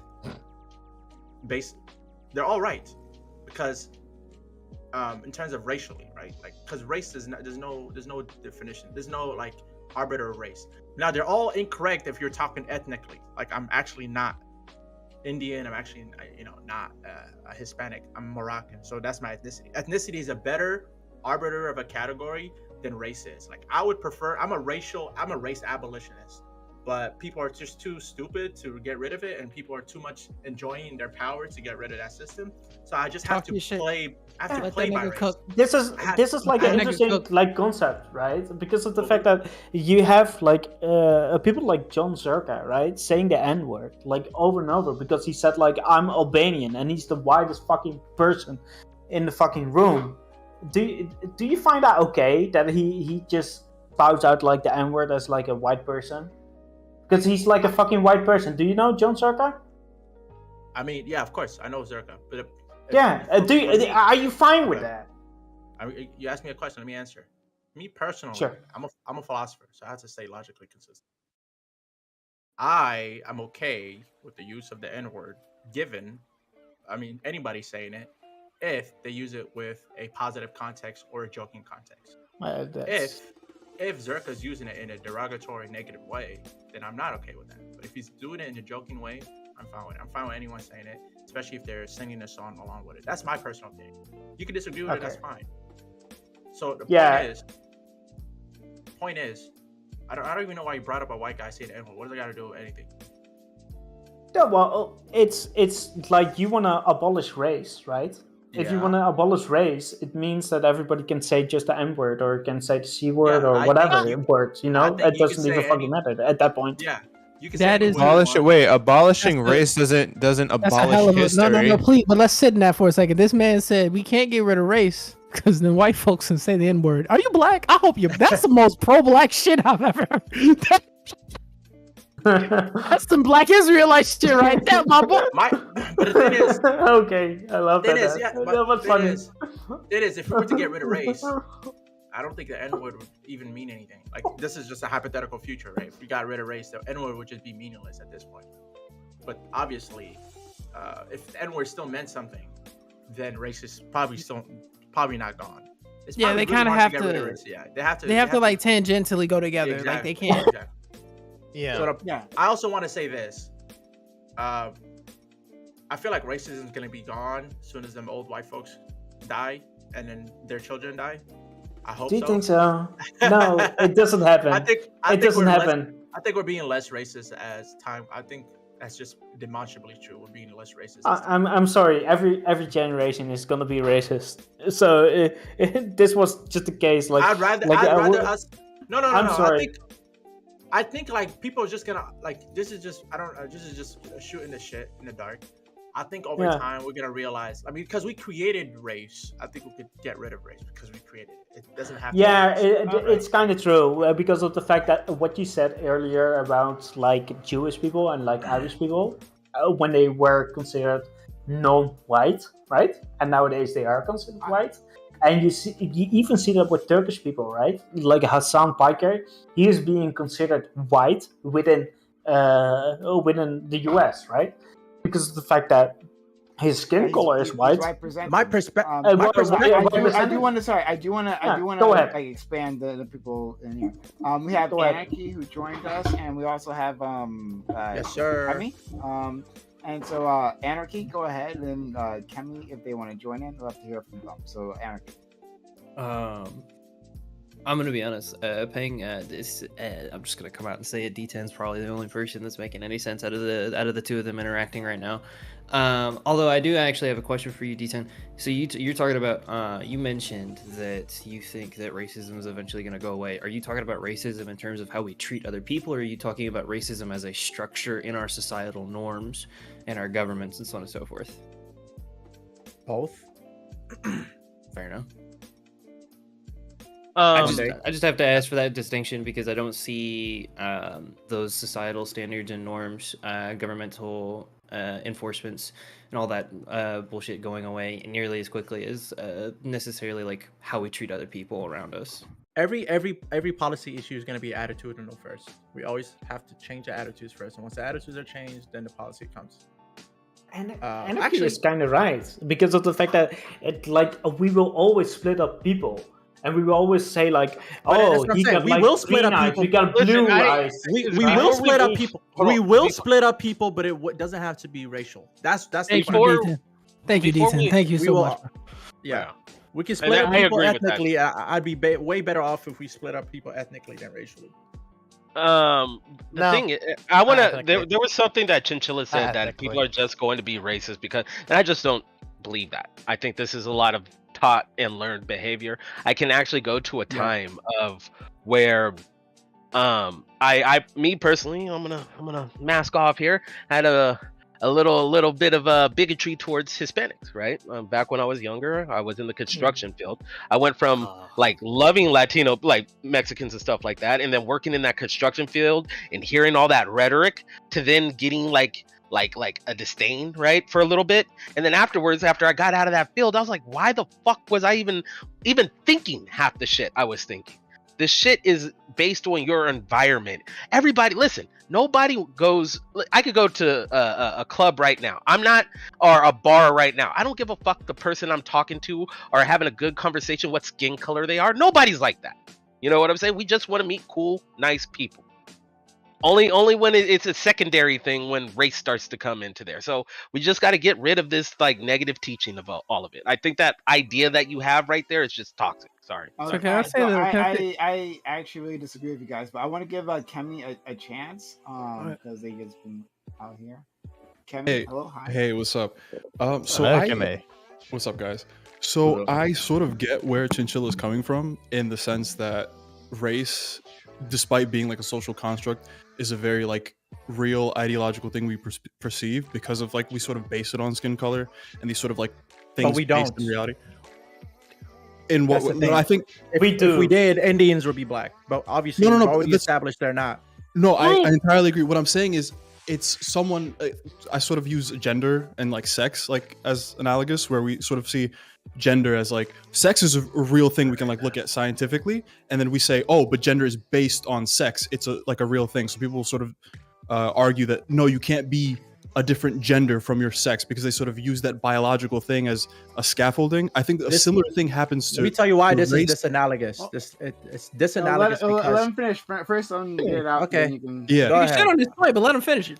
Yeah, Alright. so the way I see it is people sort of view race as like this is a very real thing because we can clearly see sort of phenotypes, and these occur like they'll like look at like DNA, like sort of genes, all this sort of stuff, and say this occurs in like this region, blah blah blah blah. Clearly these people are scientifically different. I believe that's entirely wrong, you know what I mean? But that's sort of like why that idea has like such a strong hold over people, and why people are sort of like iffy to sort of get rid of the concept of race.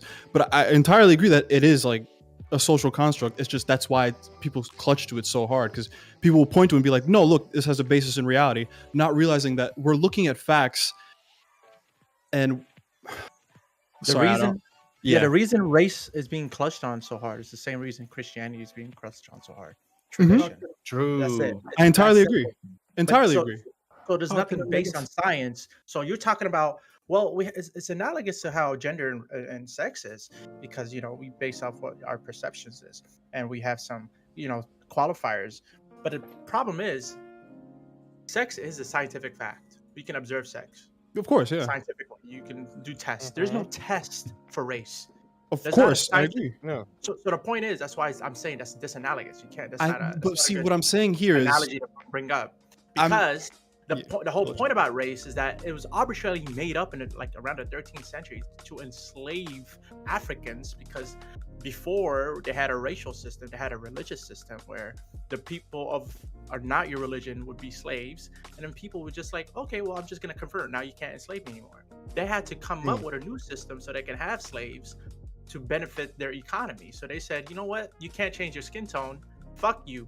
Black niggas, dark-skinned niggas are now a different category than us. We call them Negroes or whatever. And that's what happened. That happened in the 13th century between the Europeans and the African war over resources.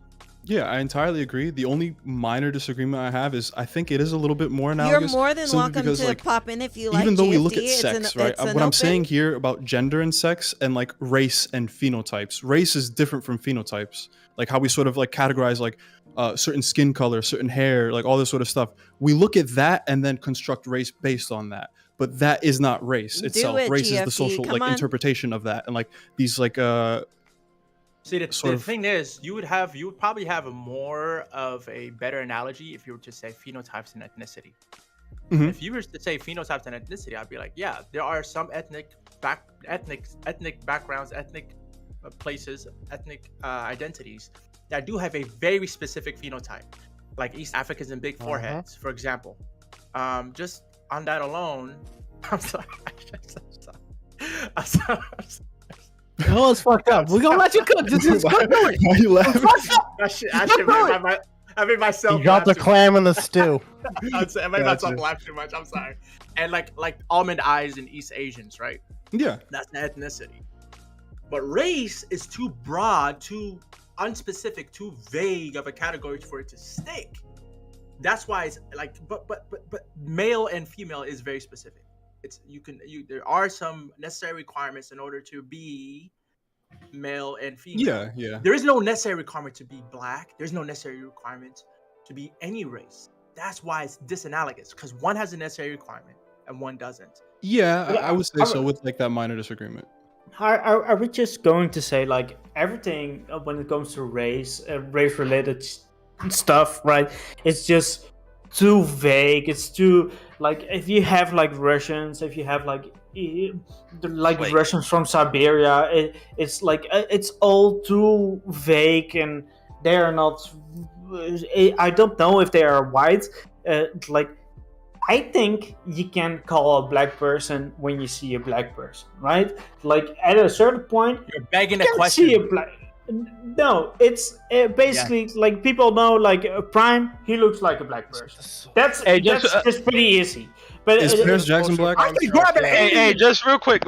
I just want to show some love to somebody in the chat real quick, or in this chat with us right here. Anarchy, thank you very much for the 5 gifted subs. I love you to death, brother. Thank you very much. Thank you. Martin, I want to thank you for like donating earlier on. So that was appreciated. Thank you, Martin. My dream's coming true right now. Might as well make sure that yours does too. I got you. Thank you, brother. Thank you, man. Much love. Oh, much Anarchy, love. did you gift to this channel? Yeah, he just gave me 5 I'm about to drift. I'm about to give to you as well, Prime. Oh, okay, cool. Hey, So, thank you. yo. Brother. That's really kind. I wasn't That's fishing nice. for it. I thought like that's what Chinchilla was saying. No. Fish for it. Get paid, black man. Get paid, bro. Fish for it. I heard Reparations. No, I heard Oh, Prime. okay. Prime just asked if you did give. That's what he said. Just like if you Like the idea that you can just I spot heard a you, black Prime. person is crazy to me because again, black people. This is as a black person that be around every different shade of black people. No, you can't. You can't, like, bro, there's no voice for black people. I know we like to think this shit, like, you can see it, you can spot it, you can taste it, touch it, smell. No, it's bullshit. It's made up. It's fictitious, like Goldilocks and 3 Bears. I'm trying to tell you, I work with Indians every day, and the amount of times I done looked over and be like, holy shit, that person's not black. You know, like, oh, what the fuck? It's one of the most jarring things you'll ever see is when you see like a really dark-skinned Cuban as a black person for the first time, or a really dark-skinned Indian for the first time. Them motherfuckers are black, but they're not, because it's not real. It's a perception. Like, it's not like a thing where you could just spot somebody and be like they're black, especially if you're going off shit like skin tone. Like, no, that's not how that is. Albino not black? So I'm seeing some albino motherfuckers, I'm like, oh shit, oh fuck, you are black. Oh fuck, my bad, bro. I didn't know. You know, white, blonde hair, blue eyes. I didn't. Like it's just because just quickly, Anarchy, thank you for the kindness for subs to the channel and then gifting 5 subs. Shout out to you, man. Seriously, it's really kind. He's the realest one. He's so real. Like, yeah, my man Anarchy, bro. Hey, bro, calm down, bro. You gotta call it choked up. I'm over here texting Kirsten too right now. Yeah, like that is a band camp right now, bro. Chill out. But yeah, so basically, yeah, what I'm here, what they were saying is, yeah, it's 100% a social construct because there are definitely people out there who, and I'm seeing someone say in the chat, like there are people who look extremely white passing, but they are black, and they even identify as it. It is fully at that point, it can be an identity, it can be an identifier thing, because it's. Can we talk about this part about it? Can we talk about this part about it in history of like, if black people could not be black, we would have done it so long ago. But we don't. If we could, if we could have just like been like, all right, for this game, we've lost Y'all win. We didn't want. You got it, dog. I don't want to be on this team no more. Hey, we good, bro. We good. You know what I'm saying? Don't Mercy rule. But we can't. Like, black people don't even want to be black, but we don't have a choice but to be, so we accept what it is we can't change. Like, it's not something that we just we make lemonade for what the fucking sour ass lemons we got. That's all we do. You had this one like a woman that was running for Congress or something like. She was like 100% like white, and she was with the curly racial curl, and yeah. There you go. Thank you very much. Ooh. But imagine, like, we got Cammy in the call, right? Imagine Cammy saying, like, I'm black. Like, that's all about to say. How would you feel about that? Rachel Dolezal was perceived as black until that interview it came out. You feel me? Yeah. She was full on white. That's what I was about to say. Is that like? Don't you ever call that Nubian queen white? Wait. How would you feel about that? Let me cook. No, real quick. There you go. And I respect her more as a black person than some of these niggas. That's fucked up. Yeah. But no, my point is this though. This is what I'm trying to get across to you. Wait. Hold on. Real shit. Don't you chill. Let's all cook. It's everybody.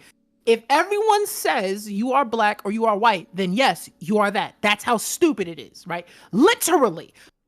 Actually, if for whatever white council that I'm not a part of woke up tomorrow and said, God damn it, we're letting Asians in. All right. We have some conversations. We put together some draft picks and some good prospects, and we got a nice deal we're gonna give from that franchise. We're making a trade. The Asians are white, and they would just be white. That's just how that works. It doesn't. Also, Chinchilla. I mean, I've been called Asian before. What Solus just described is a great skit by the great philosopher Dave Chappelle. And he had something called the race draft, where people would like come at a combine like the NFL and NBA and say, you know what, we trade Tiger Woods for the black delegation towards the Asian delegation, and they was like, yeah. That's how simple your race can change. Bruh, that's how easy your race can change. That's such a good skit. Like if fucking Cammy, like if Cammy comes out and he says the guy that's here right now, and he says like, I'm black. How would you feel about it? Well, I mean, if everybody agreed, I was. I guess. Hold on, Cammy. Can I ask you a quick question? Hold on, Yeah, Chinchilla. Hold on, real quick. Chinchilla. I know some black people that look like Cammy. No, real fast. Oh no, true. Oh, but real fast. Can I ask you a quick? Camera. Hold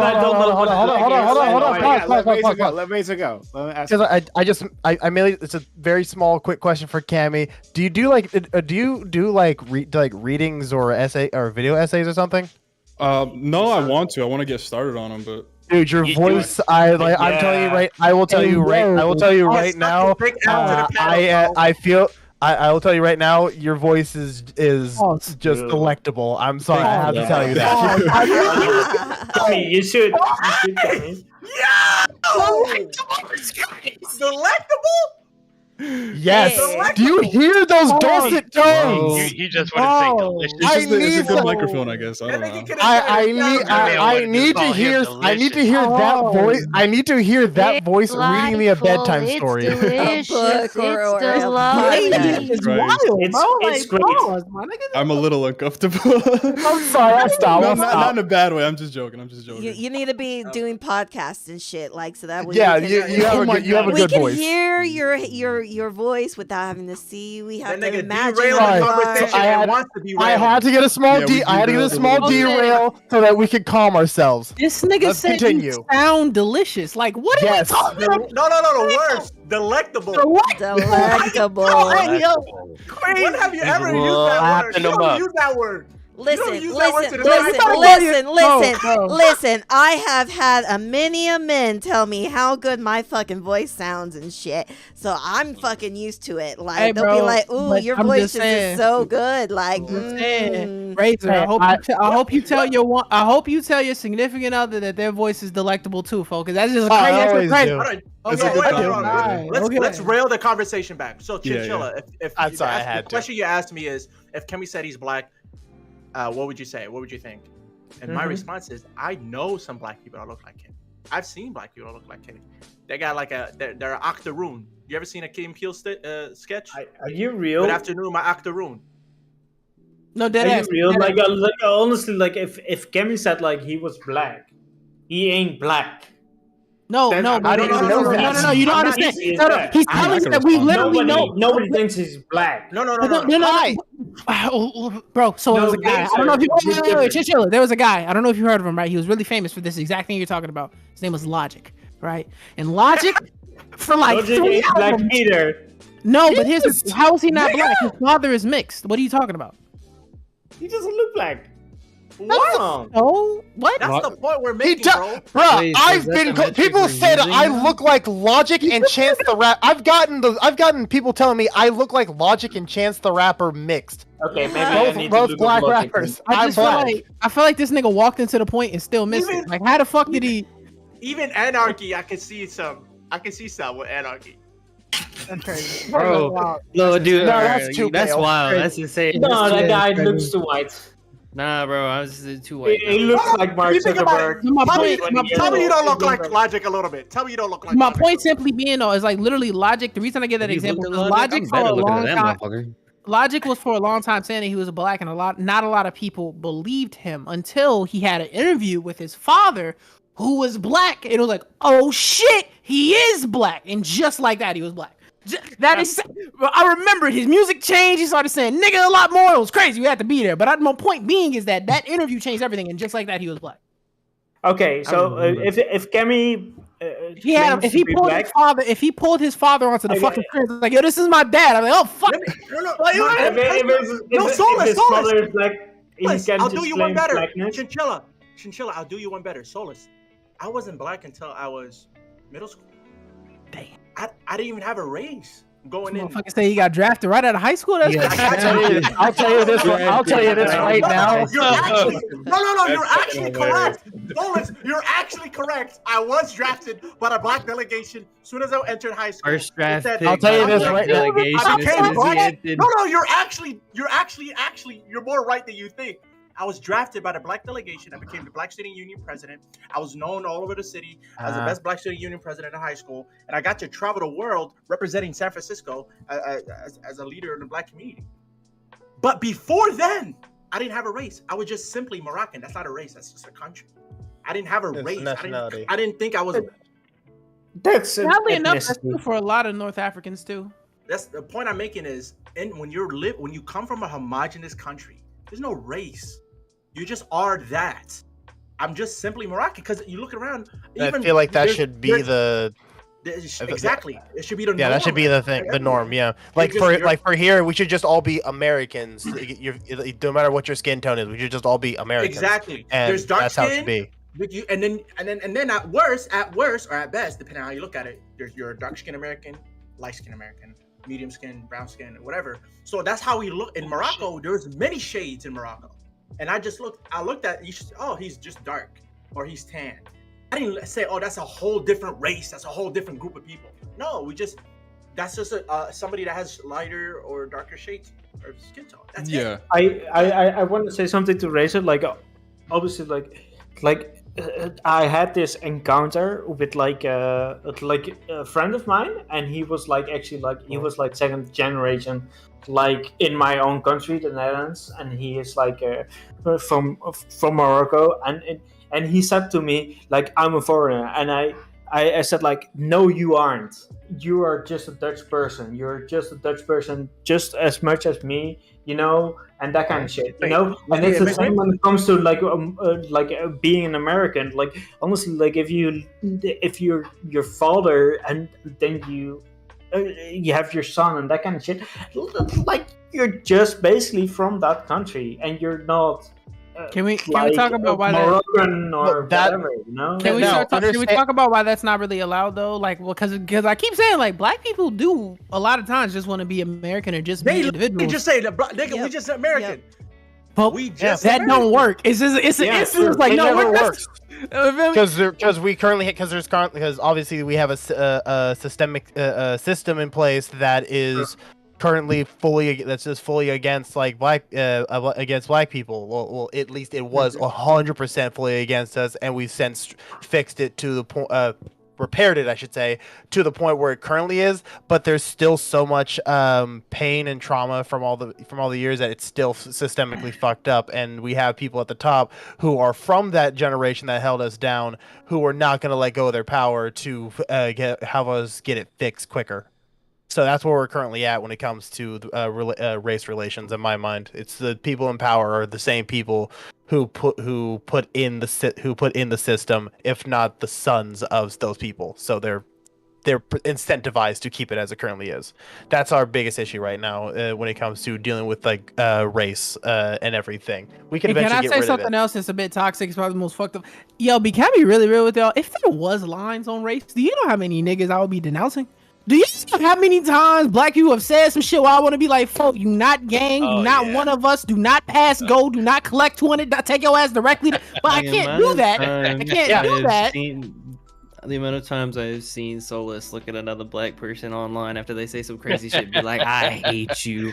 I swear, but I can't say you're not black, though. The amount of times online... So far, the amount of times online that I have been told that I've been called just a simple white boy because I didn't agree with another black person. That's legitimately how what has happened. Yeah, I've literally been called that, and then like specifically, this was the thing that happened to me. I was getting called a little trash panda, you know, there's Uncle Tom, all those different words, because of all these different, because I dared to disagree with another black person, and then one of that black person's fans went to my stream, screenshotted me playing a game with my friends, and said, "Look at this white motherfucker." Jeez. Can I take it a level deeper than that, like how cringe this shit gets and how stupid the construct of race is? I was arguing with a mixed friend of mine. And because he was actually talking about the same thing you were talking about. He was saying that like because he's mixed, he faces a lot of black people not accepting him. And I was trying to explain to them, well, it's not really specific to being mixed. Nobody that's black is accepted because it's a really bullshit definition that's so loosely constructed. We don't agree with each other on what it means to be black. Therefore, a lot of us G-check and like check each other about what if we are black, right? You know what this motherfucker said to me, Razor? He said, yo, because I was telling him like, look, man, I'm Dominican, right? I'm black and Dominican, and I know what it feels like when people treat you weirdly on both sides. This nigga looked at me and was like, yeah, when people look at you, they don't think you're mixed. And I look back at this nigga and I'm like, are you gatekeeping being mixed right now? Like, that's funny. That's funny. You're trying to make another smaller fractal area. What the fuck are you doing? Solus, that is the number one question I get asked. What are you mixed with, or are you mixed? That is. I just say Oreo. I just say Oreo. Yeah, That's I like because I'm technically 25. Yeah, technically I'm 25% Native American. My dad's half. I don't get but like, but like, yeah, a lot of people are always like, hey, like, what's your ethnicity? Like, oh, are you black or are you mixed with something? Because like, I'm kind of like not quite light, but I am brown, right? Wait, you can take it off? Yes. What the fuck? Stop doing the troll. I don't know. Okay. I'm asking a question. Stop asking. Okay. I'm even talking about even past experiences, right? Okay. And so it's just all like, I'm black.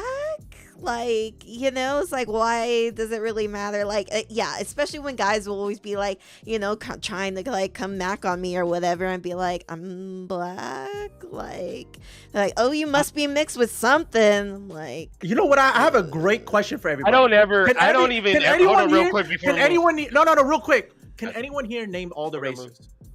See, that's what I was about to say. We were gonna move by past it. America, by American standards. There's the wacky races. I love Dick Dastardly in those. Vegetarian, Necroids. You got fucking Saiyans, whatever Frieza is. Kaiju. Namekians. That's what I hit Chinchilla. That's what I hit Chinchilla with earlier. Was like, I don't ever get what you're mixed with. I get what are you. But that's the thing. Like I can see like when it comes to a person, you can perceive a certain person as a certain race, right? Or race, quote unquote race. You can see a certain person if he is black or he is not. Like when it comes to Solus, I see a black person. When it comes to Prime, I see a black person. When it comes see to a you, Jamaican. Majin, I see a mixed person. So But I'm but mixed yeah, too. That's uh, the fucking. Solis is mixed. that doesn't even matter. but still, That doesn't you even don't look matter. like it, so obviously you're phenotype, not. right? Right. it's Everybody like- on planet Earth is mixed. Everybody on planet Earth is mixed. We have Sure, we go have no ahead. purebreds. We have no purebreds. No, me neither. No? Unless they're So like that doesn't even True, matter. pure But we Aryan. make categories, right? We make categories for people. What do you, okay, so what does mixed mean to And you? also- That died with the man with the funny mustache, you know? What the fuck is That mixed all mean died to you? Jeez, I'm not about that, Majin. Come on. What does mixed mean to you, Chinchilla? How do you fit the criteria of mixed in your idea, in your world? What is mixed mean? 50-50. Well, not necessarily 50-50, but Okay, I was guessing. not necessarily. But it's like when you have like some person like Majin, right? He's mixed. You can see that. But just Majin. Only, Yo, it's so only funny. Majin. So you have to be able to see some, it. Like literally, like if I- if you look at somebody like Kemi, like he probably is mixed. bro, decent. Can I show you? Wait, decent, real quick. Decent and Chinchilla. I want to show you the most What am Dominican I- picture of me. Hold on, I gotta go find it now. Okay, show me your picture. You can send it. Listen, No. One of my homies, one of my homies in Ronin roasted me, and he said, because I showed him two pictures of me, right? And he said, Sure. Go ahead. so one of them I look Dominican, and the other one I look black. And he said, either which way, both of them look like angry ass Black Panther members. It was funny, but I have a picture of me that literally. Bro, Kimmy looks like Aiden Ross's older brother. That's all I know. That's all I know. That's fucked up. That's fucked up. Jesus Christ. Kemi, are you Jewish? Maybe I wouldn't let nobody talk to me like that. Because that was Aiden Ross is Jewish, right? So there you Listen, go. I think, listen. yeah. Let me I tell you something. I Let me tell you something. I have cousins that look like Kemi. I have cousins that look like Majin. I have cousins that look like Razor, and I have cousins that look like Solus. Like race is stupid as fuck Ain't right that now, a bro. beautiful thing in black families when we That's we the can whole win- point, exactly. Woo, and black women just have a whole different color family. Like it's everybody that happened in my family too. Everybody's. I mean, dark, I know no one on my light, like I know all no one on my aunts and dad's my side of the uncles. family. Like I know no one on my dad's side of the family, but yeah, I know no one on my dad's side of the family, but and my dad is the white side of me. But I still have a lot of white relatives who I know, you know, cousins, cousins, aunts, uncles, stuff like that. But like no one from my dad's side, even though I only know my black side of my family. Hey, But that's sometimes still all you somehow need. we have all this stuff. Okay. How do you know that they are the white side of your family or the black side of your family? So- Razor? So Chinchilla, I have a question. Because they would meant because my dad is in his 70s. Oh shit! Your dad had you late. You know what's the crazy shit is that folks say that, but like especially when I'm around other black people, they'll be like, "Yo, bro, what are you mixed with?" And niggas they hit on that shit instantly. They be like, "Yo, man, what you mixed with, bro?" Because That is the exact phrase I get. It's like, oh, it's just like I've been asked. Like no one sees my face. No one sees my face. Like I've been on voice chats with like random people. They don't see my face. No nothing. They'll hear the way I speak, and then when they start making any kind of like joke stuff like that, and they're like, oh no, we can't do those things So, because I like there's no black people I in do want to here. move past this point. Yeah. I feel like we've been circling around this point for quite Sorry. a while. Go ahead, Prime. It was fun though. Yeah. Okay, so I'm gonna try to argue with you guys, stir something up, see where we go with this. Oh, Lord. Because a few of you, and I forget which ones at this point, kind of made the point that Majin was one of them. Kind of made the point that like this is like racial attitudes. Oh, and I think maybe Dream was another one. That racial attitudes are like kind of purely about like people's like just like their attitudes, right, and not anything else. And that like if the current generation goes away and the next generation eventually will just be in a non-racist society. I would disagree with that. I would say that True. so much of would too. racism is created, shaped, reinforced by like advantages, right? Like if people have systemic advantages, they have benefits, and that shapes their outlook. Society treats them a certain way, and so that gives them benefits, and they take advantage of those benefits. And once those benefits are threatened, then it's mask off. So like so like looking at, like, for instance, the Justice Department, the police, right? I don't think that in a few generations all of a sudden the police force is going to be any better than it is currently. I think that there'll still be the same incentives. Incentives is the word I was looking for before. Incentives around that makes the police force act in a certain way and encourages certain racial attitudes. When it's easier to go arrest black teens, right, than it is to go to a white college campus and shake them down because they got a ton of drugs there. When incentives are easier to go to black teens and search for something, then that's going to shape their racial attitudes about like who is actually a criminal. So that's what I want to put forward here. Okay, I'm gonna respond to that first. Everyone can go after me. So the point I want to respond to and say that you're right, and I was being a little hyperbolic when I said racism is gonna die when all these old people die. What I really, the more accurate thing to say is that because we have like these vanguards of racism that are like hella old, with them gone, we're gonna see racism decrease even a little bit. And I do agree with you. You made up a very succinct point with the whole police thing, because that's no matter how old, if the system continues as it is, police is still going to be an issue, because police is a training issue. It's a reason issue. But I do think, as we've seen in the past, IQ tests, if you were to measure the same way, we've gained like 100 IQ points. But the reason that we see the same level of IQ around the same range is because they actually changed their criteria for what IQ tests change based on time, which means that over time, human beings have gotten smarter. That being said, in the future, as humans continue to get smarter, use more logic, reason, stop relying on like internal biases, or I should say, rely on internal biases less, you're going to see a decrease of racism, because racism in its core, at its fundamental, is an ideology. And once you teach people logic and see how their logic is actually flawed, they're using logical fallacies to believe whatever the fuck they believe, they will stop believing it. Because if you really make a compelling argument enough and they have the capabilities to understand it via education, they will stop believing in that belief. Yeah. The problem is you'd have to somehow.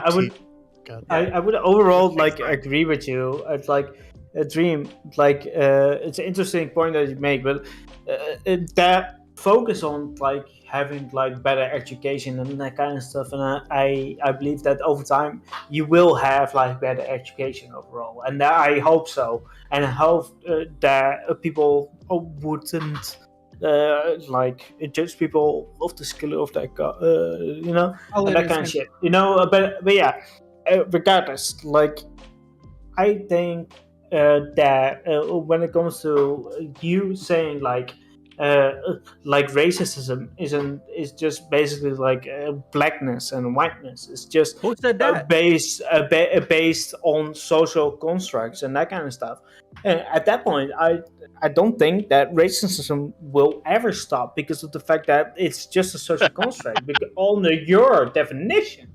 So therefore, it will never stop. The term that you're thinking. Stop, Dream, stop. Okay, so the term that you're probably thinking of right now is not that racism won't stop. It's not that racism won't stop. It's that tribalism won't stop. If we're somehow able to get rid of race entirely, but and just go purely based off of the nationalities that we want to do, or ethnicities and stuff like that, we're still going to have tribalism. So then whenever someone from a different tribe or nation shows up, you might end up being against them. Is race not a social construct? It is. It is. I'm telling you right now. If we are able, it's basically the same as tribalism at that point, right? It's not. Chinchilla, listen. You're not hearing me. Did you not hear me? Hold on. Did you not? No. You guys are saying that. No, it's not. No. Did you not hear me? Racism. Did you not hear me? Hold on. No. There's something called a category and a subcategory. Racism is a subcategory of tribalism. Tribalism simply means that if you belong to a group, you hate other groups simply because they're a different group than yours. That can go with ethnicity. That can go with age. That can go with PC versus PS5 versus Xbox. You know what I'm saying? So PS5 Master Race. Look, you guys said it was like just a social construct, so it's all the same for me in that regard. Social constructs is a category. How does that change it? Yeah, social construct just means human beings created it, and it's not an observable fact in nature.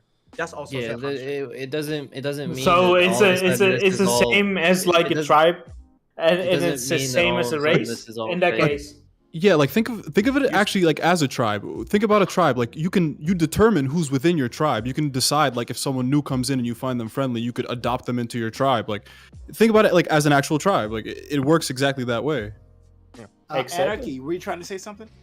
I was gonna say a good example of tribalism for me personally in the military is as it without like it's not like concrete factual stuff, is those of us in the military have a pretty good idea of what someone else who is in the military is going to talk like, what they what they do and do not know, and so on and so forth. Between Navy, Army, like Marines, and the split between the different branches and so on and so forth. That is what I would a good example, I think, of tribalism versus like racism as a subcategory of that.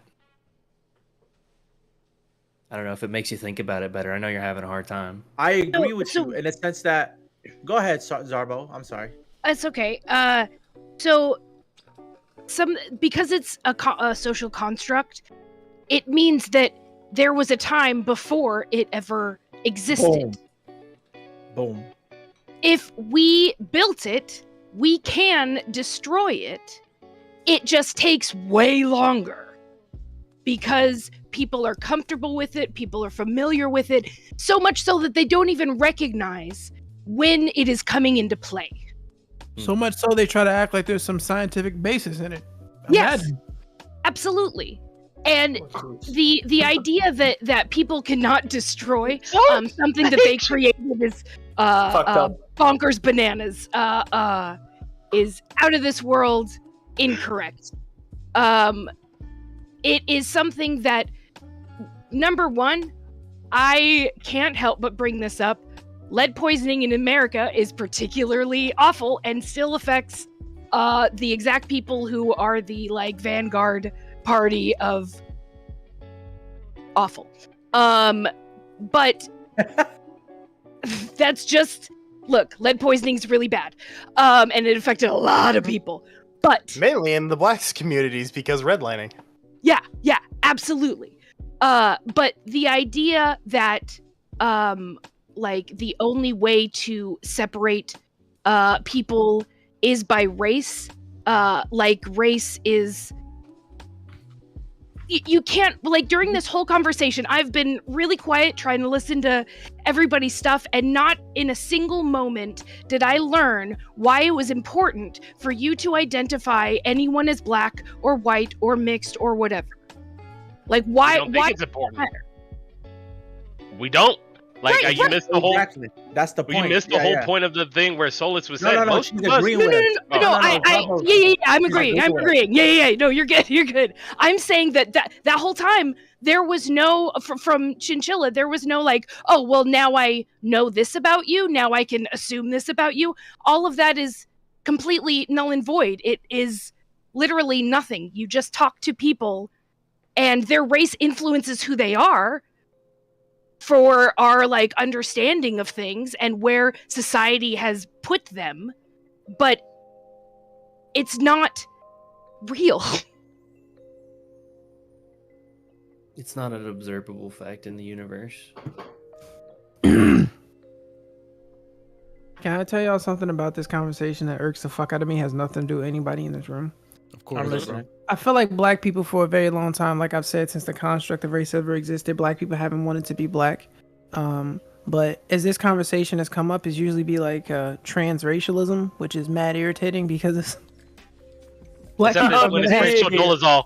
Except when it's racial dolazol. Transformers. Fam, black people have been saying we don't want to. Black people have been saying like we don't want to be black. Race is a bullshit construct. Judge people by the color of the content of their character, not the color of their skin. And that's just kind of been ignored, unfortunately. But recently, I've noticed a lot more people have a very aptitude. They will love to be like, no. Like, guys, you gotta understand, race is a social construct. And I'm acknowledging that because I want to join the team. All right, I've been practicing.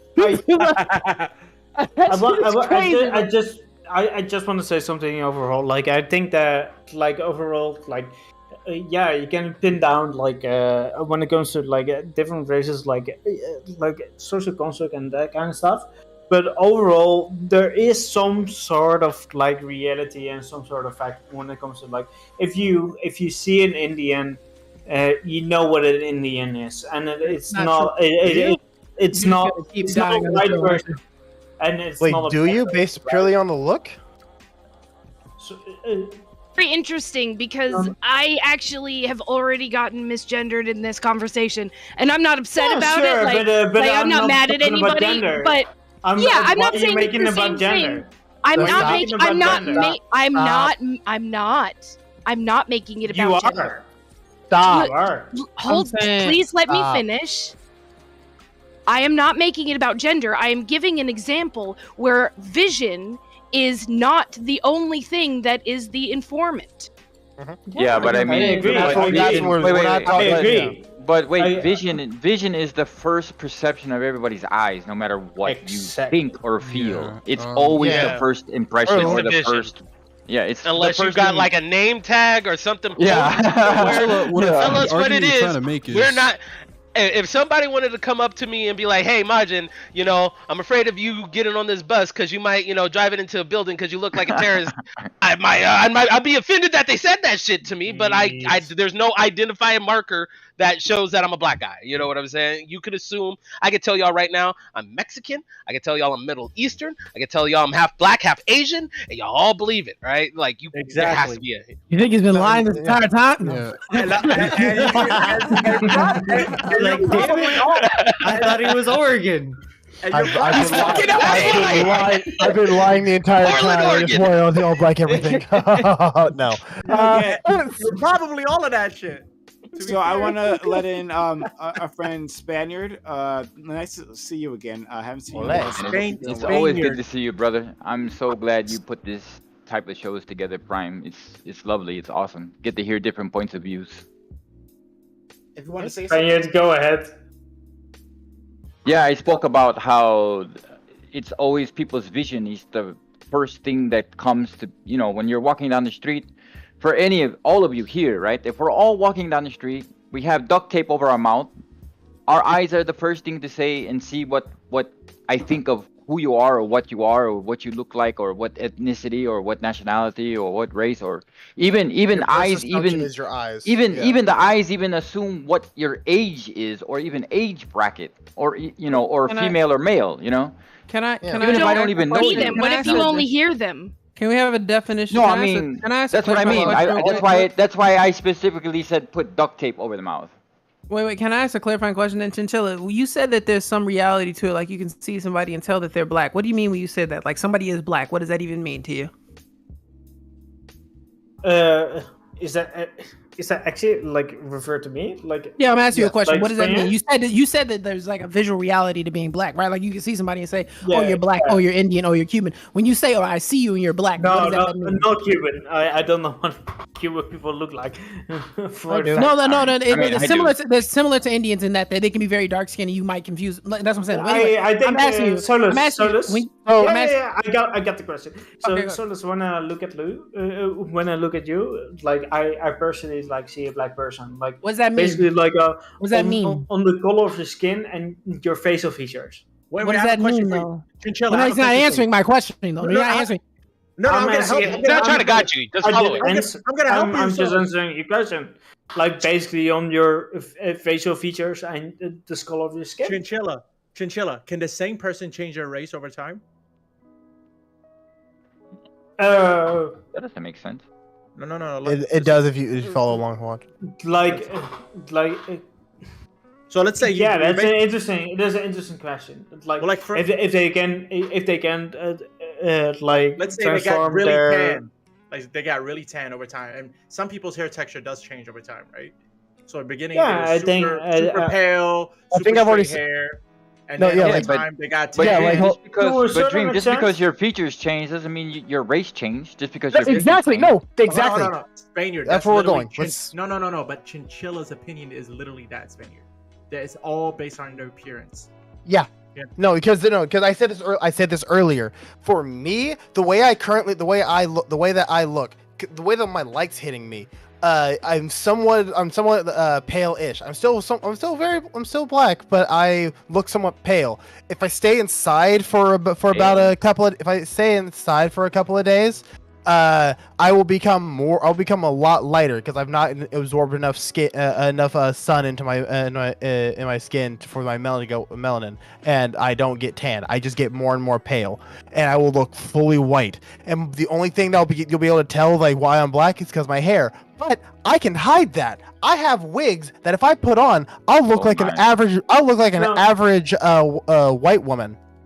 Razor, I like overall, like I would say, like I agree more with Spaniard, like overall because of the fact that you can be perceived as like more. So like, yeah, it's your perception. It's not what they. Yeah, but that being said, like you There is have no a what they are, category that's the of point. like people that are black. that's what I'm and you saying. have No, a category no. that the people that are Don't worry, white. I'm with you. That's Do you that's think easy. that albinos you know? are? Do you think albinos how are white? Spaniard Wait, is saying. no, that's what I was asking you. Chinchilla, do you think that like an albino black person is white? I don't know albinos, you know. I don't know any No, of no. those people, you know. No, but I'm That- saying no, like that's- albinos. Like albinos are literally in your framework. They're No, literally no, but blonde-haired, blue-eyed black people. Hey, they wait, white? albinos are not always. I Wait. think that's stupid. Albinos are not always blue eye or blonde No, hair. but they can be. I'm being Yeah. hyperbolic. No, My but point being you, is that they're you're making He gave a stupid, specific scenario. That was kind of like a wrong example of a person. He didn't trying give to a claim- wrong example. He gave a specific That's- scenario. You I'm being can't hyperbolic. albino I'm being- comes in any color. Any Yeah, race. no, yes, no, He's I'm saying, giving a hypothetical. Work an with the albino hypothetical. black person. The That's what I'm hypothetical saying. is Are they not the greatest example. albino black person? Chinchilla. Are they black? Are they white to you? That's the question I'm asking you. It's a example. It's like 1 out of. So answer like it. You can answer a 10 stupid millions. No, it's a stupid I will. question. Why is that a Like stupid Spaniard, go ahead. You If I answer could the jump in. question. And I wouldn't answer the question Hold on, because the Chinchilla, hypothetical is Chinchilla. No, not- Chinchilla. You know what a not good good. answer for you is? I don't know, and that's okay. Yeah, there's nothing wrong with saying I don't know. Yeah, exactly. I agree. Do you know or you're not? Do you have an opinion or you're not? If you don't, just say I don't know. I think they are white. Okay, cool. That answers my question. Okay, awesome. Let's awesome. Yeah. Kemi, Used you to wanna pray say for something? times like this, to run like this. We had I want to thank the coaches, staff, Okay, the team. everybody and involved. with that, I'm going to thank the crowd.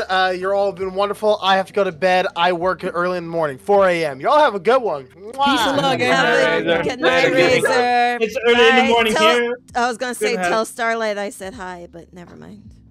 Kemi, did you want to say something? Yeah, so what I see from Chinchilla and Spaniard is like they're saying that you can look at someone and just tell, but I feel like what they're saying is you can look at someone and tell there's a difference in comparison to yourself or like to someone else. What you're saying is that difference can like sort of be proven in that comparative aspect. But what you're sort of missing is you're comparing to categories that have been constructed. Like no one's gonna argue that me and like Dream look the same. Or they're not going to argue that like we do look the same. We can acknowledge difference, but the fact is that you're comparing to these categories that have been constructed and you're saying, look, I can clearly see you're different to this person. And the categories that we have say that you look like this because you clearly look different and like match this category. That's actually that not what I'm means saying at all. I'm not You're being saying that. overly convoluted. Okay, sorry if I miss. No, it's if all I, good. Don't worry. Like, My bad. can I I don't- just? I'm saying can I that- kinda just Go ahead, Chin. Okay, go ahead. Chin. Can I just say, Dream? Cammy is a fucking centrist between I'm a us, right? You're what? Like, no, Cammy. Cammy is a fucking centrist between us. A what? Oh, a centrist. Okay. Yeah, a centrist. I'm siding completely with Dream. I just think that he like is I not. can understand where your argument's coming from. I'm just trying to show you like where you're misstepping because I entirely agree with Dream. No, you're not agreeing with anybody. He's literally You're agreeing just with me. saying shit.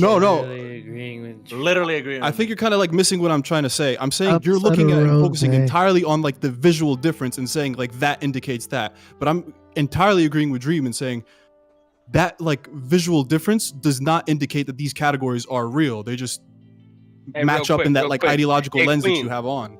No, that's all I'm saying. You're basically saying that there is a thing that maps on reality when it comes to races and that difference kind of in like me and Dream so looking. you kind of agree with my point of view, but you also are like pivoting to. No, I'm saying your point of view stems from like a thing that you're sort of missing. You're saying that because you can.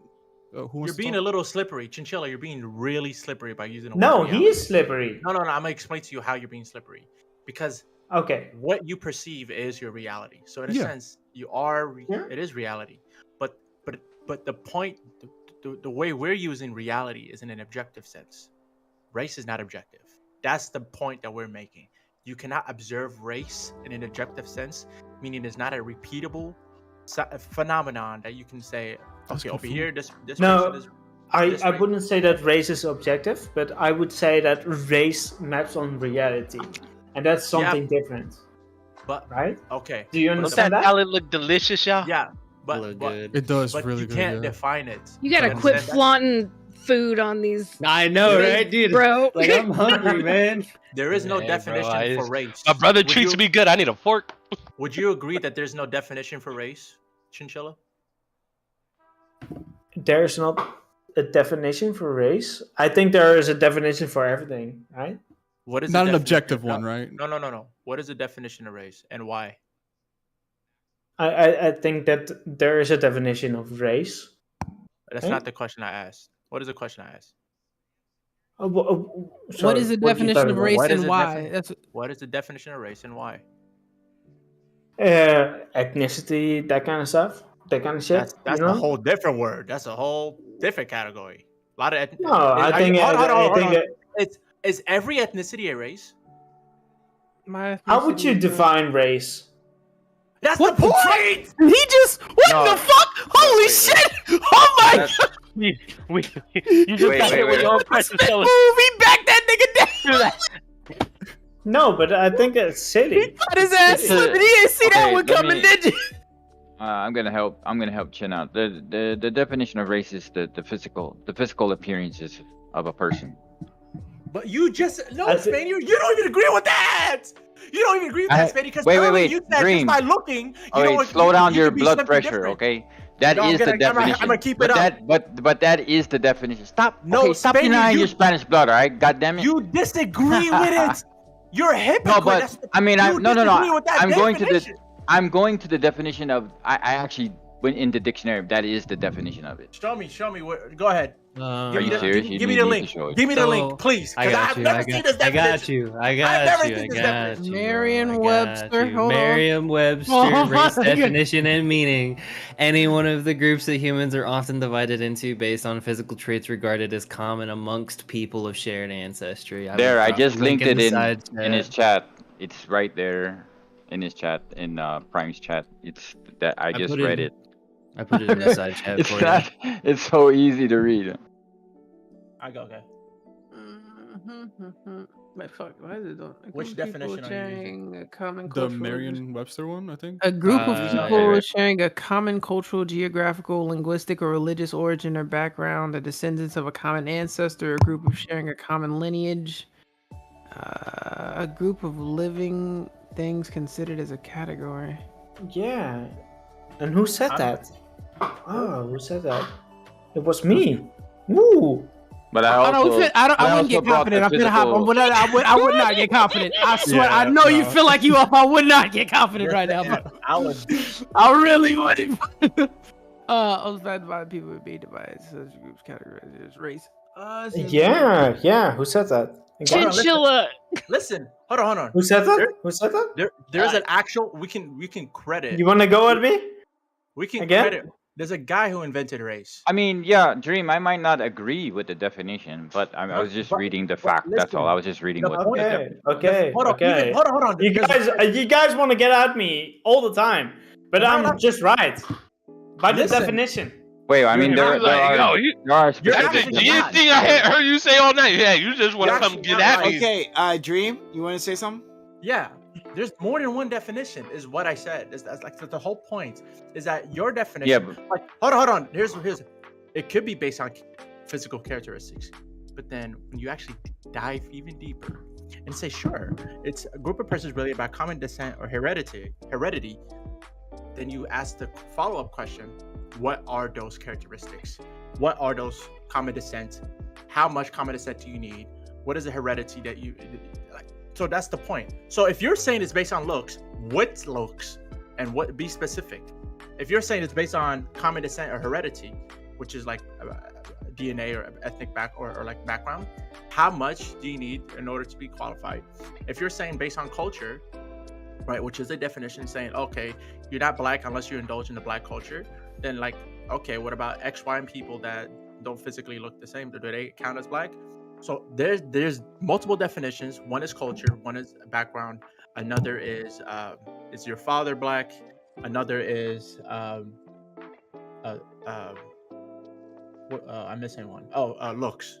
So these are all plausible definitions for race. When you really, if you say it's based on looks, what look? This nigga muted? Yeah.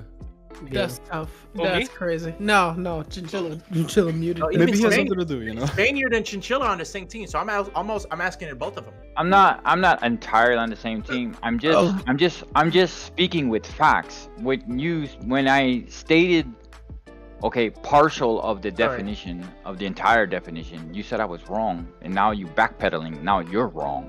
No. When yes. No, you were wrong. I spoke. Time out. I spoke the actual fact from the definition, yet I didn't utilize the entire paragraph of definition of the word, but I was correct. Hold on, you're actually wrong. Wait. No, I'm not wrong.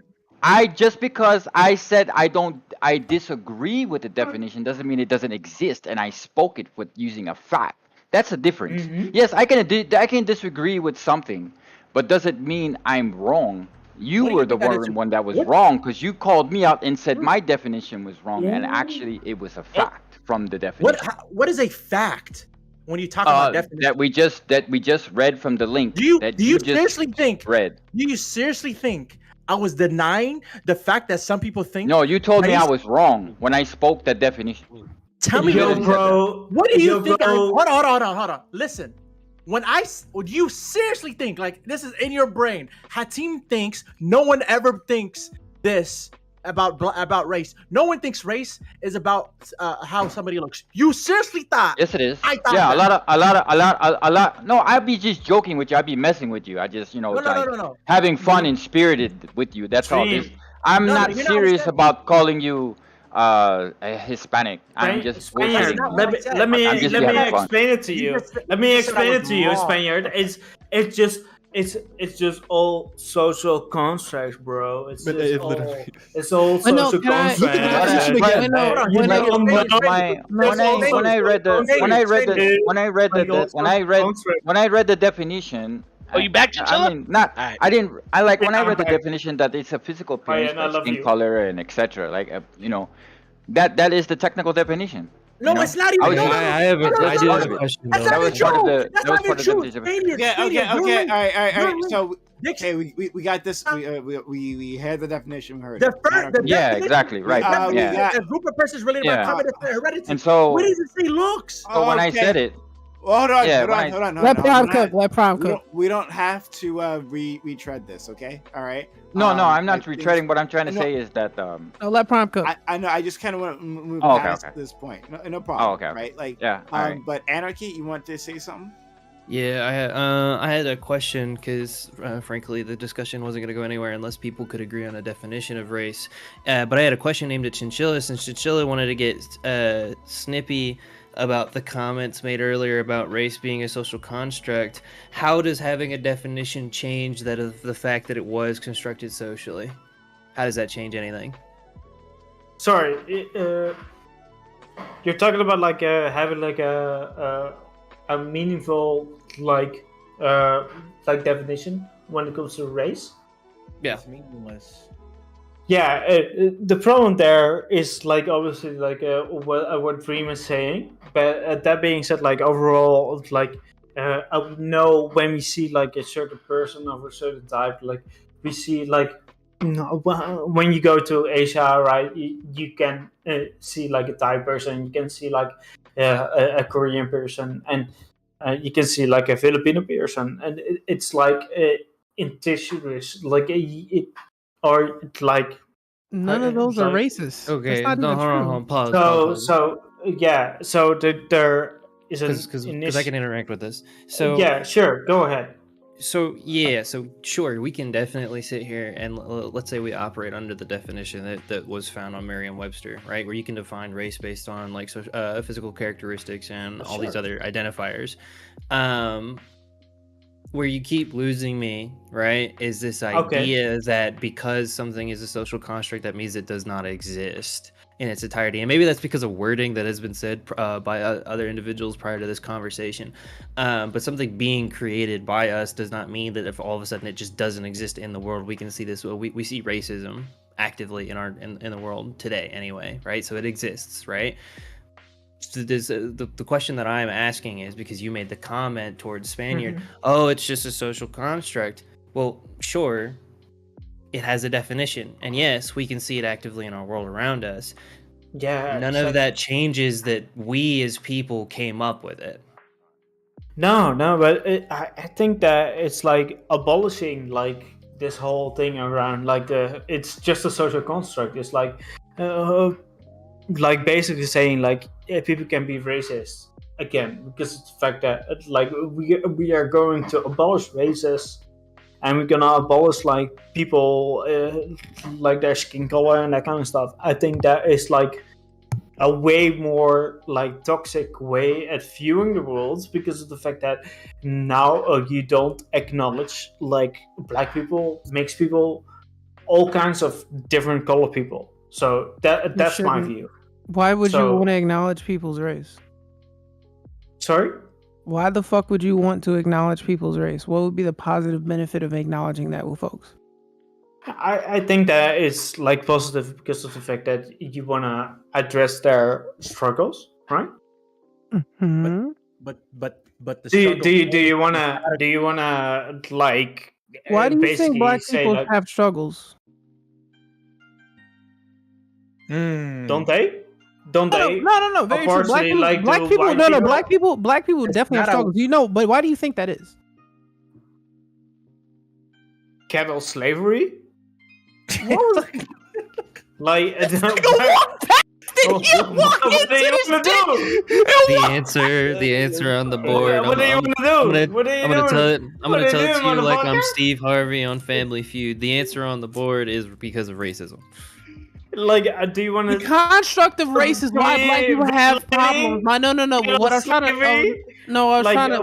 to, what I was trying to lead you to is that the reason that black people have problems is because the construct of race exists. If the construct of race never existed, then black folks wouldn't have problems. Therefore, getting rid of it would be a good idea. We both agree, but it's like you were phrasing that, and I was like, I'm just gonna say like cattle slavery because it's fucking funny. Everybody followed but you. It's okay.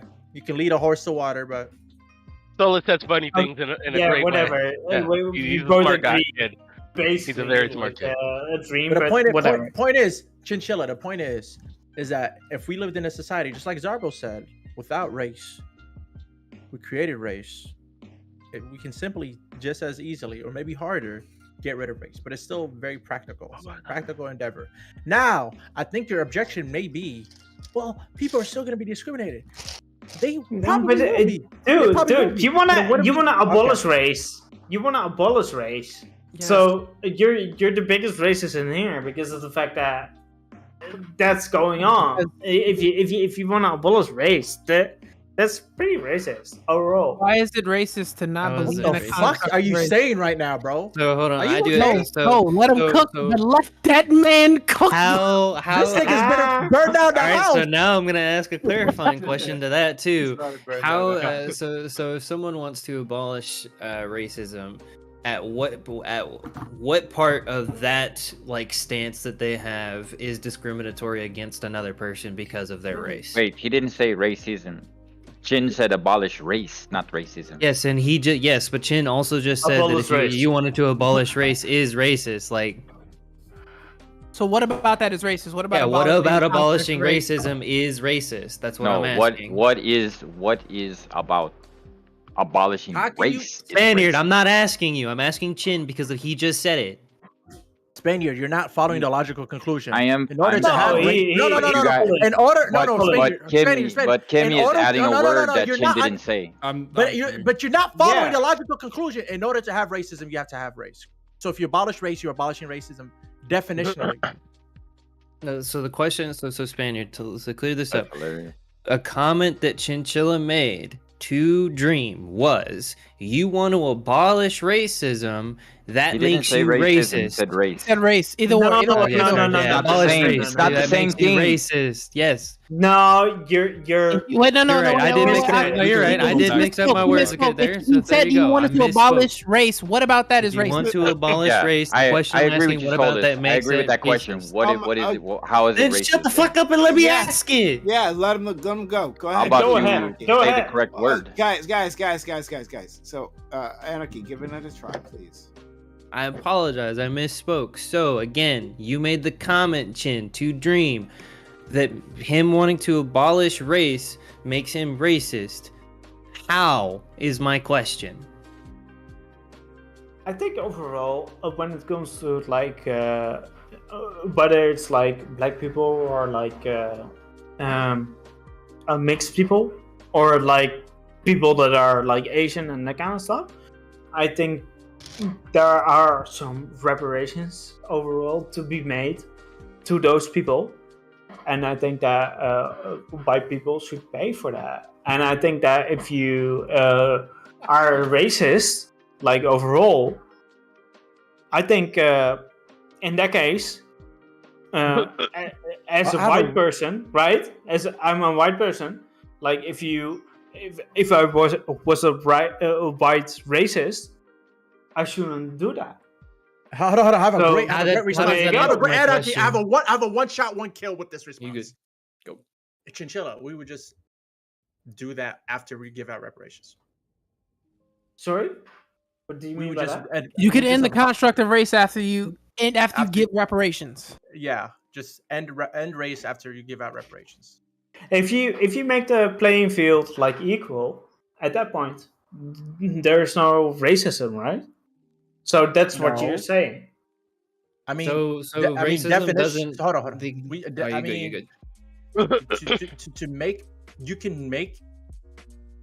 opportunities equal and fair, and have a fair and just system, even a government. Oh, no, But- not necessarily, but you gotta make the playing field like right. What do you say right? by And necessary? Did I say anything necessary? Why do you say Just not move. necessary? I literally gave a hypothetical. Not necessary. What? Obviously, it's a hypothetical. It's not necessary. That's the Okay, point. go with your hypothetical. Thank you. So if you were Go ahead. I will. In this world where race is gone, racism is gone. Oh, my bad. I'm sorry. When this world where you make the country as fair as possible, or the world as fair as possible, you have equal opportunity, even the government is fair, right? Mhm. You can still have racism with Sure. the class with race, because we can't control people for what they do. And so if race exists, you're gonna have these idiots, bigots, stupid, ignorant people still gonna be racist, however few they are. So you're not gonna get rid of racism as long as you're gonna have race. Even in a world that's fair, equal opportunity, even with the post reparations, there's probably gonna be still some jealous, salty, ignorant, racist people. However many few, there might be like 10 of them after that. So the point being is that we have to, from birth, raise future generations as if race doesn't exist. Like if you've ever seen the interview of Morgan Freeman, where somebody was asked, "How do we stop racism?" Stop talking about it. There's literal immediate response. And what he meant by stop talking about it is stop referring to people as if they do have a race. If we do that societally on a mass scale over time, we're going to act as if race doesn't exist. We're going to kind of like phase out race as a concept. We can make it taboo, like looking at people differently if they're like right with their left hand. You can taboo it out of society. Exactly. Yeah. I have a clarifying question for Chinchilla, and hopefully, like you'll have like a clearer answer after what he said, because I feel like he might have cleared up stuff. When he says, and what like most of us are saying, we want to abolish the social construct of race. What do you think we mean by that? Do you think that we're just going to make it illegal overnight and no one can refer to race? Or do you recognize that it's more of like a ideological project that takes many, many years, and it's sort of like retraining the human mind against like these sort of categorizations we fall into? Do you recognize that? I just overall think that when we look at people, we see like a black person, we see like a white person, we see like a mixed person. That's our current state of ideology. Yeah, of course. We can acknowledge that's our current state of ideology. I don't think that's like a current state of ideology. Chinchilla. The difference Go is ahead. you can make observations of observable facts. But what we do with race is we go one step further and categorize it into an unnecessary category, into a whole different group of people, right? It's plausible that we're all earthlings. We could all be one species, but us as humans, we divide, right? Say, okay, well, actually we're humans and they're dogs and they're cats, but nothing's stopping us from saying, oh, we're actually all the same people. We're all earthlings, right? We actually do have a common ancestor, even with plants. So the point I'm making is, when it comes to race, you can say, you look at a person, you see something different. The problem with race is that, oh, they're different than me? Let me treat them differently. That's the problem with race. That's the whole problem. So I could look at somebody else that's dark skinned and say, oh, that's just a dark skinned person. Why do I have to make the jump? I have like a general question. Like, not only is this a dark skinned person, but they're a Can whole I have like a different general group question? name. What's up? Like Dream, and for anybody else, like overall, like, does it hurt that I call some people black or some people call like colored or whatever? Colored? You know? Yeah, that's what they say, like in the Netherlands. That's what they say in the Netherlands. That's a European thing. Yeah, that's a European thing. So And they I'm said sorry that here for in the United States too, but we stopped that. We stopped that real quick. I'm sorry. Y'all supposed I'm to be sorry. ahead of time over there. Yeah, but Majin, there's a lot of old. I'm sorry. Ask the question. Hey, Majin, there's a lot of old shit still happening on the eastern side of the hemisphere. Sorry. I'm sorry if I'm. Go ahead. I'm sorry for that. We forgive So yeah, I'm terribly sorry for that. I'm not like offending, trying to offend everybody. You and, didn't offend anyone. like, Go ahead. okay, but yeah, basically, like, like, is it bad to call anybody like black or whatever? If they look black, It's is that unfortunate. is that bad? Or how does that work within the US? It's unfortunate is probably the best way to word it. Bad is a strong word, but unfortunate is probably a good way to. I think the problem lies in the logic behind it. Because with ethnicity, we have some sort of objective standard. Oh, you're born in Morocco, your parents are Moroccan, you can trace that thousands of years. You exhibit Moroccan culture, Moroccan. That doesn't exist for blackness. That really doesn't. That doesn't exist for whiteness. Doesn't exist for a large demographic of people, right? Or you could say, oh, you're a citizen of Morocco, boom, Moroccan. Oh, you're born in Africa, boom, African. It's very like there's a standard, but there is no looking black. That doesn't exist. And we've proven that by saying, okay, if your standard is skin color, how come Indians aren't black? How come other people of different ethnicities who aren't originated in Africa, how come you wouldn't consider them black? Dream. Is, would you call Pokimane black? I don't know. You know Pokimane. Yeah, I would actually after her name is Imani. She's very light skinned, but she's light skinned. She's like me. Moroccan as well. I have to ask her. I really have to ask her because I'm under the because for me, there's white Moroccans, there's black Moroccans. So I have no idea exactly. I have no idea. So I can't get. So it's okay not to know. Like that's the whole point of being Moroccan is like you're really racially ambiguous. So if Majin's saying she's black, I have no reason to distrust him. But really, I also think, for me, I have an arbitrary standard too. Like I believe a big part of being black is a self-identity of black. Like if you really are pro-black and say you're black, you're black. Really, like especially over tens of years of time. Like that's me. That's me understanding it's arbitrary and stupid and still saying, okay, cool. I wish it wasn't this way. I wish we could just get rid of the whole category. But I think I just want to say something like I just want to say something personal. Like overall, like I don't want to question your like personal like blackness and that kind of stuff.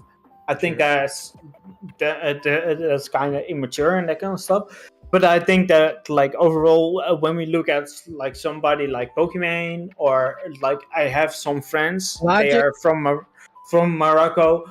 They don't look black, but you, like Dream, you definitely look like at least mixed, right? And so we made it, boys. But that being said, like overall, I think that there is some value having the category of being black, but listen, and being white, because of the fact that white boys shouldn't be able to say the N-word and that kind of shit. No. But Chinchilla, that's the point I'm making. Look, if I cut my hair, shave my beard. Yeah, true. I mean, am I a different race now? You're not? Why? I would look totally different. I wouldn't even look mixed or whatever. Or maybe I do, but in different. No, it would look the same. Like my hair. Like I would. My hair straight. Like, I would know. Like I would know, brother. I'm sorry. Okay, so he could smell the black off of you. Yeah, that nigga is worse than Uncle Ruckus. That's funny. And That's you funny. hear the Uncle. No, I could smell the white on you. That's it. You know. So here's my point, though. Here's my point is, when I have shorter hair, like right now, my hair is 3A, but when it's cut short, you don't know. It's the same. I don't know if you know, like Mindy Keeling. It doesn't matter, brother. Do you know who Mindy Keeling? Do you know who Mindy Keeling is? I don't know who that is. She was on The Office. She's a famous Indian actress in America. Her brother is a dark-skinned Indian. He shaved his head and applied for like a black scholarship to go to medical school, and got in, and got accepted. Sure. But the point is, I know a lot of nobody Indians, they shave their head, nobody they could look tell that nigga was not black because he shaved his hair. Because Indian people have straight ass hair, and people associate like super curly hair, a lot of coils with like black skin. Okay, you're telling me about people that scam the system. Okay, good luck. No. Okay. All right. Guys, okay. I gotta go to bed. All right, so I'm gonna move on. But I want to raid. She's not around right this moment, but I want to raid our friend Debate Queen. Oh my goodness! Yeah, she got it. Yeah, it's about time. Yeah, I know it is, and I haven't raided you. It was not like anything personal. I just no. I know. You brought it up last time when he gave it to me, so you had to get it this time. You know what I'm saying? Like, yeah. So I'll see you guys later. Bed. All right, off you go. My bro. Prime about to get some pussy. That's hey, thanks, Prime. Appreciate it. Thanks for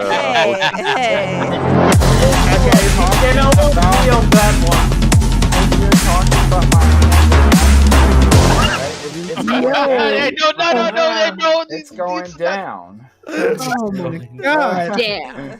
Jesus, you wasn't supposed to mention that, my boy. You were supposed to. Yeah. You a youth pastor? Come on. We knew though. You didn't have to say that, Prime. Anarchy and oh my god, fuck you, Dream. Anarchy and Kemi, I would love for you guys to come back. I'd love to as well. Kemi, bring back that voice, right? Thanks. Delectable. Hey Yeah, yo. you guys are all fantastic. And Spaniard, shout out to you, Spaniard, man. It was nice to see you again. Yeah. It's always good to see you, Prime. I miss you too, homie. Yeah. I'm gonna fuck out of here, but you guys have a great night. Peace and love, guys. Have a good one. Bye. Bro, there's somebody If, wilding in if this. y'all want to keep talking, I'm fine. I'm we fine can- for a little longer. It's a little late for Hey, me too. Debate Queen, what do you think about all this mess that's been said in the past 20, 30 minutes? Shit, I wasn't listening. I was cleaning up Cat P. I have a question for you, Debate Queen. Are you a Black American? Yes. Why would the fuck would I be on here if I wasn't fucking black? No. Black American. Black American. You just made me spit in my cup. Yes. I didn't know if you were like East African. Or, No, I'm Canadian or- born yeah, and there's raised, born and Awesome. motherfucking raised, y'all. Awesome. Hey, if everybody viewing right now could just type something in chat. I need 20 viewers right now to like typing in my chat at the same time so I can get more VIPs in the chat. If anybody just wants to spam whatever the fuck they want, if they want to spam an email, if they just want to say hi, if they just want to do whatever, like I need more VIPs so I can VIP some of these people on this stream, you know. Thank you for the follow, Anarchy. Appreciate it. Yes, ma'am. I found them great. This is one of the funniest things. And again, I always say race was not real to me when I was taught in history class, like how white people just recruited random white people. And I dead ass do mean that when I see that today, and I feel like maybe Thank you 20 for years the from now, call. Asians will be considered white. Neo. I also Wait, real shit. say that again, Solis. I didn't. I knew that race was bullshit as a young man when I figured out, like in history, how white people all meant knew something. that shit, bro. Like, in when they when taught you were me a that- 6-year-old, bro, you was like, why are they called white? They're not white. We all fucking thought that shit, bro. When they taught us in history class that Irish people, Italian people, and Jewish people weren't white, and they kind of just are now. And also I see it today with like Asian people. I feel like dead ass, like 20, 50 years from now, Asian people we consider white. Like the way that definition just I see them white changes. right now. See what the fuck I'm saying? Like the way that Well, it's definition like- just actively changing lets me know that Crazy. it's bullshit. Well, Solis, I hear you because like in the that's only really like in the United States from my experience. Okay, I'm speaking through experience, and I'm not saying this is factual. So, all the countries that I've been in, and I lived in 3 out of the 7 that I've been in. The other countries don't think or are similar perspective on the race part. Their use of verbiage is using nationality or ethnicity, not actually using race to define color. Yes. I feel you on because that, the definition of race is supposed to be the human race. I feel not you on actually that. I feel you on that, but all the black people I know that visit Europe tell me otherwise. Everybody, Wait. Europeans will tell me. No, Europeans will tell me that like Europe is a safe haven where race is different. It's on that. But like I have Polish friends that tell me that's They're worse, bullshit. bro. I have black friends that have been to Europe. Like, nah, that's bullshit. And You only mean, people like, they think you they're mean not the- racist because they know wait, niggas you over mean there. That's the- the homie You mean talk. the racist, like the racist remarks, like that? Is Bro, that what you're referring to? they had a whole about Brexit. in Europe and stuff. Yeah, Oh, no. You know how racist you gotta be to What I'm- secede for your nation?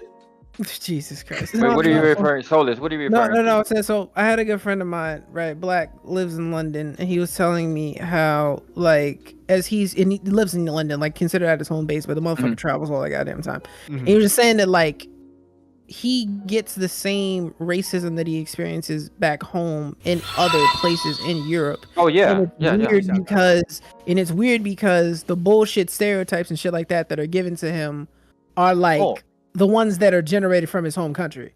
Oh, the stereotypes are very strong in the Eastern Hemisphere. Oh, without a doubt. And there is racism throughout the entire Eastern Hemisphere. I can tell you that. Even me being in Southeast Asia. That's just facts. They're old school here in the Eastern Hemisphere. They're very old school.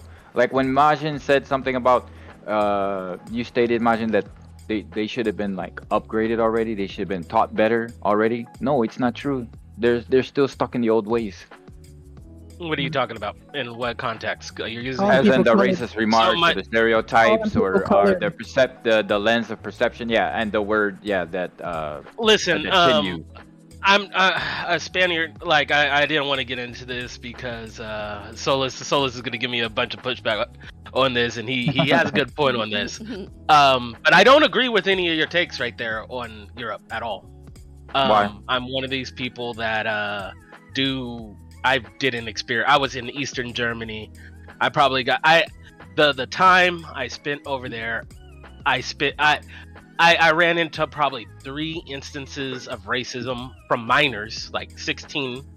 I saw one skinhead, right? And then he kept his eyes to his feet.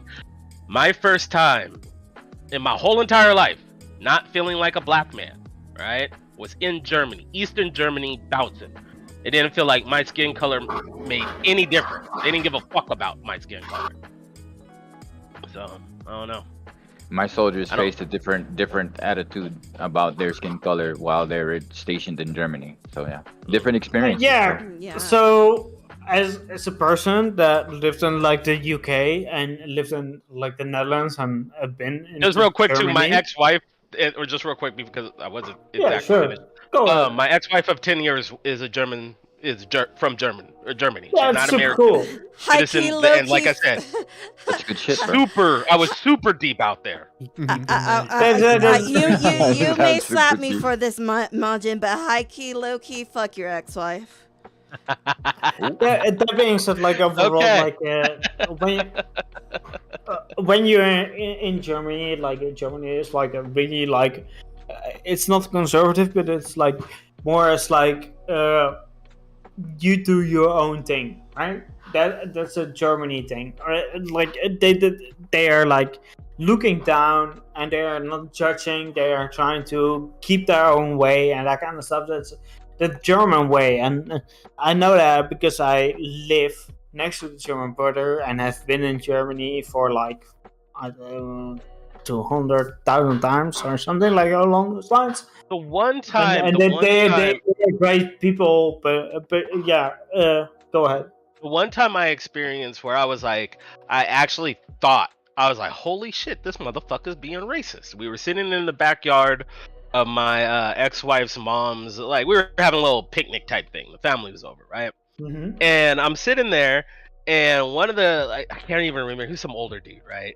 He just starts talking to me out of nowhere about methamphetamines and how like people are stealing copper and stuff like that to like, you know, sell it for fucking methamphetamine, and asking my opinion on it. And like, you know, like getting into a deep conversation. In the back of my head, I'm like, is this nigga, like, is he asking me this because like I'm a black guy and I should know something about drug trafficking or some shit like that? And then like, so I was sitting there and I was trying not to get upset, right? And then like I grabbed my wife and I was like, hey yo, why dude over here talking to me about drugs? And she was like, oh yeah, well, he knows you used to be a street pharmacist.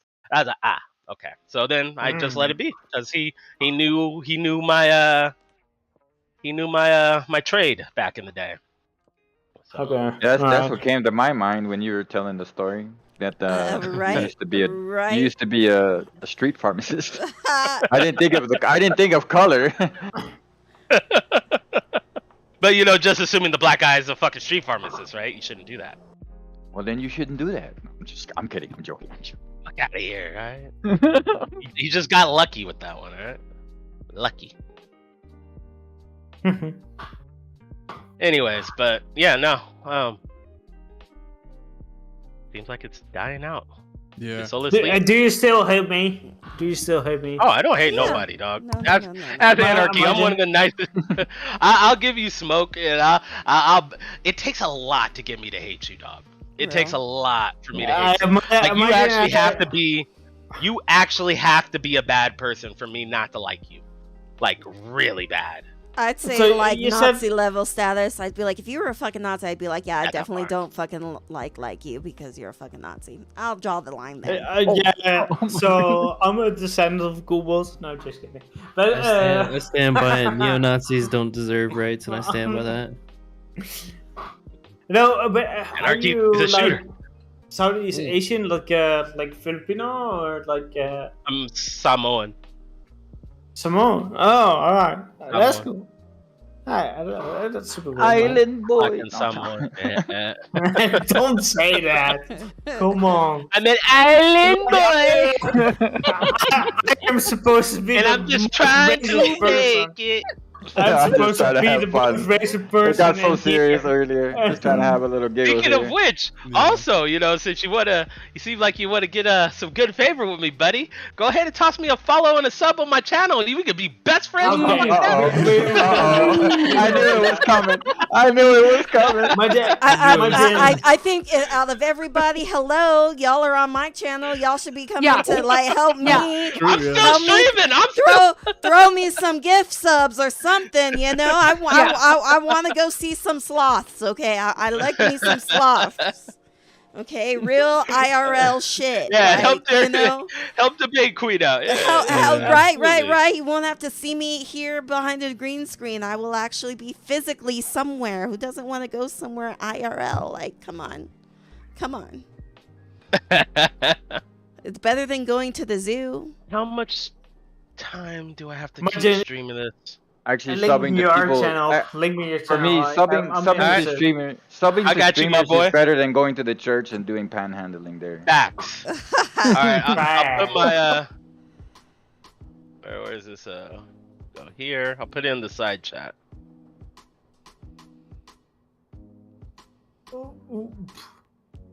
I don't know. Yeah, There all it y'all is. don't forget to come and follow me if you haven't dropped a follow. That would also be Like and helpful. subscribe to the queen. There you go. So Absolutely. Why should they like subscribe to you? Let me handle this. So with Debate Queen, she anytime like I sit and I actually watch Debate Queen. And it's one I tap into everybody. Hold on here. I tap into everybody's streams. Like when any of my friends that go live from Don Jam, Pluto, anybody. Like I watch your streams. You know what I'm saying? So you could especially if you're not, like affiliate. I want y'all to get, get your your views. The one thing I like about Fairy Queen is I keep calling you Fairy Queen, Debate Queen. Debate Queen. She is very super interactive. Lot of high energy. She does something I don't do very well. Her and my another buddy of mine named AOP, they absolutely do this super fucking well. And being able to talk, just commentate on what the fuck they're doing themselves. I'll sit here and I'll play a game and I'll just get quiet, and then I have to remember to talk. I got people I got to try to entertain. Entertain. I should be talking to myself. But she's actively doing that. Plus, she's got music going on. She's playing Fortnite with friends in the creative mode. From what I could tell, they're having a blast. You can just feel the energy. It's a great stream. I actually keep the audio on so I can listen. Most people, I tab mute it, so I can just listen to whatever the fuck I'm listening. I actually listen to her stream. Yeah, I mean, Supporters. sometimes I do get really quiet because I'm all I just want a friend to come play with me because then it's a little bit better.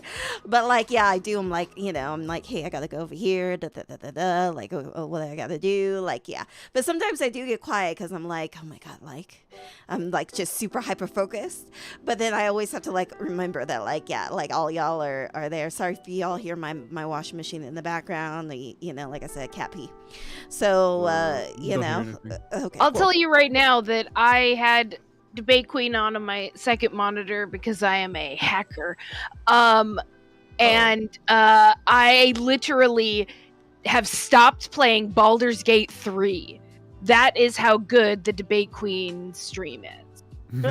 She's she definitely got definitely refined the art of it, and it's just good energy, Yeah, I'm really good at reading chat for the most part. I actually That is true. I actually read chat and say things and read them out and stuff. Sometimes it gets a little tiring. Okay, if I'm playing Baldur's Gate, I'm just gonna be real with you. If I'm playing Baldur's Gate, y'all just gotta fucking read that shit. That shit's just too much. That shit's just too much. Queen, can I ask you a frank and honest question? Frank question, sure. Yeah, honestly, when it comes to showing your appearance in Islam and that kind of stuff, like you are a live streamer and you are doing the best when it comes to not being promiscuous and that kind of stuff, and I appreciate that kind of stuff. But being a live streamer might be like difficult to like marry with like Islam and that kind of stuff. So how do you see that? It's not hard, actually. It's not hard. Yeah. I curse. I'm I just smoke, making an honest like- question. Like, yeah, it's like I'm just being, I'm not like, perfect, you know. Like I said, I smoke my Yeah, weed and I'm sure. about to fucking load myself a bowl. Like, you know, I Sure. curse, like, you know, but like at the end of the day, like it's just my own personal relationship with Allah. That's it. Like you Mhm. can have your own personal relationship. I'm not gonna get in the way with that. I'm not gonna tell you that you're wrong or whatever. Mhm. That's you and like God. I'm not gonna like that's. I'm not trying to get in between that. Like how I live my life outside of Twitch. Sometimes I wear hijab. Sometimes I don't. Like it just kind of depends on the weather and like it's getting colder. So now you'll see me with like sleeves on because like it's just. It gets hot sometimes under these things, but like I said, now it's getting colder and stuff. I can actually pull out like all my cute abayas and jababs. Like, I'm really excited again. Like, Winter wardrobe. And then, like I didn't want to rag on you. Like it's great. It's great. I fully support you. Yeah, in I your know a lot of endeavors people your- do judge me, just based on like, Yeah. you wear a Hey, hijab Chinchilla. and then All I you're know, like, pimp. Chinchilla, I copied that link. All right, I copied that link. I went out of my way on my laggy ass computer to copy and paste that. I haven't got that follower or sub. All right. What link? Check the debate side team, chat. though. I'll DM it to you. I'll even give you a. Yeah. You got my Discord. You got my Discord. Yeah, I think I'm not a of- Muslim, by the way, but yeah. I would But say I that- appreciate her like following her own religion, being determined, and that kind of stuff. I appreciate that. Like a lot of people need that to appreciate like certain things in their life and that kind of stuff. So there you go. yeah, and Queen- I love talking religion and stuff. Like whatever your belief is whatever your belief is. I'm cool. Like Yeah, it ain't debate no- queen. I was gonna say earlier that from my times watching your channel and watching chatters, it's kind of like a mixed judgment. It's more like mixed with the curiosity. Mhm.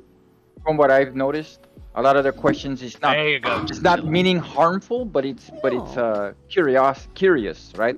And it can be based on judges. It depends how the conversation goes, right? It could be, right? It could fall in that line.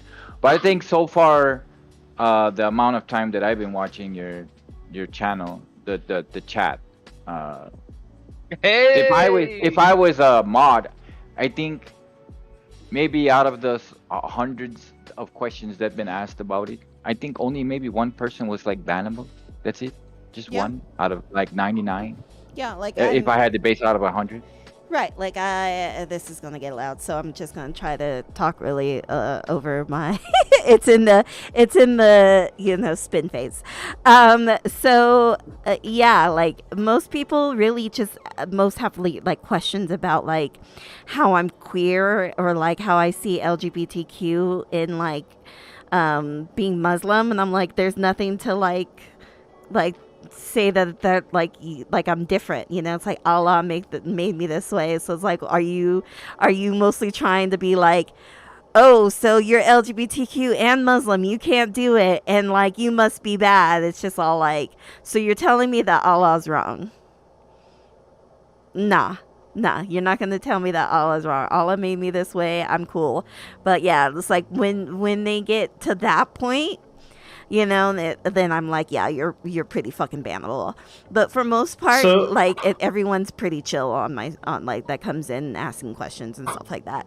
Also, by the way, there's an ad break that's about to happen right now, and you could avoid it if you just subscribed, or if anyone's feeling oily in the chat, would be happy to give some subs and get away with seeing all these ads. Oh, I got really cool emotes, and you can clips, so you can't clip my like streams if you're not So subscribers. I'm pretty much like change that setting for me too. Like I'm agnostic, like atheist, like but like I agnostic of tears.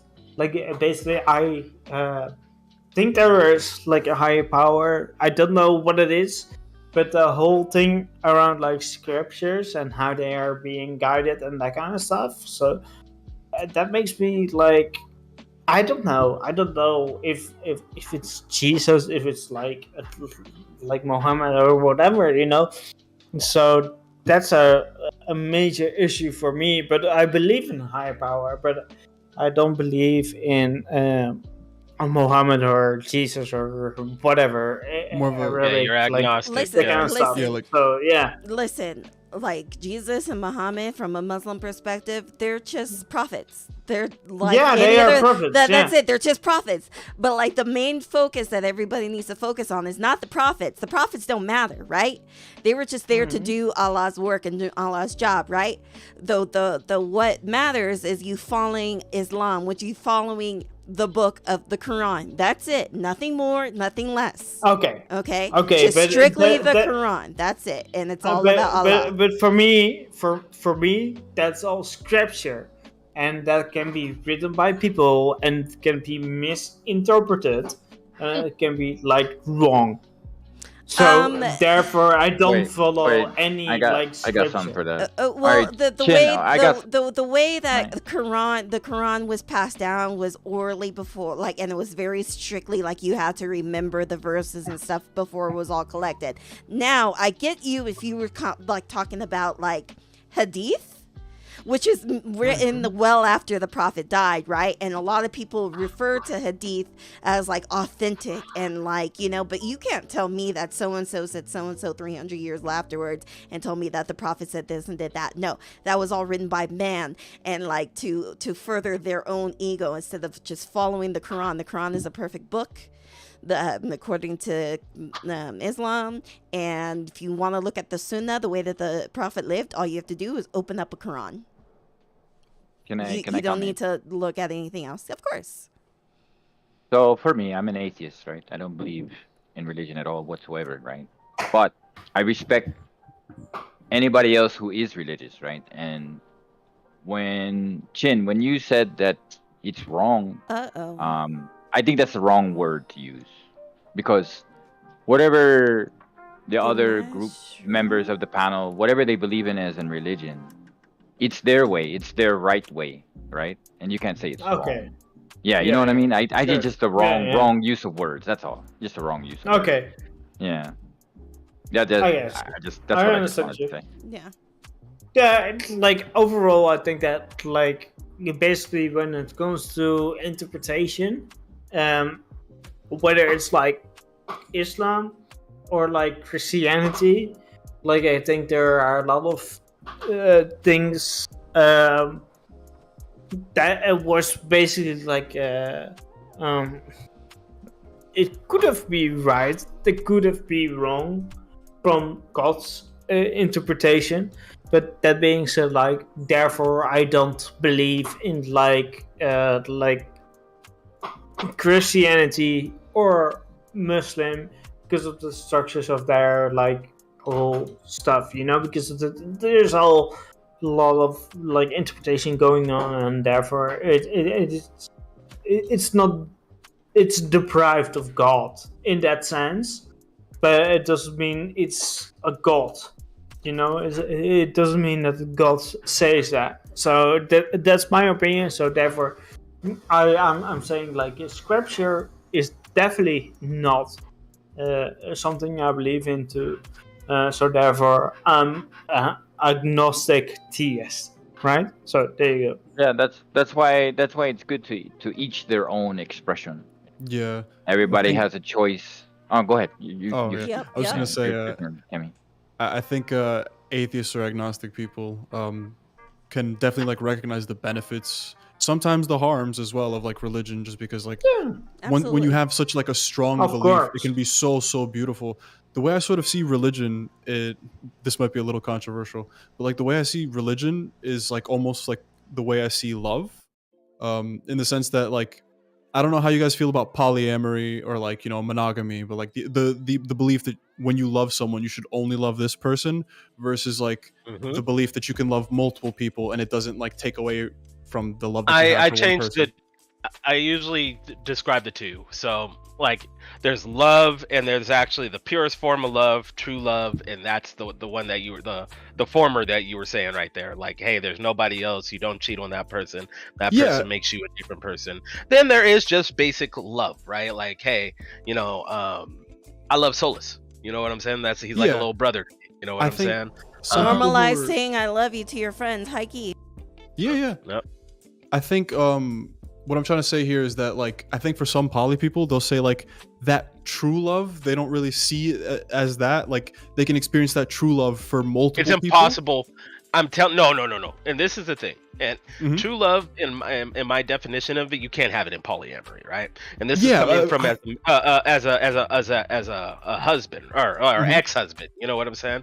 It's one of these things that when my wife left me, it was like losing an arm. You know what I'm saying? She knew me better than my fucking brother who grew up with me, knew all my deepest, darkest secrets and stuff like that, right? And the only reason why she knew that is because I was able to trust her enough to allow her to have access to that, right? Yeah. If I'm in a polyamory relationship, I will not do that because I will not feel comfortable enough or never have that comfort with that person because that person will never feel like they're absolutely mine. Of course. And hard time. What I mean to say and is I think most people think that. Most people think that. Well, I entirely agree. mean, like I actually don't think. Sorry. Go ahead. Go ahead. No. Actually, go ahead. I'm gonna smoke this bowl. So I am married. We literally like yesterday was our 10-year wedding anniversary. And Congratulations. Oh, thank you. We've been together for 17 years. None of this is mashallah. Mashallah. Fun aside, we haven't spent more in that whole 17 years. We haven't spent more time apart than just a weekend. Every other day of our existences, we've interacted with each other in some way. And he is literally sitting next to me. He knows all of this. While I absolutely love, he has literally saved my life. Gone to the hospital, had to get blood transfusion, beyond anything. Any of my worst moments have been in front of him. But I do have other people that I am at that same level of intimacy with, even though I am just married to Tony. Okay, I'm gonna hit you with another hypothetical, right? Yeah, because this is the only way you really know if you truly love somebody is when they're gone. Yeah. If Tony right there, right, decided hey man, I had enough of your shit with you seeing multiple partners or being intimate with other people just as much as you're intimate with me, and I gave you my I did this, I'm doing more than this, and you're cheapening the love that I give you to Joe Schmo over here that isn't doing what I did. If he decides to leave you, then what do you do? Do you keep the other people because you have that same intimacy for them? Oh, I absolutely keep the other people around me. As unlikely as that hypothetical is, to be honest. Then to me personally, and could be a complete, I just don't think you truly love that guy. Hold on 1 second. Oh man. Do you think that I am I'm fucking all you these love other them, though. people? No, I never said that. You love them. I'm just curious. Well, okay. So, what would constitute it to be a true love scenario? Because I just described it right there. If he love died, that I give that person, yeah. The way that I personally express love, and this is not to dog on, normalize saying I love you to people, but I don't say I love you to just anyone. I say I love you to people who I am prepared to see die, because both of my parents are deceased. I've watched so much death. What? I lost my mom back in 2008, and I come from the streets, hood as fuck. Don't let the code switch Change it up here, but yeah. I wasn't making any assumptions about you. I Okay. was just stating that like Just I've letting you know. seen a lot of loss.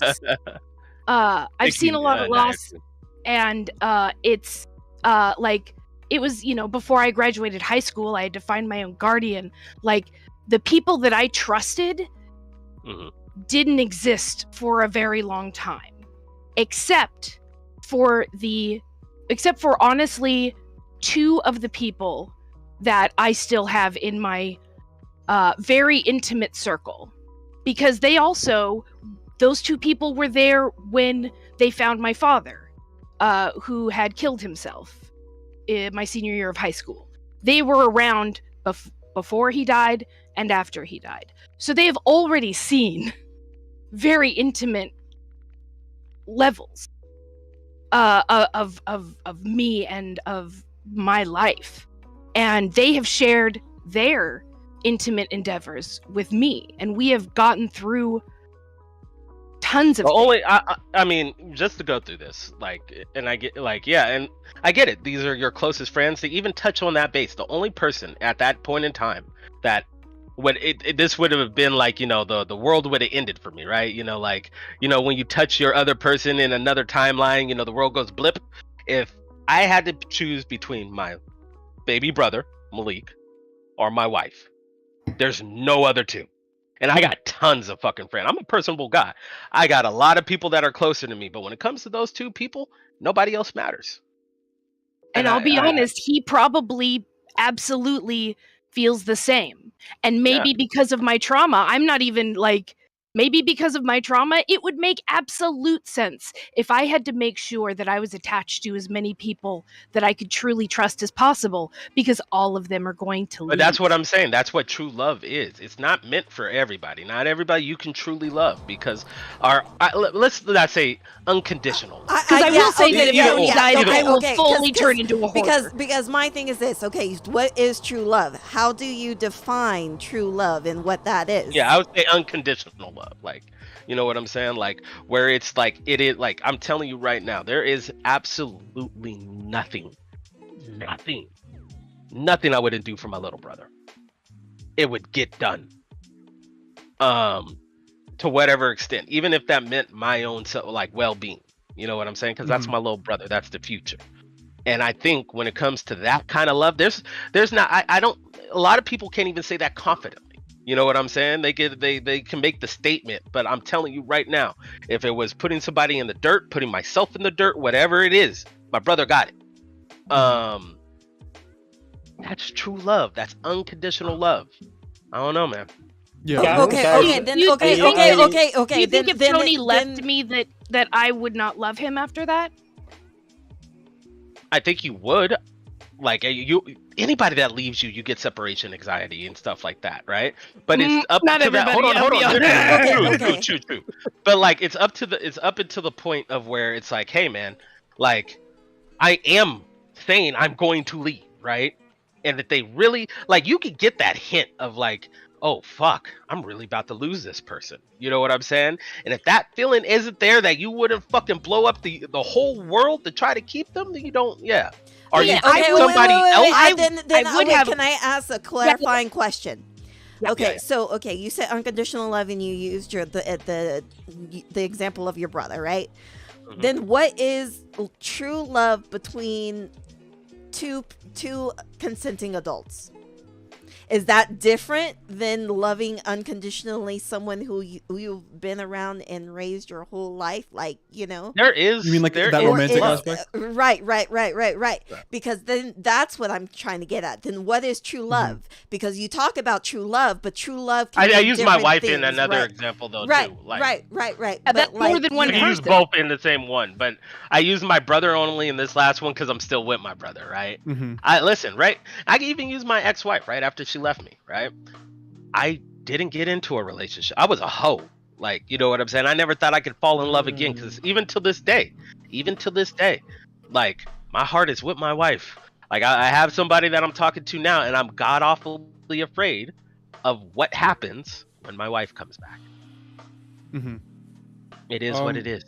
If I could continue just where I was trying to start from, Majin, I entirely agree with you. I'm the same way in that, like, I think my true love can only be placed in one person, but that's sort of like how I relate it to like a religious experience in a way, if you get what I mean, where for religious people, that is the truth for them. You know what I mean? They fully believe it with all their heart. I think our experience of love is almost like a borderline religious experience where that is the truth for us. That is exactly how I love. It's like a very personal truth. I also think How that people for other see people, God, how I see. I fuck with that idea. I really fuck with that idea. Yeah, and so I think for other people, just as like other people can like believe a different religion, it'd be so true for them. I think that some people can have like a different idea of like true love, and they could like experience it with one or two people at the same time. You know, just because like I don't think polyamory could work for me personally, but I definitely like do think that. So what I don't like about polyamory is somebody's always getting hurt. There's someone that's always gonna get fucked over, right? Yeah, but I think. Okay, so when you gave me the hypothetical, Well, let me explain before okay. you like correct me, and so you No, know. I wanted to. Go ahead. Go ahead. Also, wait, real quick. Hola, Spaniard, ¿cómo estás? Oh, that's the same Spaniard that was here. I had to grab his shirt because Yeah, in the yeah. Philippines it gets hot. So. Spaniard, you But look ultimately, fucking black so- for me, you know? Back Wait, in what happened? 26. Sorry, didn't Back mean to Yeah, yeah. derail. It's just nice to see your very beautiful face. All right, Back Majin, in go ahead. back in 2016, right? When I was going through my divorce and I was learning all these OkCupids and Tinders and stuff like that, dating a girl that was polyamory, right? And I try to understand it, right? Because I'm a very open-minded person, and from my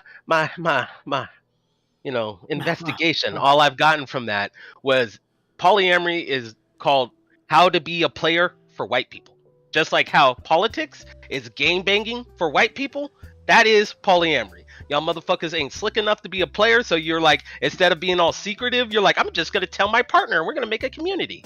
But at the end of the Wait a day, minute. it's like, Wait, hold on, let me cook. Just like being a player, Yeah, I got at something the to end, say, too. at the end of the day, somebody else's feelings is gonna get hurt. You know what I'm saying? Because somebody's gonna get jealous. You're gonna go spend your time with somebody else, and like that person's gonna want to pine and mourn for you. And you could be like, well, you could go get your own partner, but that's not how it's gonna work out. There's way too many levels, way too many points of people where people could get hurt. There was actually a really good article that was on Vice, right, about when they were actually promoting polyamory relationships, right? And they were this not so attractive girl and like these three nerdy guys, right? And they did a follow-up to that story, right? Because the girl ended up getting pregnant, right? There was this one little salty motherfucker. You could just tell he was a bitter, angry motherfucker, right? He ended up killing that kid. That because they didn't know whose kid it was. You know what I'm saying? They were all three with her. Ended up killing the kid. Like I said, there is a lot more room for horrible shit to happen in these type of situations because feelings are involved. All right, go ahead. All right, so I had something with Majin about that. The description, I agree with you about the poly hurting somebody because I tried it. I tried poly. I had a three-way relationship with two women, and I tried it. But I don't agree that it's a white thing. It's an anybody thing. Yeah, come on, bro. That was fucked up, man. agree. Yeah, Hey man, that's just that was comedy, but- okay? That was Majin, comedy. hey, All right, hey, Majin, obviously the I'm- joke went over y'all's head, okay? Wait, Majin, I am originally from Chicago, so I am from Chi-Town. and- Oh no, Solus is a Chicago guy. I'm from Portland. Solus is from No, me, I'm from Chicago. Okay, My- I'm not, but myself. Solus is. I thought you were Yeah, trying yeah. to tell me that because you heard So, somebody was. no, I was gonna talk about the players. You put a description against Poly about being Being a player, yeah. player, yeah. Well, true players don't hide. Fake players hide the game. That's just True. where I grew up in. See, when from my you neighborhood. when a player, right? See, when you cross that line, right, then it starts to look like a pimp. You know what I'm saying? At a certain point, that's a little. Pimps get paid and players get played. Okay. Players get paid too. All right, if you're doing it right, you get it. played. Or you If play you're doing them. it right, you're getting gifts. Okay, if you're doing it right, listen. Wait, that's gold digging. That's different. Hey man, I can't help it. She wanted to buy me an Xbox 360, dog. What? So you gold digging, dog. You have a sugar mama. Hey man, Hey, can I get in? Hey, Majin, can I get in on that sugar mama? Because I could use an Xbox 362 and some of my bills paid. I ain't below that shit. Hey, money is money. Exactly, Shit that's all is it was. shit. I was like, you just gotta be nice, be helpful, you know. Hey. Be dutiful. But yeah, I do. Okay. Oh Yeah, yes, go ahead, Queen. Yeah, I'll- no, go ahead. You've been Go waiting ahead. for a Yeah. minute. Okay. Go, and I'll go after. No worries. Okay. So when you gave that hypothetical, Well, my mind had to stretch so far because of the level of communication within our relationship. I do know poly people who have completely healthy relationships. oh yeah, I do too. And But that's not the definition. No, well, let me finish. The key part of any relationship, poly or otherwise, is communication. And I am talking exhaustive. It is painful. It is uncomfortable. You are going to have your ego up. Their ego goes up. All sorts of shit happens. But the thing that Tony and I have is that we communicate so incessantly that if he came to the point that he was like, I'm tired of this, we would have had 87 million conversations before that. There would have not just been a sudden, hey, I'm leaving you because you have best friends that you have. So again, being somebody that went through a divorce, right? You don't know when It's your a different relationship is over. perspective. What you don't know when your relationship is over until it's over. Like, it took me like some like afterwards, right? When I was sitting down, I was really looking at it, right? My marriage was done a year and a half before we actually got it done. We were just going through the motions, trying, right? So usually, those conversations we're having, most people just think of those as like little arguments. Oh, this is just par for the course. But to them, it's not. They're getting fed up. You can almost even taste it on them if you are paying attention to it. Even to the point where they don't even want to fight with you anymore. All right, fuck it, you have it, whatever, I'm done. You paying attention to it? Why are you in a relationship if you're not paying attention to your partner? Because comfort, you don't have to be obsessive with them. You still are your own two different people, right? But Yeah, well, like I'm not after a talking while, about being obsessive, but yeah, but so like normal things that are par for the Hydrate, course, y'all. especially when it comes to like little arguments and stuff like that. You know what I'm saying? Yeah, obviously. So You're then not you going to be like it's another argument that we've had before. yeah, so then you have a conversation about that and you say, "Hey, I've been noticing we've been getting in a lot of arguments and I would like to have an honest like sit down conversation." And it may not happen that moment. It may not happen for weeks. But trying to establish like that neither of you are in trouble, neither of you are like wrong for whatever feelings you're having, but if you don't express them to each other, all that's going to happen is that they are going to fester. Okay. Until so check this out. What you just espoused, even there with communication, is just pretty much regular marriage, right? Like, so even you at the beginning of that acknowledging that you have to take an extra length to do that in polyamory, right? Even just tells you right then how much I'm not less success. I'm not Oh. polyamorous. Oh, okay. I thought you were defending polyamory, like you were coming from that. Well, I mean, I don't have like anything against polyamory. It's not for me, but the people that I'm talking about are people that I am very like close and intimate. Like if I were having some sort of like issue in the bathroom, I would not have any inkling of embarrassment if they came and helped me. If if they had to like change my diaper, I'm that not is the talking level about of like people you consider family.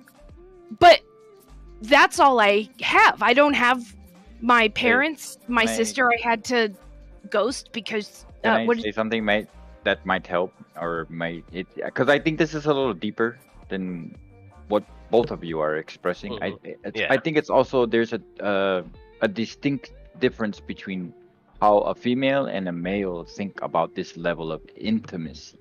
Okay, Because males no, have a different. stop Males it. have a different. No, I'm serious. No, I'm serious. Males have a different perspective of intimacy, and females have a different perspective of Then why does my husband have no issue with the relationships that I have with these other people that are very intimate? Family. They're family. That's different. Yeah. I was about to. I go mean, into I've that had level, sex with one of them. Is that still family? I mean, in the past? Yeah. Like high school? 20 years ago? No. During your marriage? Yeah. Or at least during our relationship. Yeah. With him. Oh, y'all had a three-way? Yeah. And it was consensual? Yeah. Like it was all good and everything? There's nothing wrong with that then. Yeah. Yeah, me and my wife fucked one of our friends before too. But there's no. But if I would have started keeping them around and stuff like that and trying to secretly talk to them, yeah, my wife would be right to fucking be upset or question that. Why would I have to go sneak around? I'm not even saying sneak around. It's No, just like you just said sneaky. Yeah. Oh well, No, I didn't regard. All right, even just going to talk to him, like generally, nobody likes people. Conversations are private, right? So like, I don't want to have to fucking explain this whole fucking thing. Pretty much, conversations are private, right? It could be assumed that you were sneaking around from that person's perspective if caught, right? Unless you're open, like this is why. See, I'm just fuck me saying sneaking around. Anyways, if they decided to have a problem with it, they'd be well in their rights to have that problem. And then we would come because talk about it and figure out person. where it's coming from. And like what I can do to alleviate it, what they can do to alleviate it. Like there are entire. You're talking about things. We're not talking about something that is a constant need. You are still that person's person. He is not dividing his time with you evenly with another person every fucking day. And at the end of the day, it's not. I'm sure. I am absolutely sure. If it was something that it came down to like, hey man, this is important for us to do. I want to do this with you, and you chose somebody else or you did something like that, he would not be happy about that. Like we wouldn't. I can't even think of a scenario that. All right, so both of y'all wanted to go to an event one night. All right. Okay. You have somebody you consider your special, and you have your husband. Both of them have their heart set out on this event, and they want to share that event with you, but they air at the same time. You can't be at both places at once. Yeah. If you don't choose your husband, right? Even with a conversation, I'm telling you right now, he is not going to walk away feeling that good about that. And if not, well, that's another big problem, right? But Mason, are you leaving out that if they're not communicating with each other and he just doesn't? No, listen. Wait, he are you leaving that part out, or? Yeah, because I'm trying to understand your hypothetical too. My pronouns are it that. I'm sorry. Oh, I'm so it's sorry. Okay. I'm sorry. It's okay. No, it's all right. I understand it. There's big titties here. I get it. It's fine. I understand that one. You said it. I didn't. Yeah, I do because I own them. I do love the top. It's cute. I know. I love it so much. Okay. So if Tony wanted to go to an event with me, more like they would literally talk to each other. Is most likely what would happen. And again, you're missing. They would decide if I wanted to go to both things equally. Then that entitlement should be to your husband. And if your husband, I guess your husband just doesn't. Yes, if your husband doesn't care about it, that's one thing. That is. Why does he have to care about it? He's not insecure in our relationship. It has nothing to do with his. That has nothing to do with insecurity. You're his wife. You're his person. All right? I am not his wife. I am his spouse. We both chose each other. That's what I'm saying. Right? Now you're using semantics. You chose him too. That is the person you decided to die with. And now you want to go play games with other people? Sure, fine. When he does decide, all right. How is going to an event with someone playing games? stop hanging off the edge of every single one of my words. I'm trying to like understand literally, you. like Right, hold okay, on, you're arguing in really bad faith. Like I don't mean actual game. Hold on, stop. You didn't even You know I don't mean describe actual. this event and what the event. It's a hypothetical. Like Okay, you know what I'm right. saying? It's just a hypothetical. Like game, whatever. It doesn't matter. You know what I'm saying? Like she knows. I mean, it's an event. Whatever. It doesn't make a point if it's a game or it's a fucking museum event. That's why I'm saying it's arguing in bad faith. All right. I just said game because of whatever. I want you to know that I am not at all trying to argue in bad faith. I thought that you were inferring a different kind of game, and I got confused. That is all. In complete honesty, I got confused. Okay. I don't know. I just me personally, I just don't think we're gonna. I don't want to. I could debate this to a standstill. I don't want to. I don't think you're gonna see my point, and I'm not. I'm really not that invested into like trying to prove that point. You're coming from a completely different place than I am. I am just offering different outlook because I legitimately please stop doing that. That doesn't feel very nice. Sorry. Because I'm really trying to be honest. Like I am not the kind to like think less of people for like verbiage. I earnestly just want to understand. I don't know. I've thought and where that is coming from, because I've for a while, and I've only spoke up about it recently. And again, I don't want to. I can't say what I want to say because it's just gonna make this as something else. I'm just really just try to bow out of it and like just try to keep it all cool and copacetic. You know what I'm saying? I'm not mad or anything. I'm not either. But if I would to continue to go down this debating tactic, like and just keep debating this, it could turn potentially hostile. Because the next couple of things, it just trust me on this. It's probably just best. I'm not doubting you. You got the W though. You got the W. Like I'm not trying for anything like that. Because all I'm saying is that's the thing. Like it's been for a while. You have been bad. Oh god. Now you baited it out of me. Don't take offense. For a while you've. I'm not been bad offended. faith. No, I'm saying what I'm about to say. Hold on, no, what I'm about to say. Please don't take offense, because now you just baited it out of me. For probably about like a while now, Not since even I. imagine. For a while now, you've kind of been bad faith in like changing the goalposts, a little gaslighty, and I never wanted to call it out because like even earlier in the conversation, what did you say? It doesn't fucking matter. Like I said, I'm bowing out of it. I just like I said, I get it. You love your husband, and that's cool, and you validate your relationship. We're just not gonna agree on this, and it's just probably best that we. I think honestly, really what it is that you two have different views of what a marriage is and how you are supposed to respect your spouse, or what you're quote unquote expected to do, right? Like, and like that's everyone's relationship is different. Everybody's relationship may be flexible. Everybody's relationship may be more rigid than others, you know, and that's also like just experience, right? Like that's just what it is. Y'all just to view marriage and view what your spouses are supposed to do differently. That's all. That's really what it is. Like Majin, you really view I'll agree it like, to disagree. I'll say this, like you. That's what it like, is. Like, I think, but I don't want to get into it. No, I just think that you view marriage as like you're always supposed to choose your spouse, and that's like your spouse, and you always go to bat. You always do something with your spouse, versus where GFD may say it, where it's like, you know, like I can not be with my husband and like do other things with other people and like hang out with them, and it's not any worry, there's no jealousy, there's no expectations that things are gonna happen. They know the other person, they talk to each other like it's not a big deal, but that's because they all have that same relationship with each other, versus like you know, you and your wife may have like different views. Like you have your like she has her girlfriend, like like, you know, but like y'all, like you and her girlfriend don't talk because that's not like y'all's relationship.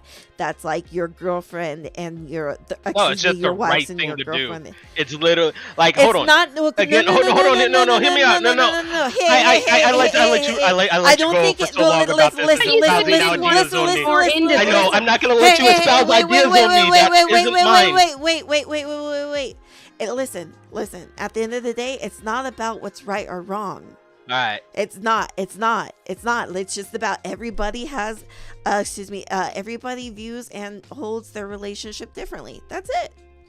True. That's fine. But that's it. we were, and this is again with the goalpost moving and the gaslighting. We weren't talking about that. We weren't even. Hold on. No, I will listen. I'll let you finish. Majin. No, I'm gonna step up. Please. No. I'm gonna step up and tell you for a fact Hold on.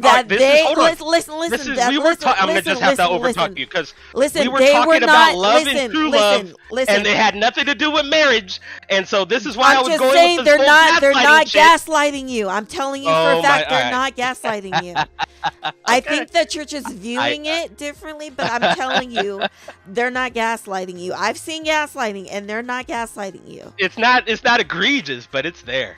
I think, But like I said, any you're just- gaslighting that you see is from yourself. Like I have been I'll trying take to that be then. good faith and honest and just try to have a conversation about different ways of viewing love. That's what I was trying to do. And I tried to bow out of it for a while and told you I didn't want to. Right, and I was trying to bow out. And honestly, the only thing I wanted to know. I think I have to go. Hey guys, y'all, like, because Majin, we're still Majin, we're still going on it, and Majin, I've tried to, I try to leave this for a while. Listen, I'm gonna just have to gonna bounce. say, dog. listen, I'm just gonna say it.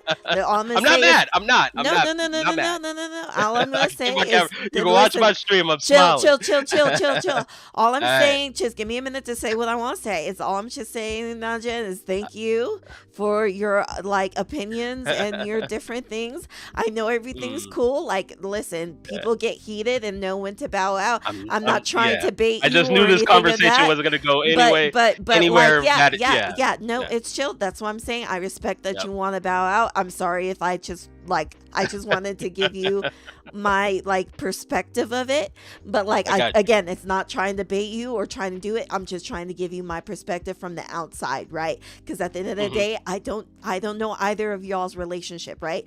All I'm basing it on is what y'all are telling me. That's it. I got you. You No, know? absolutely. All right, but yeah, I'm gonna actually probably go take head over to Ronan and go take a piss. But y'all have a good one, all right? Have a good I'll night, let y'all- Majid. Thanks see you for next. being See here. you next Thursday, Fairy Debate Queen. Yeah, and I by have the a way- friend named Fairy Queen, and that's why I keep saying it. Just She's call in me Wix Queen. server. Just call me Queen. That's all you need to do. Just That'd call be me Queen. easier. That'd be easier. Just All right, call me Debate Queen. All right. Love you, Nice meet you, meeting the rest of y'all. Later. Have a good Peace. night, Imagine. Okay, can I ask an honest question? For sure. Did I seem bad faith, like I was arguing in bad faith or gaslighting? Because if I was, I want to know. No, From no. Go ahead. I'm sorry. Oh yeah, from my honest perspective, I don't think it was intentionally bad faith at all. I think there was like some misunderstandings where like somebody would look to a certain point in the conversation that happened way earlier and was focusing on that, and then someone would focus on something that was more recent, and then both of you would be looking at those different points and saying no, this happened, and no, this happened, and that's where like the misunderstanding was happening from my perspective. I don't think Okay. anybody was being like too intentional. I think it's just Misunderstandings. late at night. Yeah, Yeah, that's how I see it absolutely. happening. Okay. That's honestly how sometimes like debates and like disagreements and stuff like that works. Like, and that's Yeah, it okay happens. at the end of the day to just disagree. Y'all know, Yeah. you know Yeah. that's perfectly fine. It's okay Yeah. to disagree. Yeah. It's chill. For me, I thought it was just I was confused as hell. I'm not Me gonna too. lie. I thought I was just like, why is he getting aggressive for what? I mean, she's just talking about her personal experience with her husband. So I think was that so confused. I think that I like a love conversation triggered some stuff because look, yeah, it when could you be, when yeah. you lose Yeah. a relationship, you're grieving. They may as well have died. Your relationship with them is no longer going to be the same, and that's fucking grief, and that is awful, and it feels But terrible. I also, but it's I also understandable. think there is a difference of definitions Like you had your definitions of what. Yes, I'm not and saying then that he that was had like his the own definition. disagreement. Yeah. I think that the reason that it was like big feelings was, which I absolutely get big feelings, but I think that the reason that it got to that level was that it was, it's not something that's nearly as triggering for me. I have plenty of other triggers that aren't even here tonight. Keep your fingers off the trigger, right? Yeah. I get it. Like he's like, when divorce happens, like, yeah. And if you're not really dealing with your feelings, and then I'm not saying that he's not, right? Respectfully, right? Absolutely. But like, you really gotta like deal with those feelings. You gotta talk to someone. You gotta like do something, because like that's what it looks like. Yeah, that's why I was so confused. I was like, wait, what's going on? Yeah, why is the emotion of, his emotion was boiling for him. I don't even mind big emotions. Like, I can't even work because I can't just go out in public without crying. So I get it. Like, not that it's exactly the same, but you just pack a box of tissues. That's it. Oh yeah, and I I'm make just joking. direct eye I'm contact with strangers. No, you cry and you make direct eye contact with strangers. No, I'm That's just how making you a keep your joke. power. Just making a joke with the box of tissue, trying to lighten up the mood. Oh, I keep it around. Sorry for not jumping in to clear things. Maybe I could have done No. something to help, but I don't. This is the first time meeting everybody, so like I don't know, where. Nobody everyone's did anything wrong as far as I'm concerned. No. Nobody's in trouble. Yeah. Like I said, everybody is fine. Like, if you didn't want to jump in, I think you like I said, you had. I didn't want to jump in either because I was confused. Right. When it's just between two people, just gotta just work it out. That's where it like. That's But why I think say you it's made a important to valid find point, the nuance. But the debate queen, I think you made a valid point though. It's just one person has a different perspective on the marriage, and one person has a different perspective on. That's just what it boiled down to, really. But then something rose.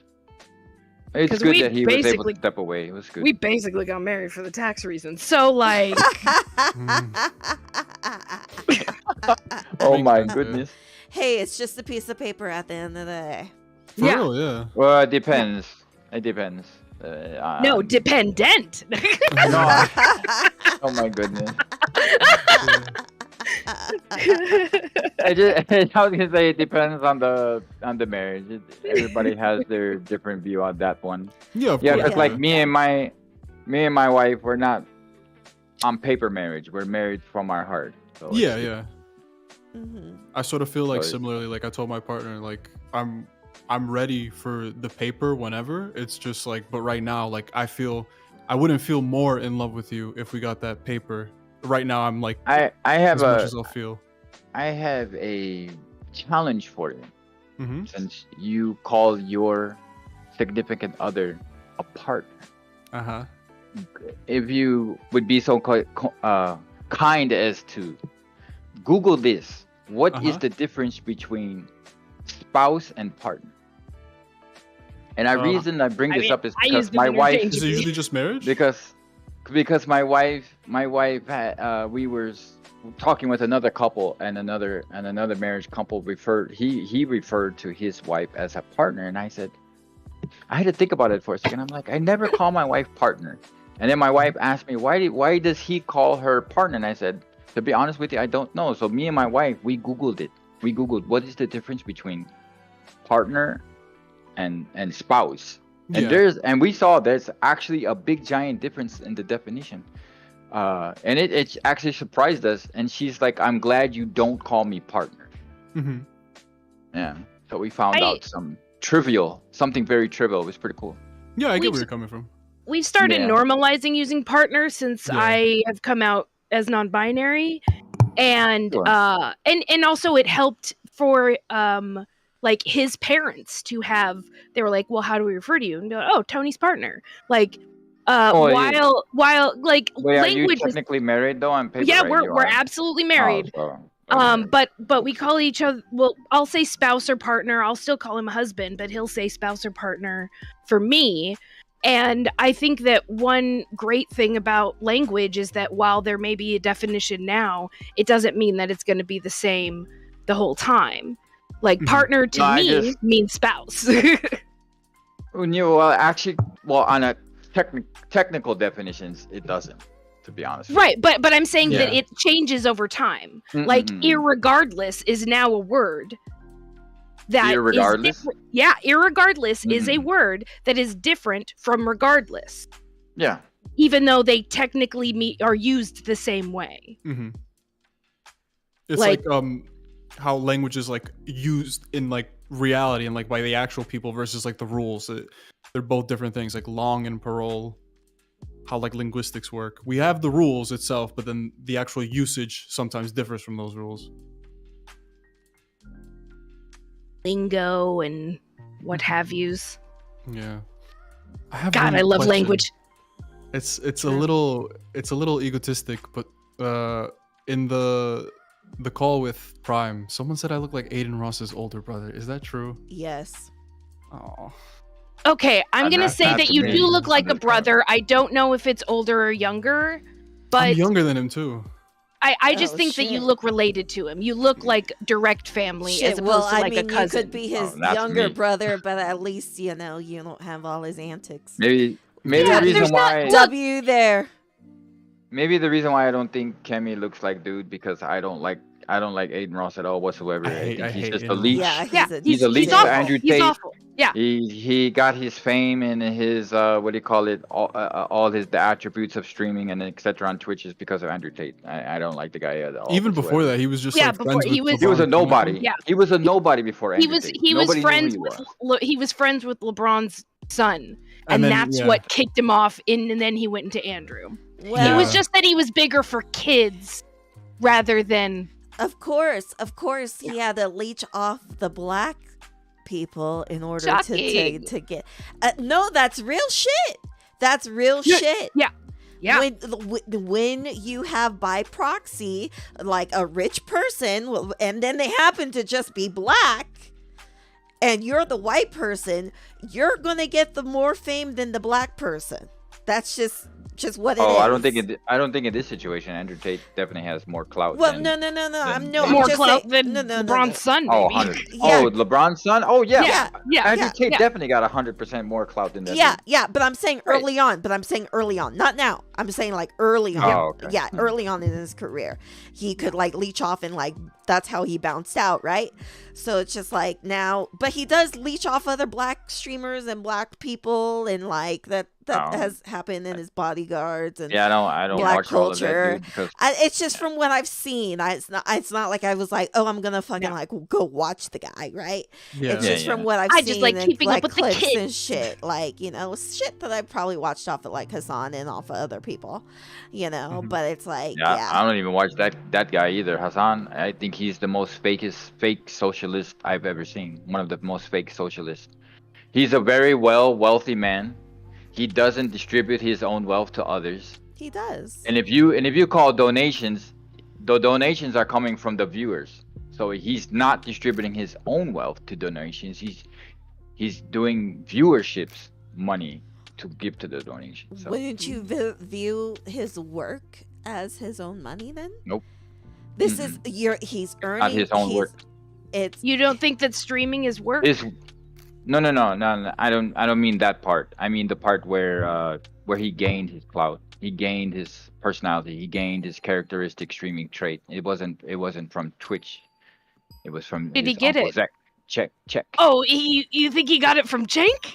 Oh yeah, definitely 100%. Yeah, there's even been Kind of, proof yeah. that where it Not carried over He from. started it there. He carried started originally there. from He there. started He there. started Yeah. He wouldn't be in the Yeah. position. He wouldn't be in that position without him. Yeah, and I think he Yeah, acknowledged Yeah, that. exactly. Yeah, he Yeah, acknowledges that's that what I'm all saying, the Jimmy. Yeah, time. that's Yeah. exactly what I'm saying. Right. He would not Yeah. get his clout or his personality or his trait. Of course, but I Well, think his he's, like, personality to his is credit, his I think he own like brings thing. that up. Like he says that like he recognizes that, and like whenever he talks about nepotism, he says, "I benefited directly from nepotism." Yeah, that sort of thing. yeah, Like, 100%. I think there's plenty of like fair criticisms to aim at Hassan. Yeah, I guess I'll just like leave it at that. There's plenty of fair Yeah. criticisms to Yeah. aim at him. I don't think And anything's that's perfect. basically what I'm saying. Fair criticism. Yeah, I just didn't say the word, but yeah. I don't like particularly hate him. I'll be honest, like I did start like my first introduction to like to Twitch was like from him, and I mainly liked his like gaming videos and that sort of stuff. I like agree with him like a lot of things politically, but I never really watched him for the politics because I was like, okay, I don't want to just like listen to the same thing that like I sort of already think. It was mainly the gaming stuff, but like he stopped gaming, so like I stopped watching him that much. And yeah, that's about it. That's just like Asmongold. He was a hardcore gamer, and then all of a sudden he got in politics, and I stopped watching him.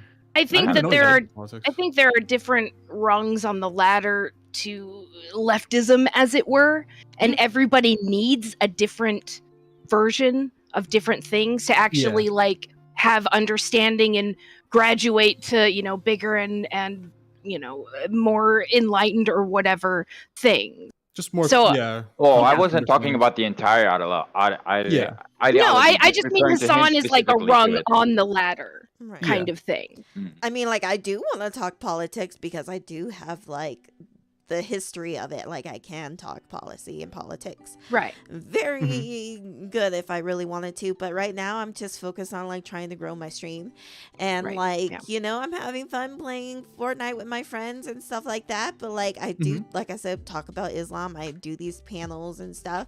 But like, I would hope that like, if I like, you know, like started talking politics, people would like stop following me just because like I'm, you know, doing something that I would love to do, but I would still do the rest of it. I wouldn't talk politics like 8 hours out of the day. Anywhere. Like, you know, like all I want to listen to is just politics and then some like trash. I want politics and then I want like, I don't know, housewives of whatever county or blah blah. Like those are the two things that I need. I hear you. I like watching the politics shows sometimes, and then I'll hit WWE. You know, this is how that's trash. You know, it's just no, that is art. That is art. No, I meant. I want to be clear. I appreciate wrestlers. No, I've been watching since.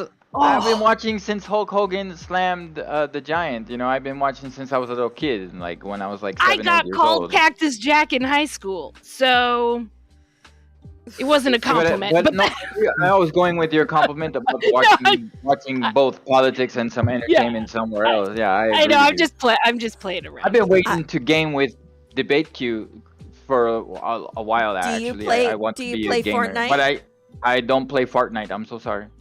We can get into Fortnite. It's very easy to play. It's not as bad as like you think it is. Since you like BRs, I recommend you download Farlight 84.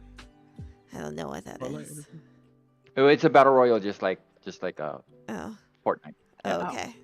No. It's similar. If Fortnite and Apex Legends had a baby, that would be it. That would be the game. Farlight 84. Yeah, I'm serious. It's a good game. That is a I want to say gaudy baby just because there's so much stuff in both of those things. So that baby is just like. Yeah, because they kind of introduced both games into one. Yeah, they really did. You know how like you can drive cars in the Fortnite, or you can drive a skateboard, or oh, that's cool. But you just don't have the building aspect. They have the other part of Apex where it's the fast-paced shooting. No, so I only play zero build. I don't build. Okay. I don't build at all. All right. Yeah. So you might actually like this game. No, I don't build. That's why it's like if you want to learn to play Fortnite, I can teach you how to play. Like I've taught other people how to play. I know I'm very good at FPS. You know, so or like as long as you're good, but like I'll teach you like what to like consumables and shit like that. Now the only game I don't like is Valorant. I don't like. Oh yeah, I can't play Valorant right now because I'm streaming on my Mac side of my computer. But eventually I'll get my Windows side open so I could play some kind of games. I don't know. Valorant is fun, but I don't like dedicating time to it. I'm one of the worst kinds of people. I play League of Legends. Hey, and I know wrong with MOBAs. I can appreciate League of Legends you, specifically. Kemi. Yeah. You're in a safe place right now. Can I say something? It's game related theoretically because it technically relates to Baldur's Gate 3. But there was a stream earlier, Queen, that you were doing, and you just turned to the side, and I was like, "Holy shit! You could cosplay a Mind Flayer in the most phenomenal way possible." What's that? The Mind Flayer in Baldur's Gate with like the It's a character. The bad guys, the ones that put the tadpole in your head. Oh, okay. Yeah. I just think it would be fierce as shit. That's all. All right, y'all. I'm gonna get out of here. It's All been a right, pleasure. Spaniard. All right, Have a bye, good night. Thank Spaniard. you so Y'all much take for your care. opinions. They Nice matter, meeting and you. thank you. We'll see you again. And also Mondays, I'm having a walk on. I'll make sure I have something to- electricity this time. It's been lasting Please. this long. But there's a Please, contractor downstairs Alhamdulillah. that needs to turn off all the electricity and fix the wiring. All So right. thank goodness he's here. So, Hey, yeah. get it fixed. Get it fixed. Yes. Yeah. All right. Y'all take care. Bye. Night. Yeah, I really appreciate everybody's like opinions and differences, and I'm always here for all that shit. Yeah. As long as it doesn't go into Nazi territory. Oh God, we yeah. can work with stuff. No. No. We won't go there. No, we'll cut it off entirely. Yeah, absolutely. All right, y'all. Well, I think I'm gonna end my stream. Right. I think it's a good time. It's 3 a.m. for me. Oh, okay. You are East Coast. Yeah. Yes. Yeah. Yeah, I keep all my time zones here because all my friends live in different time zones. So I Yeah. like make sure like I have like my time zone. I can just look down because I have everything like all like your bar is hidden and stuff. So I can't see the time. So I look down and shit and be like, oh yeah, it's this time for y'all. Do you need to like get off or like because I usually know what time everybody needs to get off and go home and Go to bed. Go to Start your bed, night routine. Go to bed. Go home, aka the bed. Yeah. All right. Well, I will see all y'all later. Hopefully, All it right. was wonderful chatting with you, Lovely and it was meeting you both. it was wonderful meeting you, Kenny. Yes, you as Kemi, well, Kimmy. Yeah. Kemi. You're awesome. I got it. All Thank right. you. Both Have a of you. good night. Have a good night, everybody. Bye. See you. All right, y'all. Not a bad night, right? Not a bad night. All right, let me see. Where do I want to send you? Or does anybody have any requests of where I should go? Let me see what's going on everybody's streams right now. Oh shit. Okay. One's in chat if you're a subscriber. One's in chat if you're a subscriber of mine, because I have to ask y'all a question. One's in chat if you're a subscriber of mine.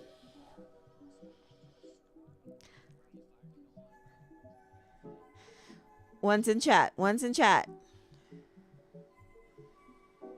One's in chat if anybody is a follower, or excuse me, a subscriber. No subscribers? Do I have no subscribers left in my viewers? None? Oh my goodness. Some of y'all need to be subscribers,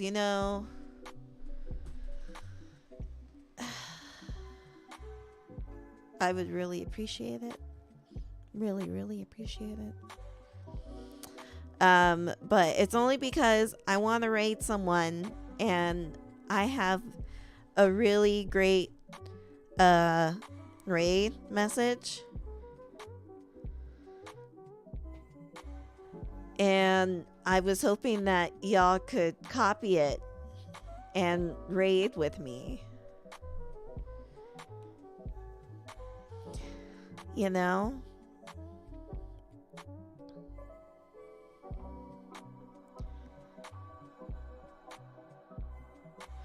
Hold on, let me see something.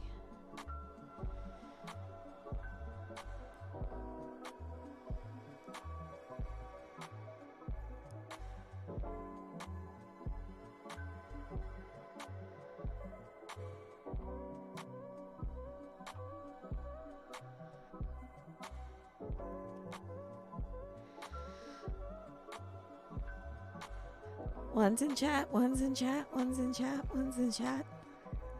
Anybody left? I want to raid someone big, that's why. That I've been really wanting to raid for a minute. And so that's why I'm asking. So that way I could have a couple people who can use my raid message.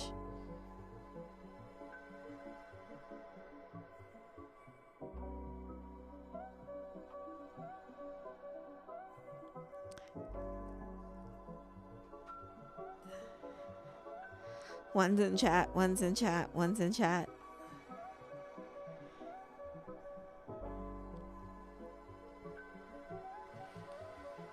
One's in chat. Anybody? Oh, here's that ad break that's about to happen. You can miss that ad break if you really wanted to. Hello, as a debate queen, can you explain? I feel like Muslim and LGBT would be at odds. It is not. There is nothing in the Quran that says that it is bad to be LGBTQ. Absolutely nothing. And it is fabulous. Alhamdulillah. Alhamdulillah. Allah made a perfect book.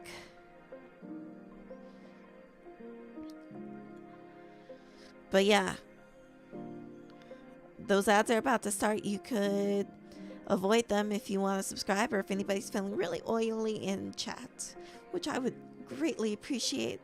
If anybody would like to help me make this wonderful goal right here to be 100, you know, then we could go to the sloth meet and greet, y'all, just me and you and the sloth and the handlers. That's it.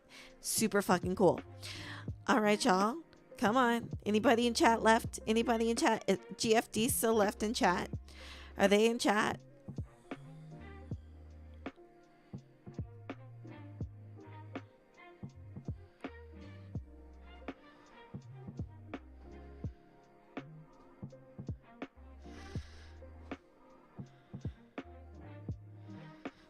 Oh my goodness.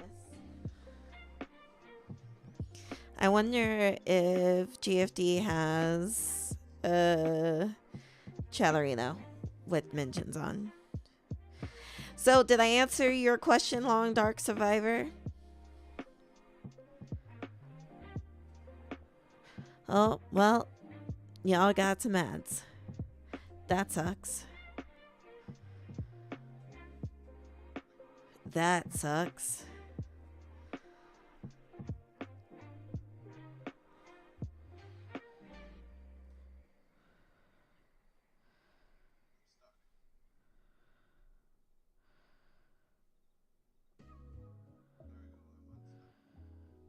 There we go.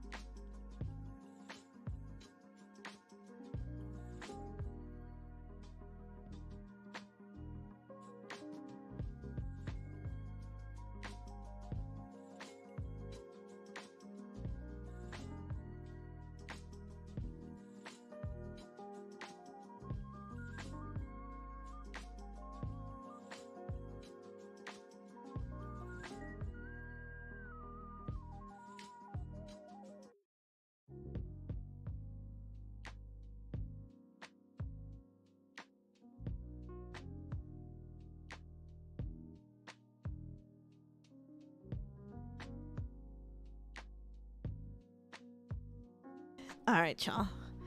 I had to have a conversation. I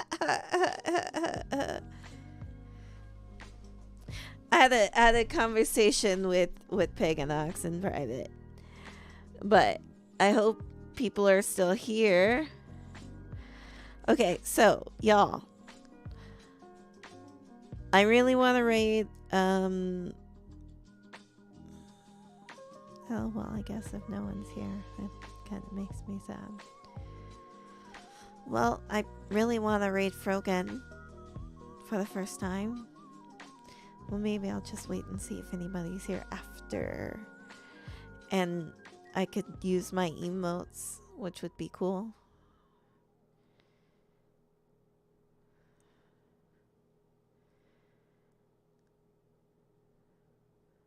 You know, that would be cool.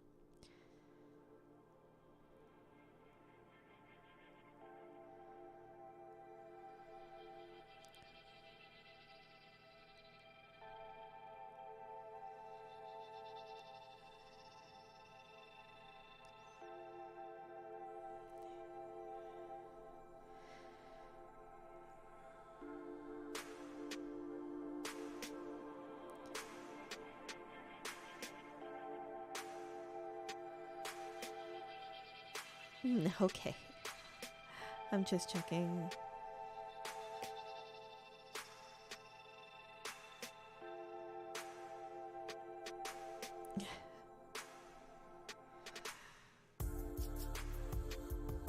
Okay.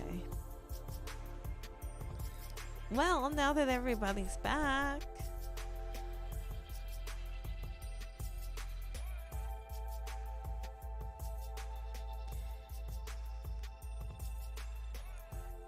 Well, I guess I won't do it tonight then. It's okay. Or maybe I will and I'll just be the only person, just one viewer.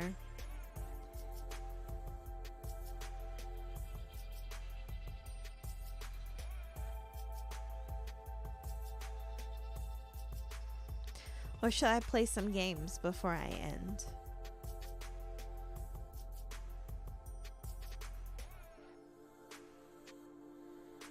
What should I do? Play games, or should I end stream, or should we raid out?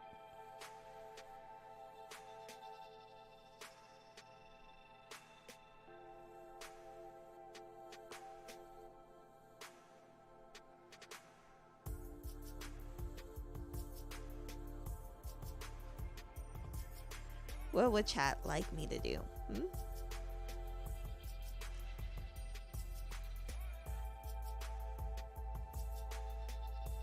What chat would like to do? Also, what I also wanted to say is I'm thinking about doing like another walk on Friday, tomorrow. So that way people can come and ask me personal questions about Islam, if that's something that people want to do. Would y'all be interested in that? Where you could like come and ask me questions about Islam, and then I can like do maybe some content on Islam tomorrow. You should definitely join my Discord, because there is a cord on there where you can like if there's something you want me to watch or something you want me to react to that's like Islam related, then I can also do that as well. That would also be pretty cool. So don't forget to join Discord. That's important, you know. Jesus. Things telling me I got like 20 something messages. I'm like, I know I don't got 27 messages. But yeah. That would be cool.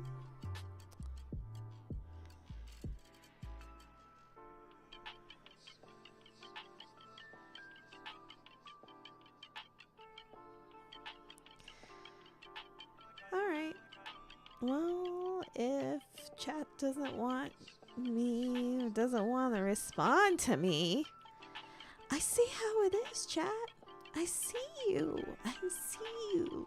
Stop being quiet. Speak up. Speak up, friends. I'm always here.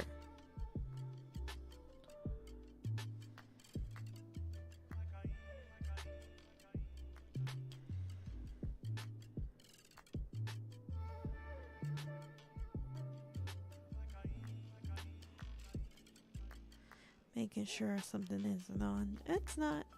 Okay. Alright then. Well, I'll just go ahead and end stream then. It's a little early.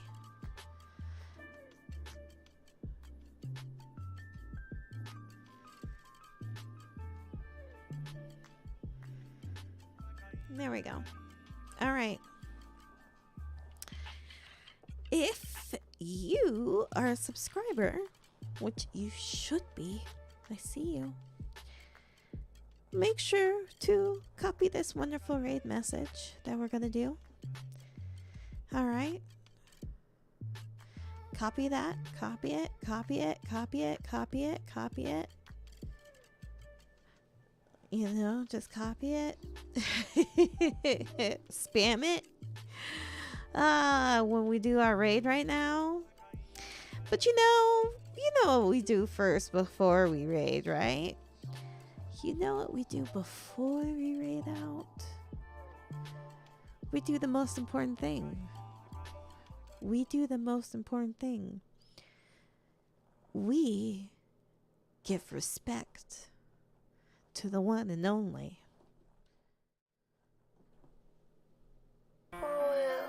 Stop playing with these niggas. Let go. Hey, I'm really proud of y'all. Montgomery Brawl. Bitch. Not one, but them all. Montgomery Brawl.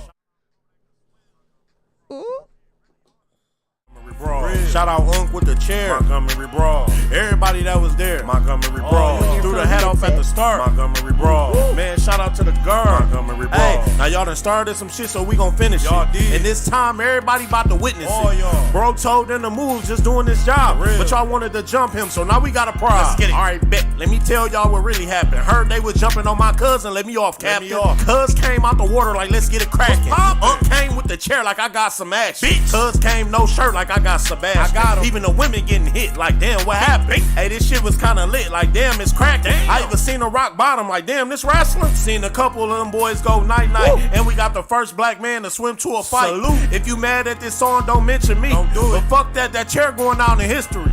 Hey, I'm really proud of y'all. Montgomery Brawl. Bitch. Not one, but them all. Montgomery Brawl. Shout out bro that can swim. Montgomery Brawl. Salute shit, really all of them. Montgomery Brawl. Shout out Unk with the chair. Montgomery Brawl. Everybody that was there. Montgomery Brawl. Threw the hat off at the start. Montgomery Brawl. Man, shout out to the girl. Montgomery Brawl. Yeah, this a real good moment in history right now. Let us all smile. I'll see y'all tomorrow.